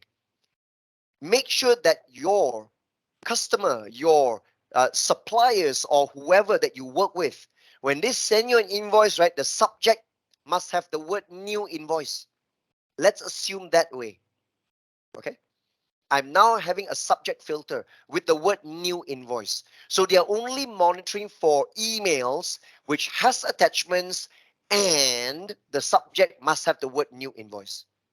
If you have attachments but the subject is nothing to do with this new invoice name, it won't trigger. So I narrowed down right to the triggerability of my flow here. Okay. It is nothing to do with case sensitivity. It's okay. No problem. Okay. So this is just something like a wildcard thing. As long as you got the word new invoice, okay, whether it's uppercase N new or uppercase I invoice, it doesn't matter. And whether new invoice in front you have other words or whatsoever, it's okay, right? So that's it for me for now. Let's click new step. So that's the trigger. That's the trigger. So when that new email arrive, so what's going to be the action? Of course, the action is going to be desktop flow again. Click desktop flow. And you can see, again, the same thing. Run a flow built with Power Automate for Desktop Premium. Okay, the one which says Premium, the first one. Not Selenium, of course, the first one. And you will go through the same process just now, the same thing. Connect directly to the machine. Make sure that you've registered the machine, right? Click the drop down. You can see your machine name there. I select mine. Domain and username. So now here, triple dot, right? Usually you're able to reuse the connection, but no, we have to rebuild the same connection again. So I'm going to type in my connectivity, my Microsoft account that I use to sign into my computer. Okay. Then I create the connection again to my computer. All right, guys, you guys good? You see, once it has established the connection, similarly, like just now, you have seen this before, desktop flow, they asked me to select which desktop flow. Of course, we only have one desktop flow, right? So drop down is called enter an invoice. I select that. Immediately, they're going to expand to show me all the three same input variables. But run mode, make sure you choose attended. We don't have time to do unattended right now. Okay, attended is the unattended is supposed to be in day 2. And furthermore, we need to build a virtual machine. As part of the exercise, how we create a virtual machine and use the virtual machine. We don't sign in and run unattended there. So enter invoice is there, attended. Okay, for now, amount, I still want us to key in physical values.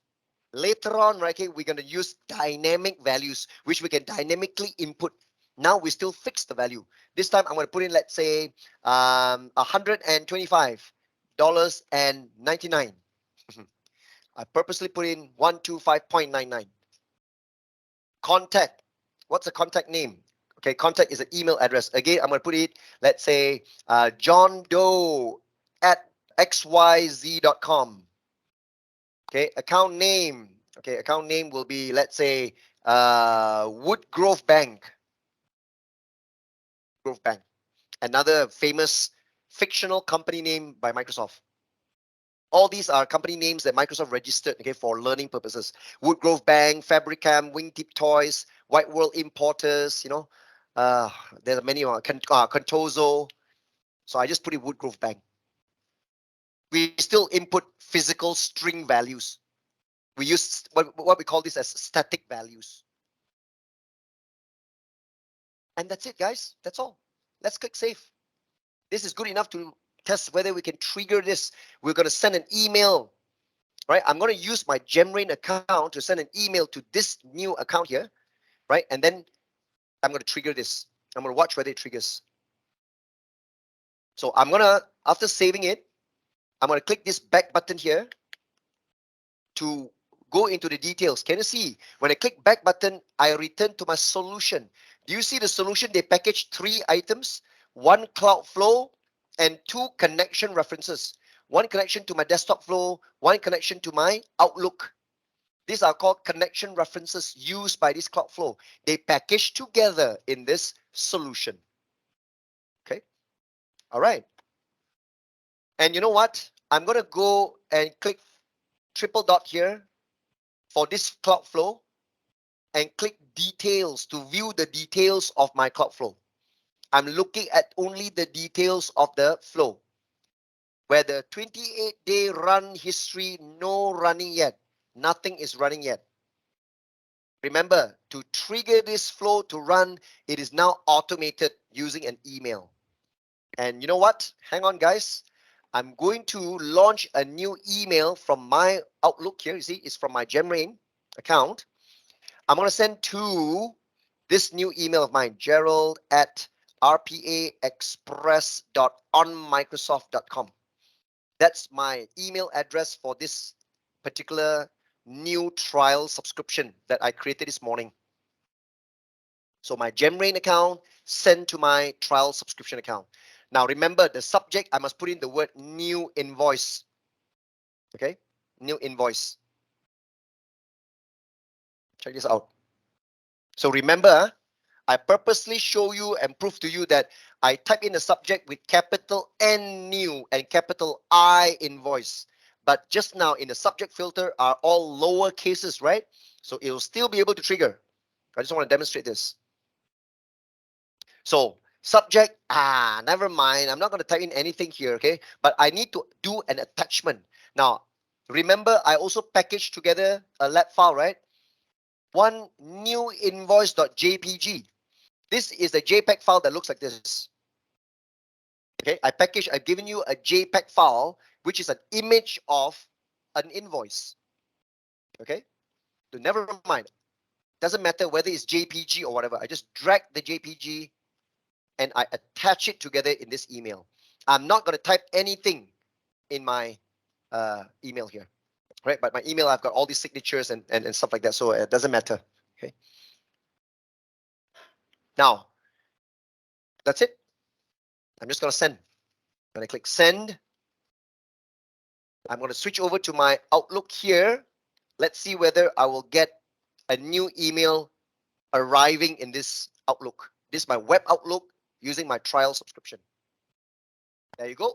Just arrived. Freshly baked out of the oven. Look at this. It's my email. Ooh, my all spread out like this. Okay. So you know what? My flow. Let me refresh. Is it running yet? Oh, it's running. Okay. When I see running, right, I'm not going to move my mouse. I'm going to relinquish my mouse control to the robot. Let's see whether they are able to launch the Contoso app and just fill up with the information. Now it's open. There you go. All right, cool. Woodgrove Bank, correct. Contact person, yep. John Doe, $125.99. Excellent. Excellent. Done. See? So I quickly close it again. Close. See? Any apps which are open usually for Windows 11, there's a dot. Now, you see there's a dot here. It shows it's open. Now there's no dot means it's not open. So when I refresh, you can see it still says it's running. Okay, but it is done. But you know what? Like I said, you attach the JPEG or an invoice. In real world, it's supposed to process the invoice, reading the attachment, reading the fields and all that. But that's an image. You know, image also they are able to process, but using AI Builder. Now, I've given you together with the files, right? I've got PDFs. For example, this one, this is a PDF file. Let me open this, okay? It looks like this. There you go. If it's a PDF, that's even better because why? They are going to be able to distinguish. Okay, this is the contact. I'm going to read this. The bill to is my account. I'm going to read this. The date here, right, is going to be this. I can read. And this is actually the figure. I can read like this. So they're going to read this, they're going to read this, they're going to read this from here, and populate the input variable. Then input variable will use these values and insert it into my Contoso invoicing app. That's the real world desire. The only way you can do that is to activate and create an AI model using AI Builder. Okay. So, but anyway, we don't have that here. Okay. So not for now. Okay. So wonderful. It does work. Okay. Okay. That is it. Does it work, guys? If you follow through. I think it wouldn't be fun, right? Okay, without showing the AI builder there. But more details into AI builder, right? Of course, wait for my GRC Express series training for AI builder. I think should be somewhere in July maybe. But for now, you know what? I think I'm going to show you AI builder integration directly in RPA. That's going to be really fun because I feel that this is going to be a bit boring if it's just going to continue with the similar launching of the Contoso invoicing app, just reading static values. So I'm just going to show you how AI Builder can be trained. We create a new machine learning model using AI Builder, which is using the form processing model that connects to a PDF, extracting values from the fields of the form, and use the values in as a dynamic value to insert as a new record into my invoicing app. I think that's going to be pretty cool for me to demonstrate that.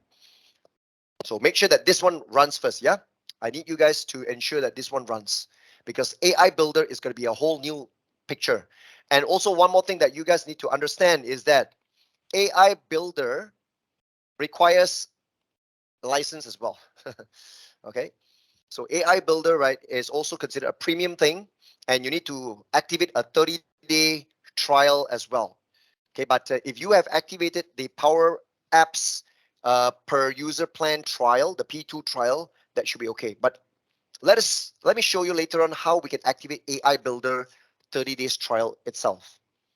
So while waiting for some of you guys who are also trying to experiment and test whether it works or not, let me explain to you our next exercise, what's going to be upcoming. Now, what we're going to try to complete, right, is that we are going to build a new AI model, especially to do form processing. Remember, AI Builder, right, has got a lot more intelligence. So in my AI Builder one-day training, right, I think I will be able to show you, like, for example, text classification, object detection from pictures, processing, stuff like that. But this is where I'm just going to pinpoint one particular service, one type of AI model called form processing. Because we have got PDF forms or images, right, which is an invoice, it's a document.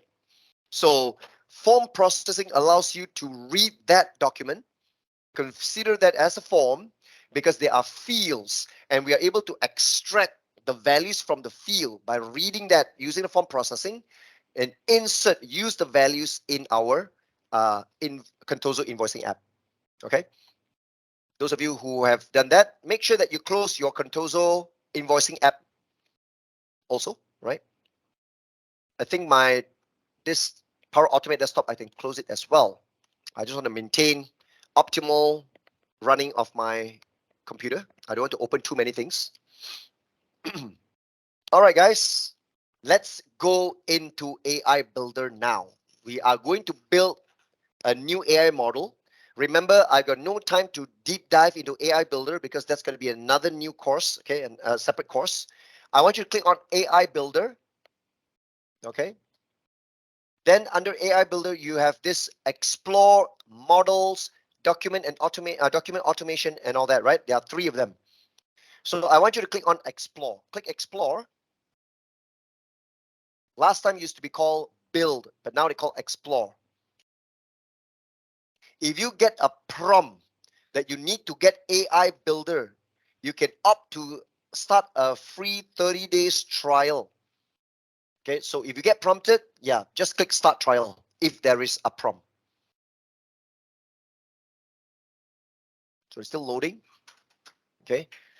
So as you can see at the top, it doesn't prompt you today, but there's a notification. Start an AI Builder 30-day free trial to try it out. The button is on the far right-hand side. Start free trial. Right? So you can do that. Click Start Free Trial. Okay. Your free trial has started. You can now try out the premium features. That's very good. Okay. And you can see now the notification usually shows you.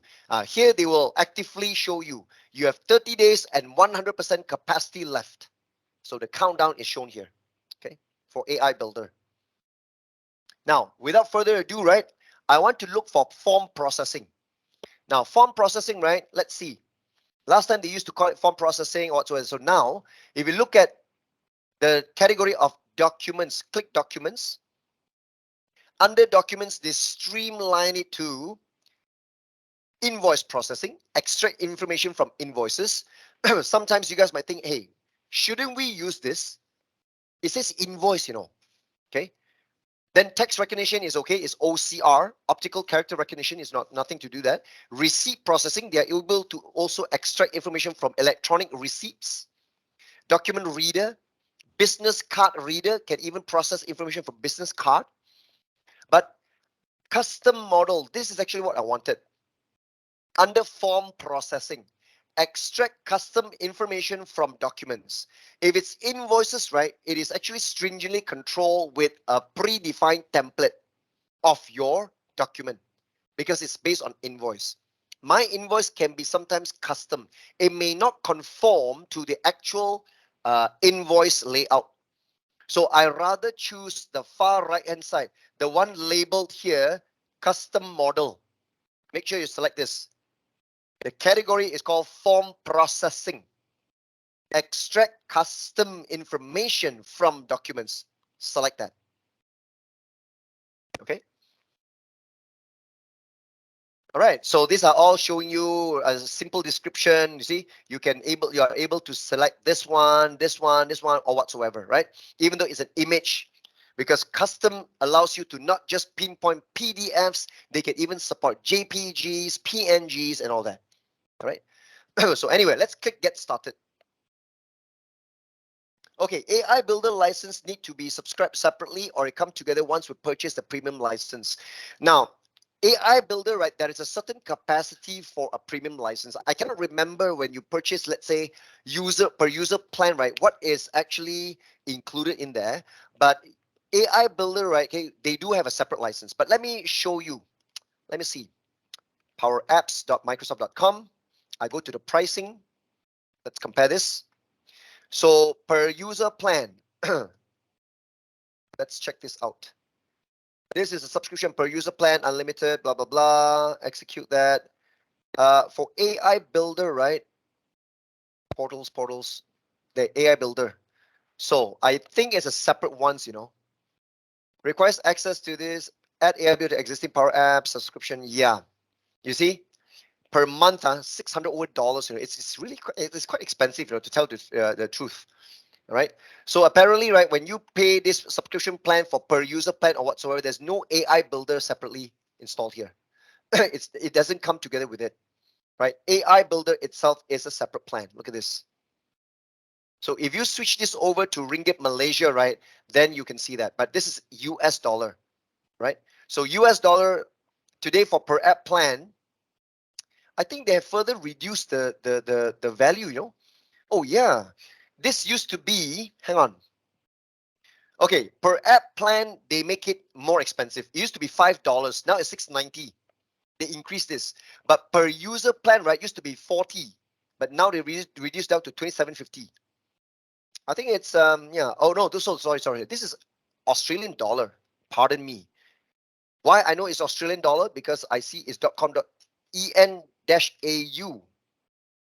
I need to change to en-us pricing. There. Okay. It's 5 and 20. So they reduced this. $5.20. So that's $5.20. Yep. Someone actually mentioned there. Okay, it has been deleted there. So I believe, right, if you have a certain license, right, they give you some form of credits, right? So for example, the Power Automate and all that, right? It comes together with 5,000 credits of AI Builder. So you need to go and check out, okay, how much is all these credits for, right? And you can see that this $5, right, per app plan actually includes 250 AI Builder. For per user plan, right, actually includes 500 AI Builder service. This for Power Apps. For Power Automate, it's a different thing. But if you guys are so worried about the licenses and all that, right, I am able to show you a complete Power Platform licensing guide. It's a PDF. I'm not so sure whether the latest one is there, but I've got the February 2022 latest licensing guide. It's everything, the entire Power Platform, right? Power Virtual Agents, you know, AI Builder, everything. So if you can get your hands on that, okay, so yeah. Anyway, I usually I don't dwell into the licensing because I'm a certified trainer, technical trainer. I'm not the certified sales for Microsoft, so I'm not well versed with the complete subscription plan, licensing mode, and all that. So that's the reason why I am not in a position to, you know, really talk about the licensing, how much you get. It's not in my head, you know, right? So even that, so I need to research and get back to you. Okay. So let's not go into the licensing because we are uh, trying to learn about, okay, the functionality here. Okay, but if you want the licensing guide, I can share that to you. Okay. All right. So let's get back to our AI builder here. So when you click get started, they go through a wizard-based interface where you get started. Okay, step by step, you are going to train up, okay, a form processing model. So here, choose information to extract. Okay, so what are the information you want to extract? This is actually very, very important. Now, before we go into that, right, let's name our AI model because the name of the model, right, is at the top here. Look at that. It's called form processing and then the date and time. I want you to click on that so you can now select and give it a better name. Okay, let's call it enter invoice information AI model. Okay. Enter invoice information AI model. Then just click rename. Make sure the name is now renamed to this. Enter invoice information AI model. Now choose information to extract. Now this is going to be really fun because you need to understand, right? In your invoice, typically, what are the fields that you are going to have in the invoice? So let's click the drop down here, right? I want to add a field, not checkbox, not single page table, but add a field. So what's a field name? I'm going to call it bill to. Remember just now, I do have a field called bill to in my invoice. I'm referring to the PDF and also the JPEG file just now. Bill to. Bill to actually will map to the account. Okay. So I click done. So bill to is a field. Next, I add again another field. This is called contact. Done. Add another field. Date. Done. And finally, add the last field. Total, I call it. Done. So make sure you have got this similar field. All of them are fields. Capture this and share it into the meeting chat. All 4 fields. Remember, guys, AI Builder, it's a self-service, business user-oriented, business experience-oriented way of training up a machine learning model without going through the intricate and the technical details like a true data scientist, how they run through coding and all that to train up a model. So here we're going to learn, right, and train up the model by teaching the AI model here where to pinpoint the field to grab it for bill to. Where is the value to grab it for contact? Where is the date and where is the total? Okay. All right. So most of you guys share your screenshot. That is to indicate that you are done. Thank you very much for your acknowledgement. Thank you. So that means I can move on. Okay. Let's click next after this. Next step. Can you see the next step? They ask you add a collection of documents. Huh? What is this? Remember, I told you earlier, we are training up the machine learning here.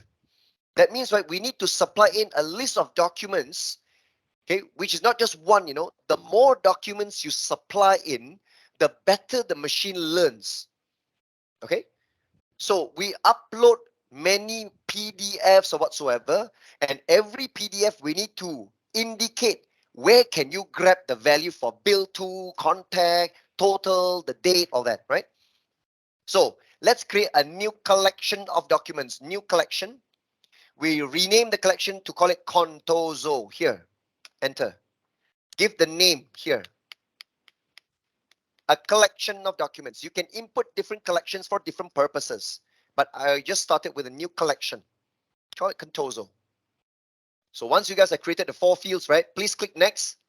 Make sure that you are following closely with me right now. I just created one collection by clicking new collection, and please give it a name here, Contoso. Click in here, name it Contoso. 0 documents, no documents yet. Okay. So how? There's a big plus sign there. Click the plus sign to start adding documents in there. Now, I've given you 5 PDFs, right? Can you see there are 5 PDFs? These 5 PDFs. Contoso invoice for Fabricam UK, Litware Canada, Prosware New York, Tailspin and Wingtip. 5 PDFs. Ignore the JPG because the JPG, right, is used maybe for testing later on. Okay. So now you can now click add documents here, and then they ask you where are your data sources, the files. Where are the files? It can be from SharePoint, it can be Azure Blob Storage, but I want to upload from a local storage. Click upload from local storage. Okay, then I'm going to choose my RPA folder here where all my 5 PDFs are. I don't want the JPG. I don't need the JPG. The 5 PDFs. Select all 5 and click open. And they're going to upload one by one. All 5 of them. Once all 5 are listed here, all 5 of them are checked blue color. Click upload 5 documents. And they're uploading now. So we are having a collection of 5 PDF documents. Wait for them to be fully green color. Uploaded, uploaded, uploaded, uploaded, and uploaded. Close them. So can you see? Now my collection contains 5 documents here. All right, so these are 5 sample documents. We use these sample documents to do training. Now, check this out. I'm going to show you once, right? And you're going to do it continuously 5 times because 5 documents. Watch first. Click next into the 3rd step. This is where we do tagging. We start with the first document. We're going to tag which one is which. Okay, which is which. So how do we do it? Let me close this. Now the first one that we need to do right now is bill 2. Can you see bill 2? Now let me zoom in. When you hover your mouse, you see, because Fabricam has a Fabricam Inc. They do have a space. That is why when you hover your mouse, they only highlight one word. But I want you to click and drag so they can hover and select the whole word. You see? The whole word, and then you say, this is bill 2. See? Next one, contact. This one doesn't have spaces, so you do not need to highlight and draw the box. This one, click only. Okay, just click only, and this is contact. Okay, the date is here. Okay, this one has spaces, so again, you draw a box surrounding that. This is date. Okay, now the balance due, right, is not here. Okay, remember the total, right, is at the bottom. Remember the total is at the bottom. This one. Let me zoom in. So you click this box. Okay, click it. And finally, total. There you go. This is how you train up the machine learning. Okay, bill 2 is this. contact is this, date is this value, and this is the total. You only draw the box for the value, not the label. Label, no need. That's the location where the value can be extracted. This is done for the first document. So now you guys will continue with the 4 more documents. You're going to do it repeatedly again and again, 4 more times. Do it now, guys. Do it now. Okay, I click next here. Next document. The one that is done is all now shaded blue.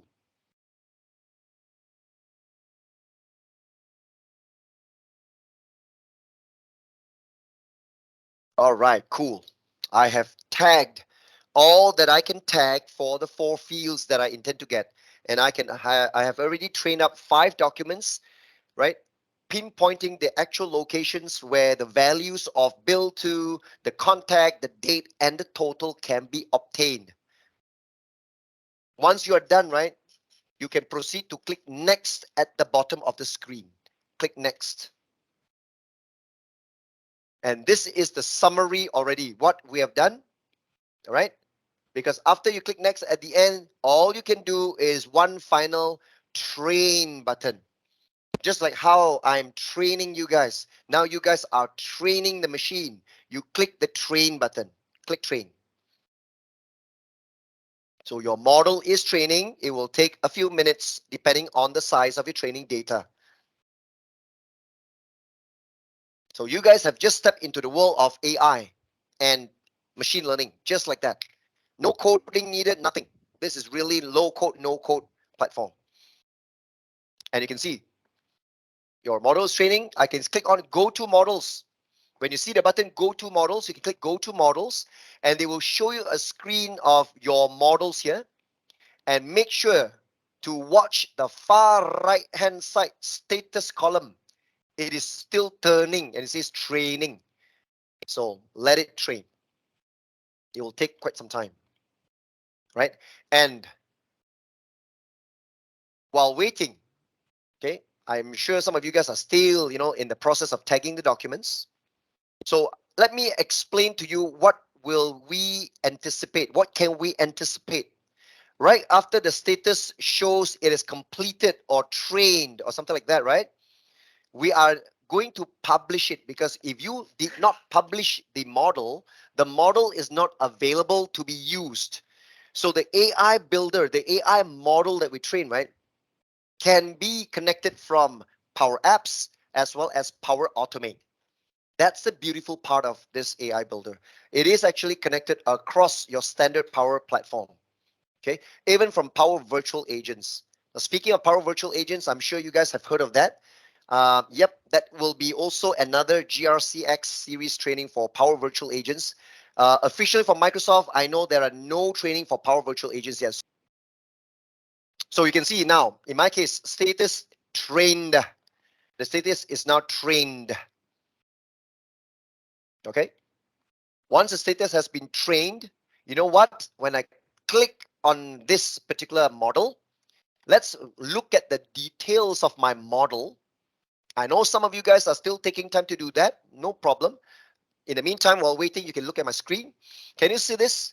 Based on the outcome of my training, they said that it's almost excellent, almost perfect. 99% accuracy score.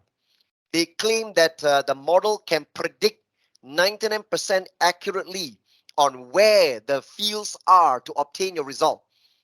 Bill 2 can detect 99% accuracy. See, every one of them 99, 99, 99, 99. Okay, that is actually the findings after they've trained. Okay, so but anyway, you can do a quick test of this model before you do publishing. You can do a quick test anyway, but I don't intend to do a quick test because why? I want to immediately use it. 99% accuracy is really, really cool. It's really fine. It's excellent, I would say, because it says excellent here anyway, right? So let's click publish. Make sure you must publish it. That's a final stage. After training it, you publish the AI model. It becomes a service. It deploys itself across your Power Platform environment. Publish it. So after you publish it, okay, make sure now you click, because we're still under explore, you see. Right after you publish it, you click models in the models, you should be able to see your AI model here. So under my models, is it appearing yet? There you go. Mine is appearing. Status, it says published. There you go. Mine is done. I can tell you, mine is done. Okay. Status published. So I'm going to give you guys some time. Also, some of you guys are still doing, I know that it can be long, it can be short, depending on when you train it, when it finishes training, and also publishing. And I'm going to show you how we can make use of the AI builder, the AI model that we trained and published, incorporate it into our cloud flow, make use of it, right, before I run the desktop flow, right? Remember, the usage of my this AI model, right? So that in my cloud flow, I no longer need to type the static value for my contact, for my account name, and for the value, the amount.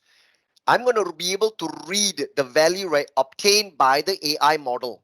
The AI model will be able to predict and extract the values, right? And from the field, I map it into my input variables in the cloud flow.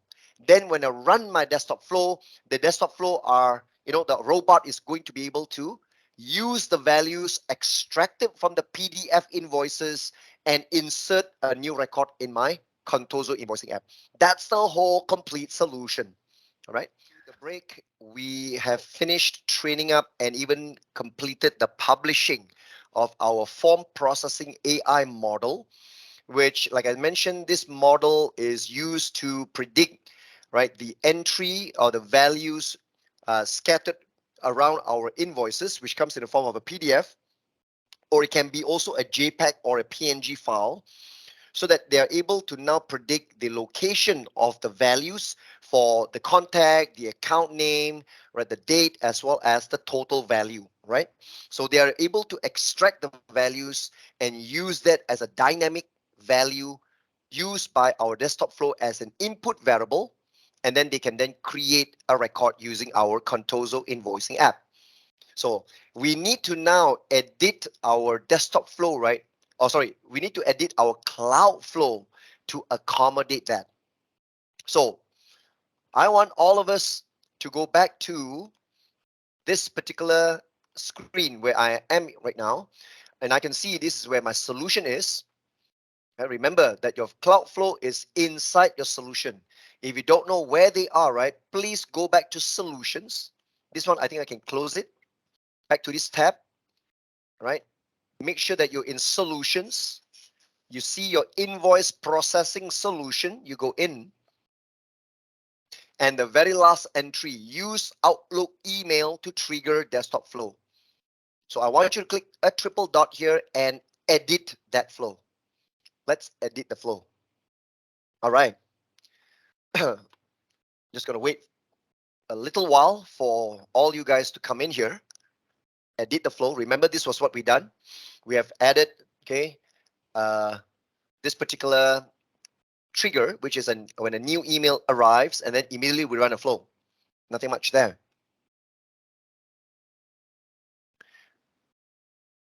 So once you guys are in, what I would like you all to do is to delete the last step.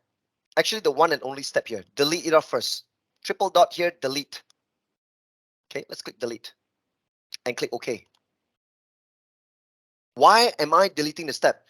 Okay, actually, we could have inserted steps in between that, but I want it to be smoother experience when we design this. So I rather delete that desktop flow step, and we are going to add steps, okay, to be able to call the AI model to be able to make use of the service to extract information from the files and all that, right? So because our email would contain attachments, okay? It was mentioned here clearly that we are going to include attachments. So it's all about able to read the information from the attached file. So below this email trigger, once you have deleted the step, click new step right now. And you can see AI Builder is already incorporated. Click AI Builder. So many actions that can be performed for AI Builder. And I want you to look for type in here, search for the word predict. Type in the word predict. When you type the word predict, right? So you will see predict, predict, predict. Everything that starts with the word predict. But predict, right, is only predict whether something will happen, predict, right? But actually, what is used to be, right, under predict, they're able to also show you the extract information. Okay, so actually, I want you to search for extract. It's even better. Search for the word extract. But there are so many of them, you know. So let's be really, really careful. Look for extract information from forms. This is the one that I wanted. Extract information from forms out of so many. Ours is not a receipt because we did not use the receipt processing model. Ours is also not an invoice. I've chosen the custom model, forms processing. So it's called extract information from forms. Please select this. Don't choose wrongly. Extract information from forms. Click. Okay, you're signing into your Dataverse. So AI Builder is actually attached to Dataverse, part of Dataverse. So first one is they will prompt you, what is the AI model? Select that. Click drop down. Can you see our AI model? Enter invoice information AI model. That's the name of our AI model. Select that. You're able to see it. The form type. This is going to be interesting. Can you see that the form type has options for PDFs, for JPEGs and PNGs? Only these three types of form can be supported. Nothing else. Okay. Sometimes people ask me, what about TIFF files? If it's a TIFF, TIFF, or is it a GIF? You know, I'm so sorry. No. Okay. The only thing that they are now supporting, right, is PDFs, JPEGs, and PNGs. That's what the current form processing custom model supports. Other than this type of documents, no, they are not supported. Okay. Now, you know what? Just now, PDFs, 5 PDFs have been submitted for training purposes. Remember that when we send email, I have chosen JPG. It's an image. We are going to test, right? Reading the JPG attachment, which is an image, but yet they are still able to detect the field values from a JPEG. So I want you to choose JPG image. That's going to be really, really cool. But there will be a problem, guys, because based on this JPG image, now, whenever your email arrive, they look for the attachment JPG. But I give you an example. In my case, okay, in my case, let me show you something here. You just watch my screen first. If I create a new email from my Gemrain account, do you know that in my email, I've got this, all these particular images on my email signatures, all my logos and whatever. These are all going to be processed as well, you know. They're gonna iterate through. Oh, I've got my Gemrain logo here. I've got this logo. I've got every single image. They're gonna process. So you will soon bound to see, right? Hey, I only have one attachment by default, but how come they come up to maybe 11 or 12? Can you imagine? Let me do a count. This is one image, 2, 3, 4, 5, 6, 7, 8, 9, 10, 11, 12. Correct. Including my attachment is going to be 13. They will scan 13 images. They are going to read one by one the image until they find a proper image that matches our AI model training. They can detect the bill to, they can detect the date, the contact, and even the total. So I do not want to waste time. So what I intend to do, and let me caution you guys, when I am going to test this later on when I send email, I'm going to erase all my signatures. That is to speed up, okay, the processing. Now remember, this is based on experience, okay, that I am telling you, okay, because if you don't realize this, you thought that, oh, I've only got one image there. But how come later on when I check and I debug my particular flow, how come they put it into a loop? They're scanning 12 or 13 images. Where are they coming from? is because of your signature. Okay, your email signatures, I'm sure you guys decorated it with pictures and all that. These are also called attachments. Okay, so I caution you guys here first. If you are sending an email testing from your company email, I recommend you to erase your entire whatever signature. Make sure the body of the email is completely blank. Then only attach one JPG. That should speed up the processing and the running of my flow. Okay, be warned, guys, be warned. So let's continue now. Form type is JPEG image. Am I right? Okay, so the form type is a JPEG image. Next one is the form field. The form field, right? They ask you to select a form to process, and they will pop out this dynamic content. So the dynamic content, right, has only one there. They expose the attachments content from the email. Whatever attachments that you have accompanying the email from here, from the trigger, they expose this property called attachments content. So this content of the attachments will be the form that they will read to process. So select attachments content. Can you see they automatically move this into apply to each? Just now it's only this, but suddenly it changes your view to have this box called apply to each. Attachments is here, and inside the box is the step for extract information. Don't be surprised, guys. I told you, even though there's only one image, but they still default move it into a loop. Apply to each is like a for each loop. Okay, it's an iteration. Just in case you got multiple attachments, they're going to process multiple. Okay, they're not just able to read one attachment. If I submit 3 or 4 invoices or 10 invoices, they're able to process one by one. This is going to be cool, right? Can you imagine that I am attaching 4 invoices, 4 JPGs? Because of the apply to each, right? They're going to fire the desktop flow. One time, insert this value. Second time, insert this value. Third and fourth. That is to simulate creation of 4 invoices by the robot and filling up all the each individual record with the appropriate values. Okay, so everything put into the apply to each box. That's the block, the iterator. Okay, so don't be worried too much about this loop that they have automatically added for us.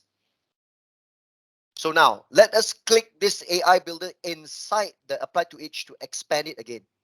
Expand it again. So you can see your attachments contents are here. Back to reality. Just now we started here, we added here, right? Immediately they gave us this. But I want you now to expand this once more to view this. Okay? So make sure, when you expand, is to make sure this is already there. Attachments content.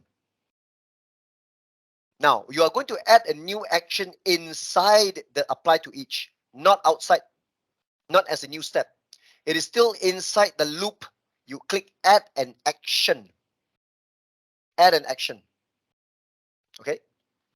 Now, this action that we are going to add, before I run the desktop app, I want to verify that this information, whatever they extracted, it's the correct information.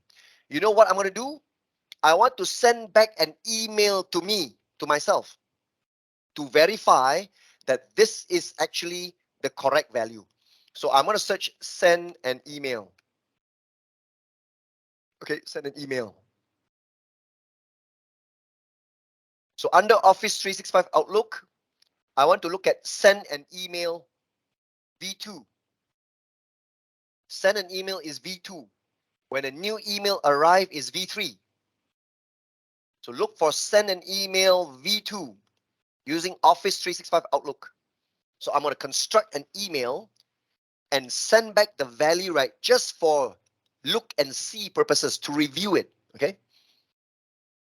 So in the 2, okay, in the 2 here, I want you to open up dynamic content and I want you to look for from. So I send the email back to the original email from. Remember the email from? For example, I send the email from my Gemrain account to this. So from is Gemrain, right? My Gemrain account. So now I'll receive another email back to my Gemrain email address, which is to ask me, please check, these are the values I understand from you. Are they correct? Yes or no? Because if we have time, okay, usually this is already the end of day one. In day two, we're going to continue, right, to even include an approval process into this. So usually when a person sends you an invoice, the AI extracted all the information. You send an email maybe to the manager or the salesperson or maybe even back to a customer. Can I verify with you, did I understand correctly? These are the values. Do you approve, yes or no? So you want your customer to approve, yes, this is my intended claim or payment information. When they yes approve, then only you proceed. If they say no, can I review? I click no, I reject. Then they are going to resubmit another invoice. You get what I mean? Okay. So the full invoice processing end-to-end solution runs like this. But for now, I don't think so. We have enough time to do the approval as well, right? So anyway, let's see how far we can get because we still have somewhere around 1 more hour. Okay, so let's see how far we can get. So we send back the email to the person who sends the invoice. So we choose from. Okay, so we're sending an email back to the original sender, which is the from.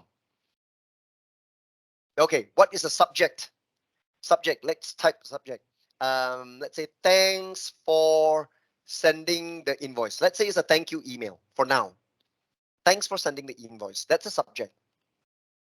Now, in the body is where I am going to read the values extracted by my AI and I send back to the sender. Can you verify these are the values? Okay, so let's say we type here, we received an invoice with these info, colon, enter. Okay, so first one, let's look at this there. First of all, is bill to, is that a bill to? Yep, there are all these bill to, right, and all that. So now, let's say we start with bill to colon space is the bill to value, enter. Okay, contact colon space is the contact value, right? The date colon space is the date value. And finally, total amount colon space is my total value. This is how it looks like. Let me capture a screenshot here and paste it into the meeting chat for you guys.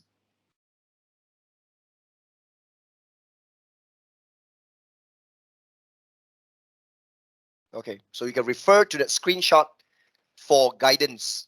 That's how I set. So the build to value extracted by AI, look at the icon, always detect the icon. The icon is an AI builder icon. That means the data comes from my AI model. Build to value that it captured, send that. Contact value, what is it? Data, the date value and the total value. We are sending this email back to the sender. Ask him or her to verify.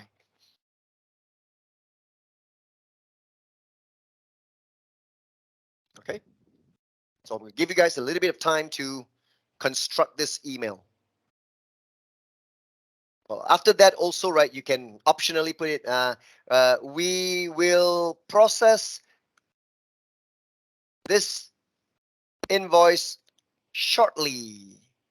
Okay. Thank you. Dot, something like that. One more enter here. This should be the body of the email that we have constructed to send back to the sender. And we are going to test this. Just click save. We are testing the AI model. So we don't need to include the desktop flow or whatsoever. For now, just save it and we want to test it. We are really going to test this right now.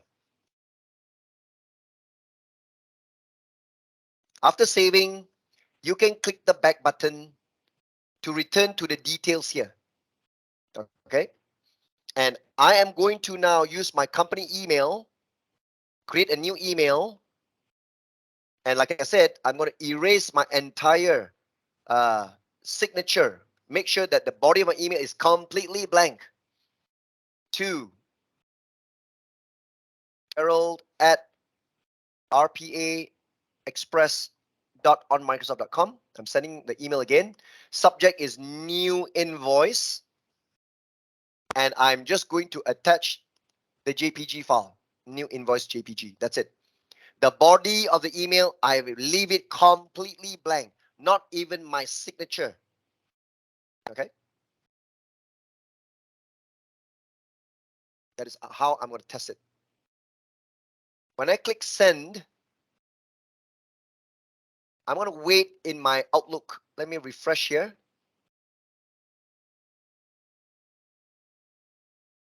Yep, I've got an email already. Can you see this? Completely blank, only the picture, new JPEG. And I'm waiting for my company email to receive a new one because they would have sent me again an email back to my Gemrain account. Still waiting. Is it in my junk box? No. Sometimes it might be in a junk box, but anything from onmicrosoft.com usually should not be. So far, not really. Here, refresh. Yep, succeeded. See, 2 runs earlier. Okay, I just got it. Let me show you how the email looks like. There you go. I just got the email there. Thanks for sending the invoice. We received an invoice with this info there. Bill to is Litware Inc. Contact is this guy. See, date is March 15 and the total amount. Look at that. Oh man, they're able to extract that from the JPEG file. Okay, my JPEG file. Let me reopen the JPEG file and verify that this is my JPEG file. Litware Inc. Correct. Addiction at litware.com. So the email, it's Addiction. Look at that. March 15, 2019. Confirm March 15, 2019. The total amount is what? Total amount is 6,743.12. So 6,743.12. Excellent. That means my AI model really able to extract, even though it's a JPEG. That's confirmed. Check your email. Make sure that your email sent back to you. Send back to your company email. That's perfect.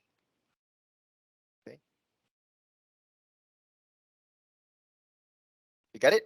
Okay. So you can see that my solution is working beautifully, right? So I'm able to receive an email back to me, sort of like thank you, and they are able to discover all the values that I submitted my invoice, even though it's a JPG file. What do you make of that? That's extremely cool. This AI builder is only creating an AI model to extract information. There are many more that it can do. There is optical reader, okay, doing object detection, doing text classification, doing sentiment analysis, and whatnot. So there are many more that the AI models can be created. Okay, is it possible for the flow to recognize all doc type? Because sometimes customer might send PDF or /JPEG. Yes, you can do that, right? Because when we select, you can only select one, okay, JPEG. But if you want both PDF and JPG, yes, it can be done. Now, let me show you if I edit my flow again. Sorry, not edit. My bad. Let me go back. If I go and review, okay, what they have processed, this is the latest run in my history. I click the timestamp here. They're going to show me the flow run path. See? So this was done. Applied to each, done. Can you see it's only one of one? If let's say I have included my signature, they'll be showing 1 of 12, 1 of 13. You see? So under extract information from forms, I want you guys to see the code in the background. Look at that. The form type is actually translated to image/JPG. Okay? Image/JPG because it's a content type. Right? But if it's a PDF, right, okay, you will need to select. That means back to your development, when I edit the form, sorry, when I edit the flow. Let me go back to edit. Okay, so right now, inside here, we have selected JPG image, right? There's only one. You can choose only one. But you can enter custom value. When you enter custom value, right, you can physically type there, image/JPG, semicolon, okay, semicolon to split. And then the other one, okay, will be, I think for PDF, right, is called image/PDF. I'm not so sure whether it's application/PDF or image/PDF. So let me verify that. Okay, let me verify that. I think you can just do a Google here. Content type for PDF.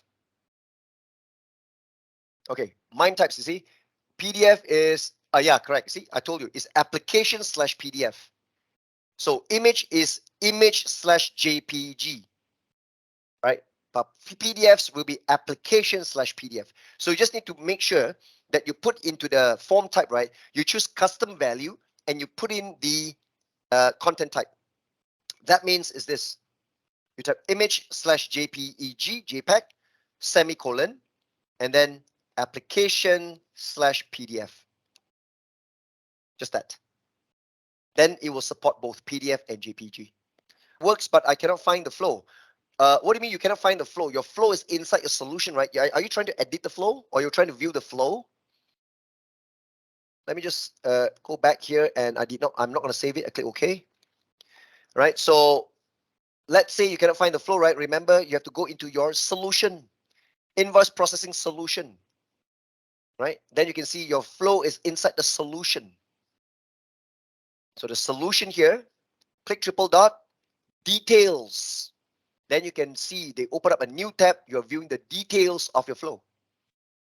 Remember, we created the flow, part of the solution. You look for it by going into the solution. Never forget where they come from. Okay, where is the initial creation? Mine showing blank. Okay, it's not weird. This is normal. Showing blank means either you wait. If you are impatient, refresh it. I told you most of the time, many times. Okay, anytime you come from a Power Platform class, I keep on repeating. Okay, this is cloud. Welcome to the world of cloud. Not there, refresh. Okay, refresh until your finger is tired. It's still not there. Sign out, sign in again. It must be there. Okay, don't worry. Okay, it's not weird. It's not really weird. I don't find this weird. This is super normal. So yeah, if you keep on refreshing and it's still not working, no problem. Sign out, sign in. If you want, you empty cache or whatsoever, sign in again. I can bet my head on it. It's there. Okay, it's just sometimes a browser thingy. Okay, so you can see how this thing goes really well. But you know what? Hey, we got enough time. We got enough time. Let me integrate the approval process that I mentioned to you earlier. And something else. I don't want the approval to be just email. Email has always been boring, especially trial subscriptions, right? You always can may hit, okay, the email saying, oh, the email has been rejected because it detected that you've got an IP address, spam, something like that. Trial edition emails always have this stupid issue. What I'm about to show you, right, is to integrate with another service, which is Microsoft Teams. I want to get approval from Microsoft Teams. That means, right, they're going to send you a chatbot. Power Automate has a chatbot. The bot will PM you or DM you directly in your Microsoft Teams and prompting you to approve yes or no, displaying the information in your conversation inside a chat in your Microsoft Teams. I'm not referring to your Microsoft Teams right now in this meeting. I'm talking about the Microsoft Teams in your trial. That is if you are using trial. But those of you who are using your company ones, right? Yes, it's going to send you a DM directly to your Teams. The one that you are following my training, check your chat, the chat box, okay, whereby you will receive a PM from the Power Automate bot. All right. So let's see, you've got flows in a solution should use connection references. Yeah, it's just a warning. It doesn't matter because I believe, right, your references, right, it's actually not included in your solution. Because just now we created the solution, we created the flow inside the solution, remember? Okay, see here, my flow is inside the solution and all the connections they created are all connection reference, all connection references. So I'm not so sure whether you have suddenly created the flow outside of the solution or what. Okay, because what they're warning you, right, is that your flow is in a solution, but your connection are not actually referencing inside the solution. Okay, so connection references simplify the management of that. You can see that my solution contains 4 items now. You see, 1 flow and 3 connection references. Connection to my desktop flow, connection to my Outlook, and connection to my Dataverse for the AI connection. See? All right. So it's just a warning though. It is not prohibiting you from doing anything. So it's still okay. So let me continue with our next journey here. We're going to talk about getting approval. All right. Remember just now we send the email back to the sender. Okay, say that thank you very much for the invoice. These are the values that I interpreted.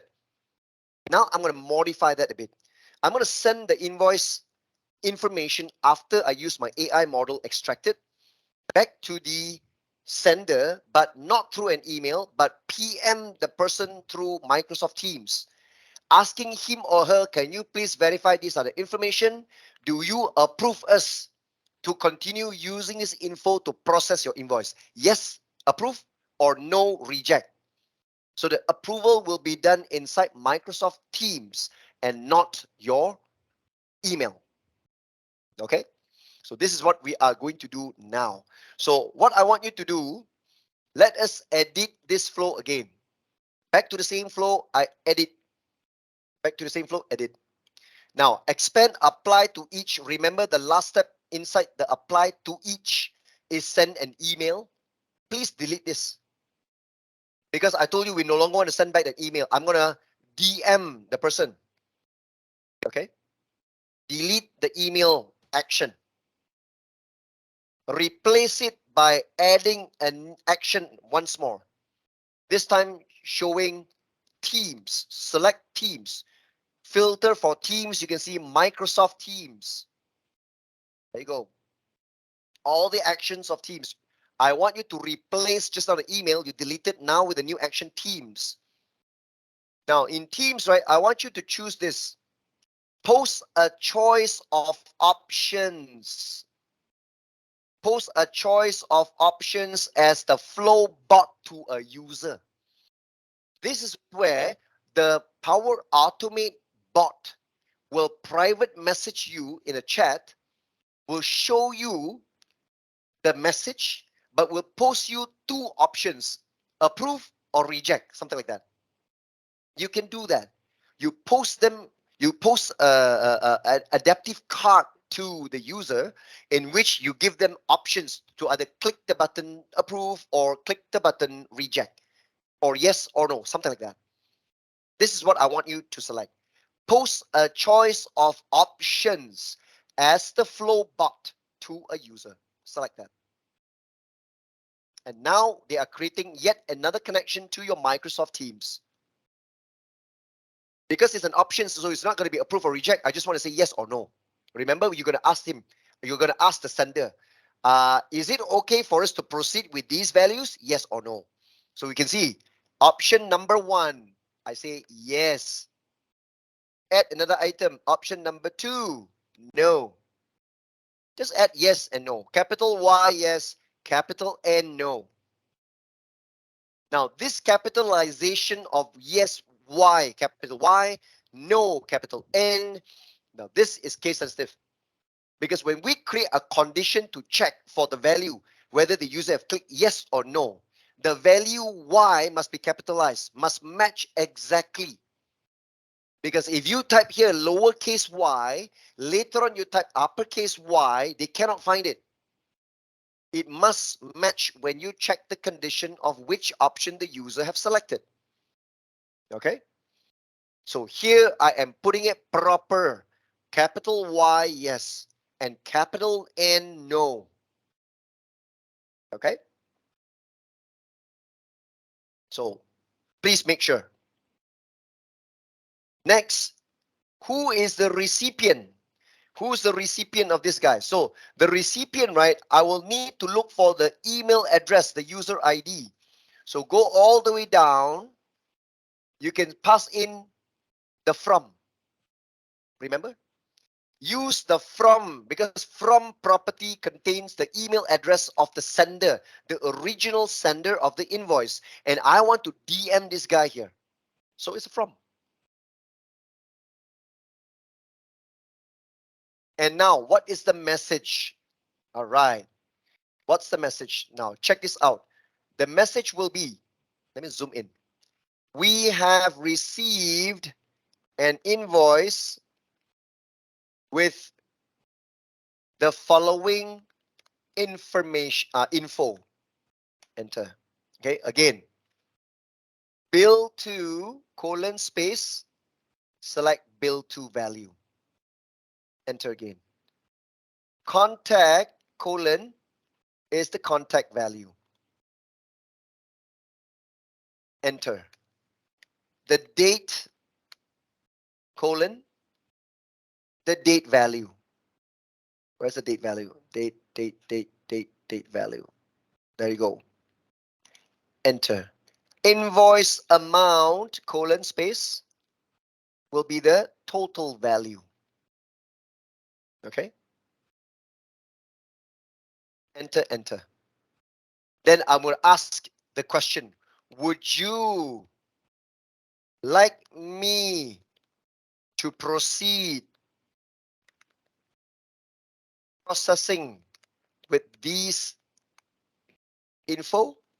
Question mark. And the headline, I want you to put a headline. Please verify the invoice info. That's the headline of the chat message that you are going to receive. Okay, so this would be what I am bound to receive later on. The Power Automate Flow bot will send me this direct message, and I will get to see two buttons, yes or no. Because there will be two options, yes or no. That is why next one, I'm going to add an action below. Okay, let me collapse this. Add an action after this choice. This time I'm going to select a condition. It will be a condition. Look at that. Because after I post the choice here, yes or no, immediately add an action, I select condition. There will be a branch if yes and if no. Look at that. A condition. So what condition do we check for? Choose a value to check. The value comes from Microsoft Teams called selected option. Excuse me. Selected option is the one that store whether the user click yes or click no. So I check selected option is equal to the value capital Y yes. Look at that. This is the one I told you. If here you put there option 1 capital Y yes, when you check for the condition is equal to, you must type carefully uppercase Y yes. If yes is equal to yes. Selected option is equal to yes. Okay. The field is case sensitive. Make sure the field is definitely case sensitive. Make sure you type the exact same capitalization, what you have specified earlier. So if is yes, what are we going to do here? Else, what are we going to do here, right? So if it's yes, add an action in the if yes. Of course, run the desktop flow already. Okay? Because I say, yes, I want you to please proceed. So I immediately run the desktop flow. Run a flow built with the PAD. There you go. Run a flow built with Power Automate for desktop. Select the flow. Enter an invoice. Run mode is attended. Now, but the problem right now is, right? Remember, we have 4 values coming, but then we don't have the date. Our input variable supported by my desktop flow we designed earlier this morning, we don't have the date. So even though they captured the date, but it is wasted. We don't need the date. We assume that the date is processed today, correct or not? So don't worry about the date. But out of the 4 fields, 3 of them would be valuable to us. So amount is what? Amount, there you go. Amount I grab from the total value. So I go down here, choose from the AI builder part. The total value is the amount. Look at that. The contact will be the contact value. Contact value. And finally, account name is the bill to value. Bill to value is considered the account name. Let me capture this screenshot and show you guys.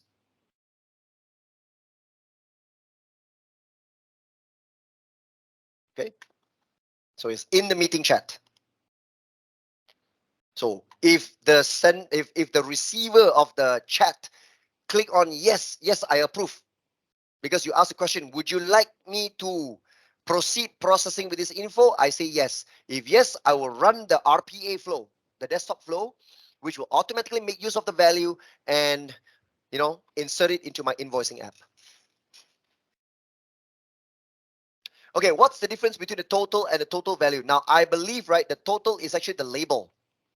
Okay, the total data type. I think the total data type, okay, total, there's no total here. Total data type.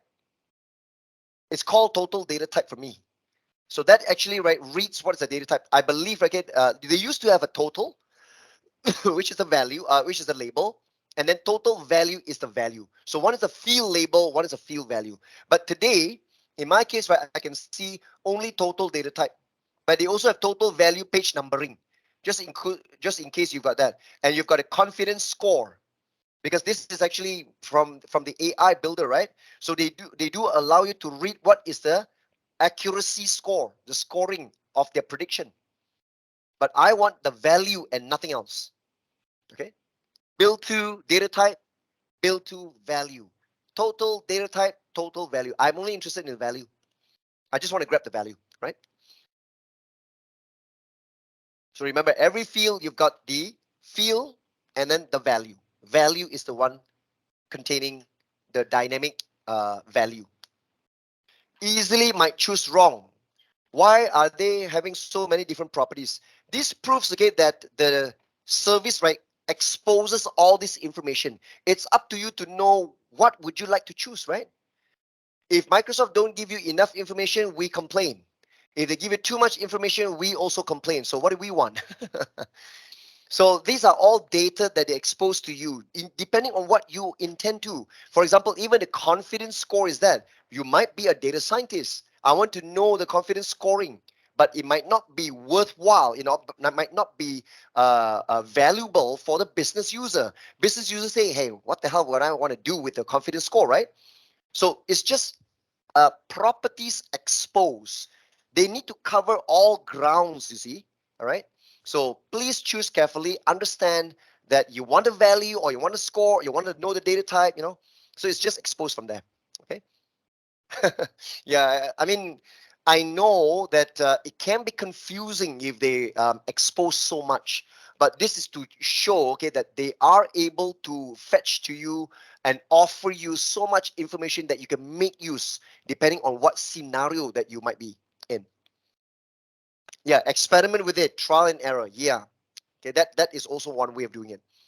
So as usual, what I always recommend to all my attendees, right, would be, if you start your journey into Power Platform, right, always be adventurous, always be curious, right? Try to do something, okay? Try to experiment with it, explore more. Let's see what it does. until today, right, I'm still exploring, I'm not even halfway. Don't ever think that I'm a full expert, but it's just that I play with it more than you guys do, maybe, right? And I have ventured to a lot of areas. But can I declare that I have fully explored everything? I will never dare to say that. I'm still learning myself, because every day is a new day that you learn something new. Okay, because Microsoft is also continuously improving and introducing new features. So as a trainer, I'm still learning. So I just make the point of learning it in advance, compared to you guys, right? So whatever I know in advance, I share with you guys. That's what I do in my training session. So after I run the flow, okay, after I run the flow, what will be the next action? Let's add another action after I run the desktop flow. Let's say the robot finish inserting the record for me into the Contoso invoicing app. So let's do a reply to email. Let's do another reply to email. So there you go. There's one called reply to email V3, Office 365 Outlook. Let's reply to email. So now finally, I'm going to send an email replying back to the sender, because originally they sent me an invoice through email, but for approval, I private chat with this guy. But after finished processing of the invoice, I formally reply his original email with this reply. So what's the message ID? You need to make sure that you are replying to the correct email. So message ID, right? I want you to select message ID. There is a message ID from the Outlook property. Match it with the message ID found here. If you cannot find too many properties here, search for it. Type that message and you can see message ID. There's always a search facility here. Okay. Message ID. So ensuring that you're replying to the correct email thread, right? So that you don't reply wrongly. So in the body, what is the body, okay, that you want to reply? So you just reply him with your invoice of amount space. Choose total value from the AI builder again. Okay. Your invoice amount of total value space has been processed. Thank you for your kind attention. Something like that. Okay, cool.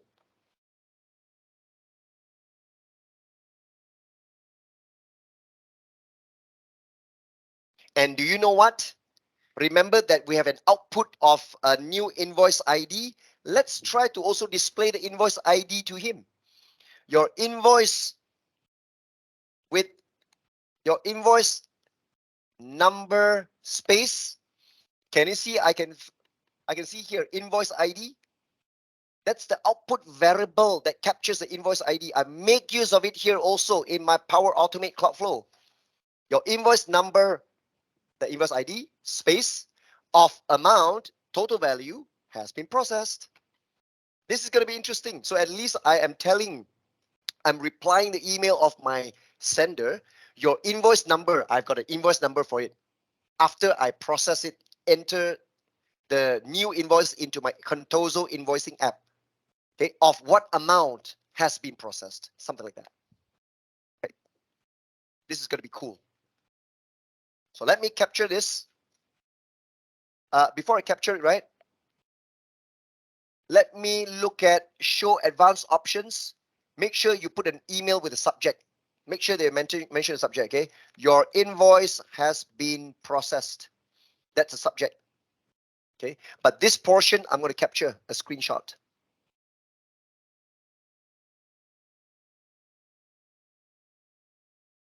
Okay, I only captured a screenshot of the body. But at the bottom, make sure you expand the advanced options. Look for subject. Make sure you put in a static value, a static subject. Your invoice has been processed as the subject. No point sending an email without a subject. Okay, that's it. This is for if yes. What about if no? If no means that guy says, oh no, the wrong info, sorry, That's why he don't want us to proceed. So we don't run the flow, right? So we just add an action in the if no to reply him with the email. Just reply him direct. Okay, reply to email. Same reply to email, the same message ID. Okay, the same message ID. Message ID. Pass in a message ID here. But the body, right, will just say, sorry about that. Sorry about that. Please resubmit a new invoice with the correct information. That's it. Let's not worry too much about the body. This has nothing to brag about. Because when you say no, I just say sorry about that. Please resubmit a new invoice with the correct information. That's all. Thank you very much. Thank you very much. Okay. And again, expand advanced options. Subject will be your invoice processing has been terminated. That's the subject. So in the body, sorry about that. Please resubmit a new invoice with the correct information. Thank you very much. Let me also capture this screenshot. Paste it here. Finally, when you expand the advanced options, the subject will be your invoice processing has been terminated. Ooh, this is our last one. Okay, we're going to try finally to test this. Okay, we're going to test this. Let's quickly save this guy. We are done. Right? So when we now send an email from your company address, okay, and then when it arrives in my case, right, so I will get a chat from the Flowbot. So now it's saved, right? Now, you know what? I am going to quickly open up my Microsoft Teams because they're going to chat to my company's Microsoft Teams. So in my chat, see our chat here, okay, we are here. Okay, so later I'm going to receive a new chat. So I'm just going to stand by here. I'm going to go back here. Get ready. And I'm also going to send a new email from my Genrain account ensuring, okay, please ensure you delete the entire signature, whatever you have there. I'm going to send to my Gerald at rpaexpress.onmicrosoft.com. Subject is new invoice. Again, attach that JPG file, new invoice JPG. And I'm going to send. In my Outlook, I'm getting ready right now.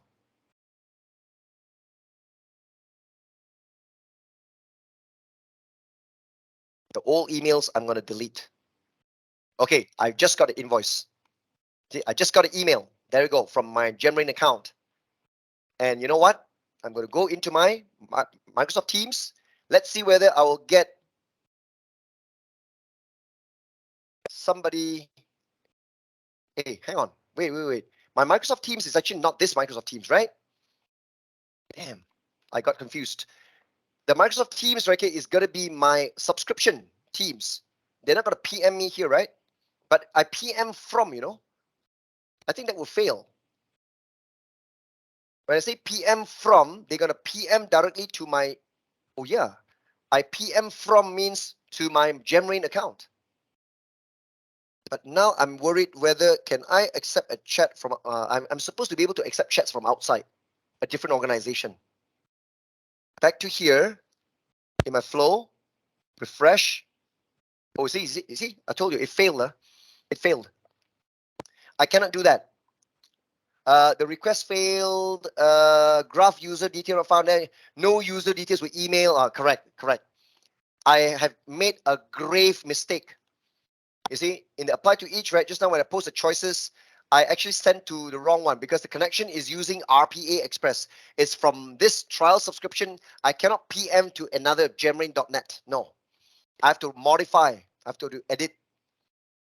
Sorry about that. I totally mistaken because there are two accounts which I relay to and fro. So let me edit this again. I need to try this one more time after this. Because when I chat, right, I think I can only chat within. I'm supposed to be able to send it back to the sender, you see, in real world. But like I say, for Teams, right, I need to send it to somebody internal. So just assume, let me just assume that I'm gonna send this, right, to, let me delete this. I fix this to my own internal account. I typed it Gerald, and I'm waiting for my, there you go, the RPA Express, my internal user, my only user, Gerald Hong. So instead of PM the actual sender, which I'm supposed to do that, I'm supposed to PM the sender and not PM my own self, my internal people, right? But just to test it, okay? So I'm gonna get this straight. So now, because when you send to yourself, it's okay, right? But like I said, that most of you guys are getting okay because you're using your own company account and you PM your own company account. That should work fine. But I'm actually trying in two separate environments. Okay, so I'm gonna save this guy, and I'm gonna test it again. Send a new email. Destroy all my signatures to Gerald at RPA Express. Subject is new invoice, and attaching my new invoice JPG. Send. Okay, I'm supposed to get another email, another new email, and I'm gonna open up. There you go. The email arrived here, and I need to open up Microsoft Teams, my Microsoft Teams for my trial subscription. Let me launch Teams here, not my Gemrain Teams. If you send from Gmail or Hotmail, of course not, because like I say, when you want to PM Teams, right, you can only PM to a person that has a Teams account. Am I right? So that is the reason why here, based on this, right, I'm showing you Teams integration. You can only send a chat to a person with a Teams account. You get what I mean, right? So Gmail or Hotmail, all that, not really, because they're only connecting to a different account. So you see, even in my case, right, I won't be able to get that because from a different domain sending to me. Can you see I've got a new chat here? I got a new chat. I can see that. Click chat. Look at this. Power Automate sent a card. This is the private message from a card. See, please verify the invoice information. See, we have received an invoice with the following info: bill to Liquid Inc. Contact is this. Date is March 15. Invoice is this. Would you like me to proceed processing with this info? There you go. I can say yes or no. When you click yes, you are required to enter comments. Not really, optional. I just click on submit. Okay. You can capture a comment here.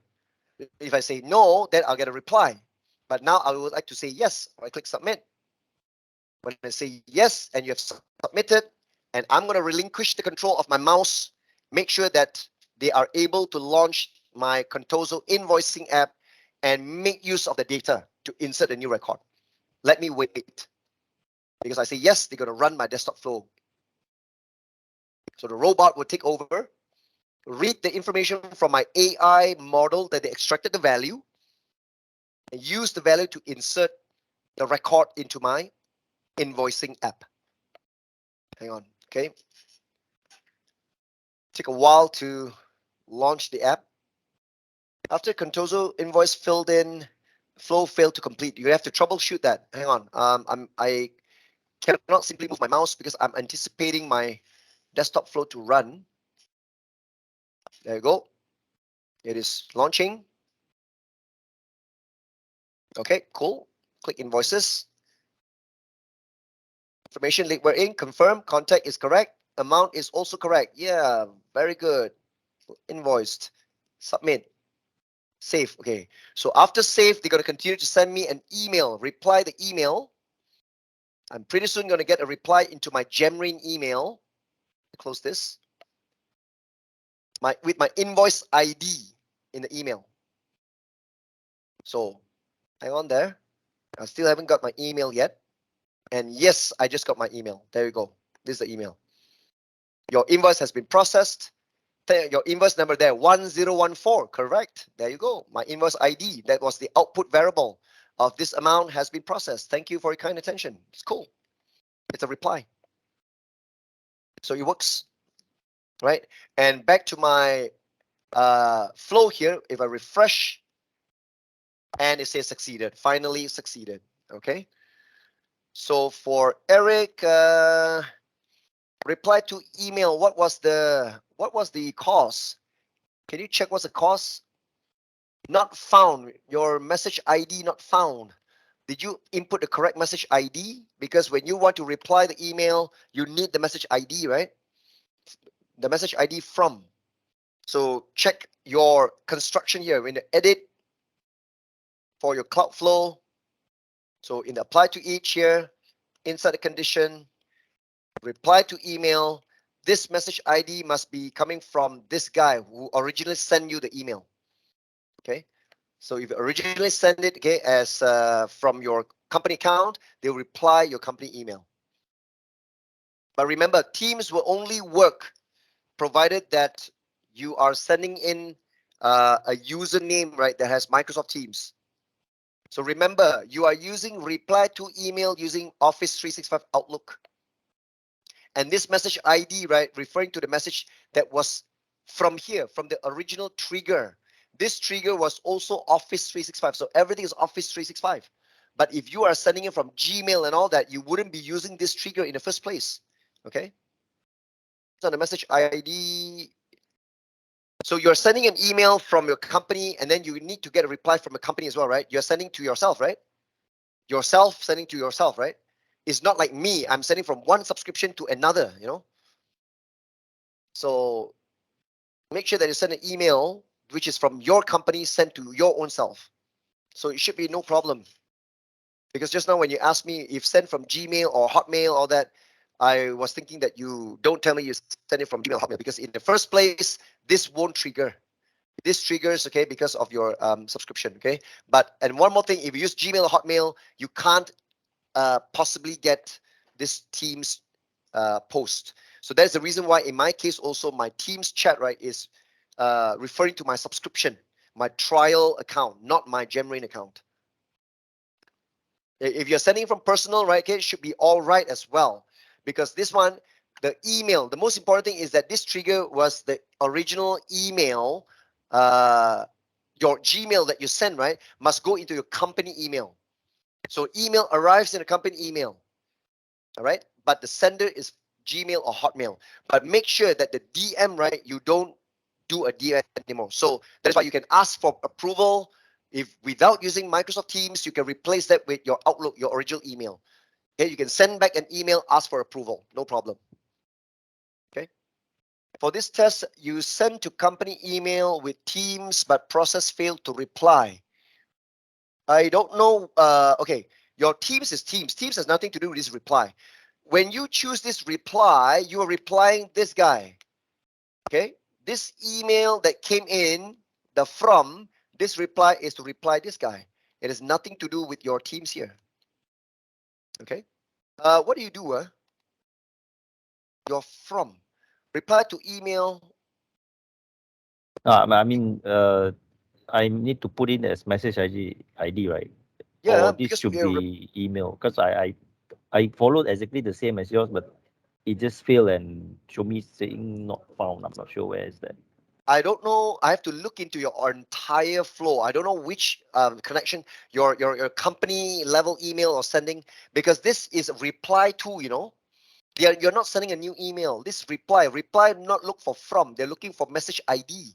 So they know this is the incoming email. That what triggers this. So your reply here is to reply this email that arrived earlier. So there's no need for you to mention from. The message ID should be the same email that you sent, that arrives. It's supposed to be default, no problem. So you have followed everything correctly, but I just don't know why it says that it's not found. When you send an email, the email arrives, that is your company, so that's actually an email message ID. All right. So if you're not using Teams, now what you can test also, okay, what you can test also, right? is you may not want to use Teams. These Teams, right, you post it to your own company Teams, okay? But when you reply to the email, this email, you reply to the original, what they have sent from. Now, the sending, right, you can test using Gmail or your any personal web email. Okay, because when the email arrives, so from your Gmail, send to your company email address. And then when you reply the email, they reply back to the same message ID. This message ID, right, is to reply back to the sender. The sender is from Gmail. So you check, you're supposed to get a Gmail reply. So if minus that particular Teams for approval, so you can practically send using your personal email. Okay.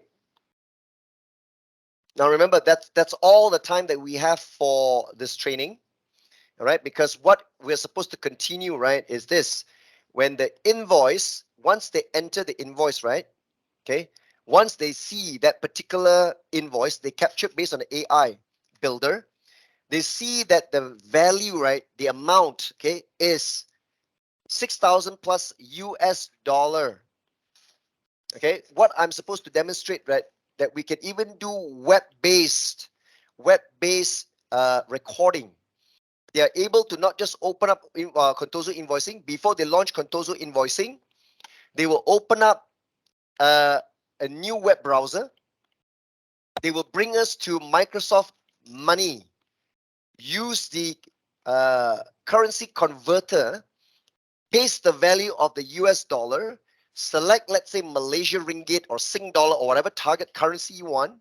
And then once they convert it into that currency, you read the converted currency and then input using the converted currency.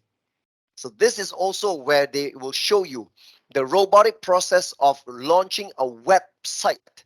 Go to the website, perform the currency conversion, read the converted currency, and then use that to launch Contoso invoicing and use Malaysia ringgit, okay, as the conversion from US dollar, something like that. Okay, and after that, the next thing that usually what we cover in the second day is, of course, unattended. Okay, how the desktop flow can run without having to sign into the computer, right? The computer is on, of course, okay, but it's just that you are at the lock screen, you haven't even signed in yet, but yet the desktop flow can still run in the background, unattended. Okay, and also the syllabus for usually the day number 2, right, is to talk about monitoring, error handling. Yep, that's most of the things about the second day. But this one day here, right, has gained and given you enough insights into what is possible to be done using your RPA desktop flow. Okay, and the desktop flow can be fired from a cloud flow. So the integration is actually, the automation is complete because from the cloud flow, you integrate with your other services and solution. All right, so you guys are welcome, okay, to visit our website to look at the complete course for this guy. So for example, the RPA, this is actually our course GRC-115. Let me show you. You can actually search for this course here, okay? So 115, this is actually developing RPA flows using Microsoft Power Automate Desktop. So you can see that the information is here, 2 days and what is covered here. And I've got GRC-116, which is actually the AI builder. Again, 2 days. But we do have a bundle selling, okay, for both RPA continue with AI builder. So that's a complete 4 days. GRC-114, which is developing RPA flows and AI builder on Power Platform. So it's full 4 days. Okay, so you learn RPA together with AI builder and then also exploring the rest of the other AI models. Okay, so yeah, I just show you this course information, so which you guys can actually go in there and find out more information about this. Okay, any further questions, guys? You can also send me an email. All right, my email is gerald@gemrain.net. I think you have seen that earlier, so let me just post it here as well. gerald@gemrain.net. Right, and possibly also, okay, if you want to connect with me through my LinkedIn, okay, you can also PM me through my LinkedIn. Let me share to you my LinkedIn account. Now, I would love to actually thank all of you guys very much. especially I can see that hundreds of you stay on with this, okay, all the way to the end. Hopefully you guys have actually learned something here about what is RPA.